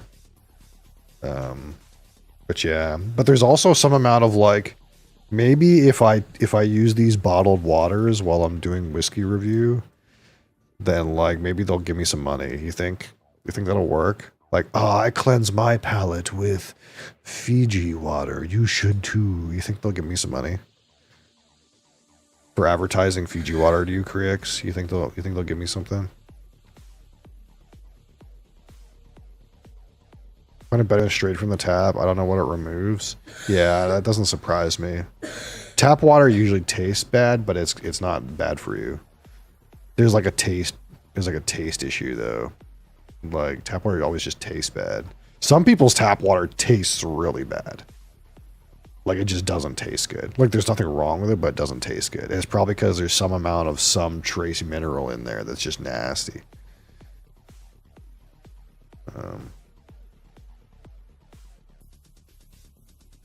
Heard the tap water in Florida is awful. What I thought was crazy, and I don't know if this is true for you, Crix, but,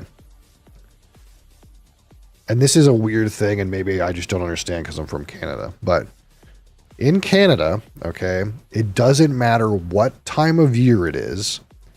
If you turn on the tap and put it on cold water comes out from the pipes in the ground.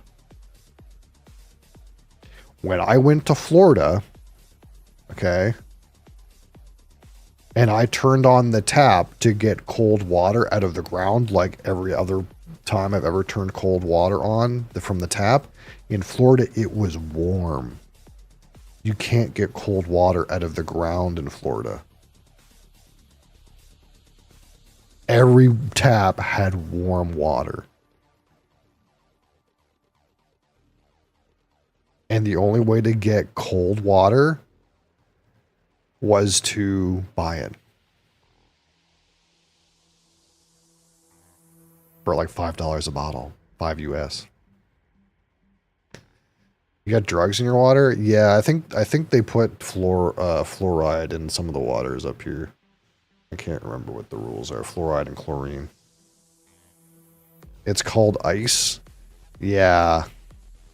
Well, here's the thing. You go to Mickey World, okay, Crix? You go to Mickey World, and they're going to make sure that the only way you're going to get cold water is if you pay. 100%. You got to get out of the Mickey World and go down to Kissimmee or whatever it is. Whatever that place is. That place right beside Disney. And go to Walmart and get some fucking ice. But if you're at the park, there's water fountains, but they dispense warm water. And that was so wild to me because to me it was like every time I've ever gotten water from a ground source, from a pipe, on a faucet, or on a water fountain, if you held it for long enough, right, eventually cold water would come out. And I was like you would go to your hotel residence in Florida and turn on the cold tap, and you're like, it's still fucking warm. It's still fucking warm.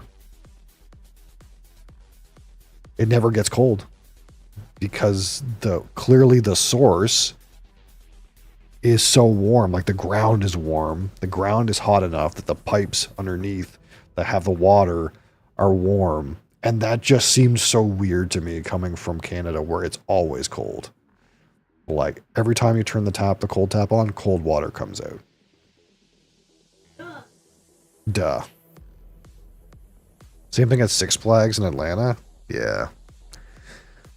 Like, those parks are engineered so that once you get inside, you spend they're like, it's like money sucking machines. They've scientifically engineered them to suck as much money out of you as possible, and it works. Because to be honest, when we went there, like every time we had to buy something, I was just like, whatever, just swipe the credit card. Don't look at the bill until you get home. It actually wasn't as bad as I thought it was going to be, considering. But,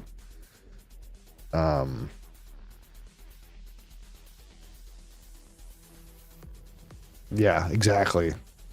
Like, if you go to like the little canteen, so like all of the resorts have like this like cafeteria where you can get like lunch and breakfast before you go to the park.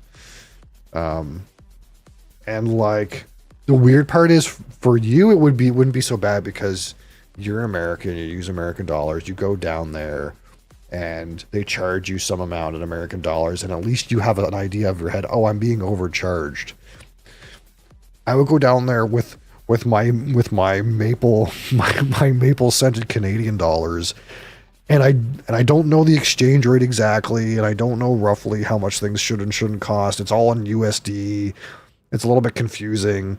And you're like, I don't know, whatever. I don't know the regional pricing for things. So you would just pick what you wanted, and you would go to the cash, and they would check you out, and you're like, whatever, just swipe the card, because it's like, you know, it's X dollars. And I'll be like, how much is that in Canadian dollars? I don't know. Like your brain doesn't know the conversion. It doesn't know the local average price of things. You don't know if you're being overcharged or not. And I knew kind of like that I was, but it's like one of those things where like there's like a certain level of insulation between you're just swiping a card and the currency is not in a currency you recognize, and the local pricing scheme is not a pricing scheme you recognize. So you just have like no idea how much you're being like fucking fucked over at a time.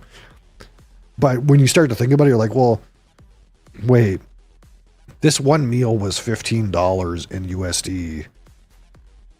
That's like 20 something Canadian. That's a lot of money for like some pancakes and a Coke or whatever you had. You know what I mean? So they're engineered to suck money out of you. You go up to a stall, you're like, I need fucking cold water. Give me a fucking cold water. Oh yeah, that's $5. Whatever, it's not that bad. But that's $5 American dollars, and that's actually like $8 Canadian dollars. And now you're paying what would be an overpriced beer amount of money for a bottle of water. Just not even because you want water, because the water is cold. Because you have water, but it's fucking warm. You have water that you brought from the resort that came out of the fucking tap that's fucking warm because it never runs cold. So you're like, fuck, it's so hot. Give me something cold. Holy shit. Anyway, tangent about water. This Creek's made fun of my Fiji water. But yeah, thank you guys for being here. I appreciate you. I'll be back tomorrow. Till next time. Peace.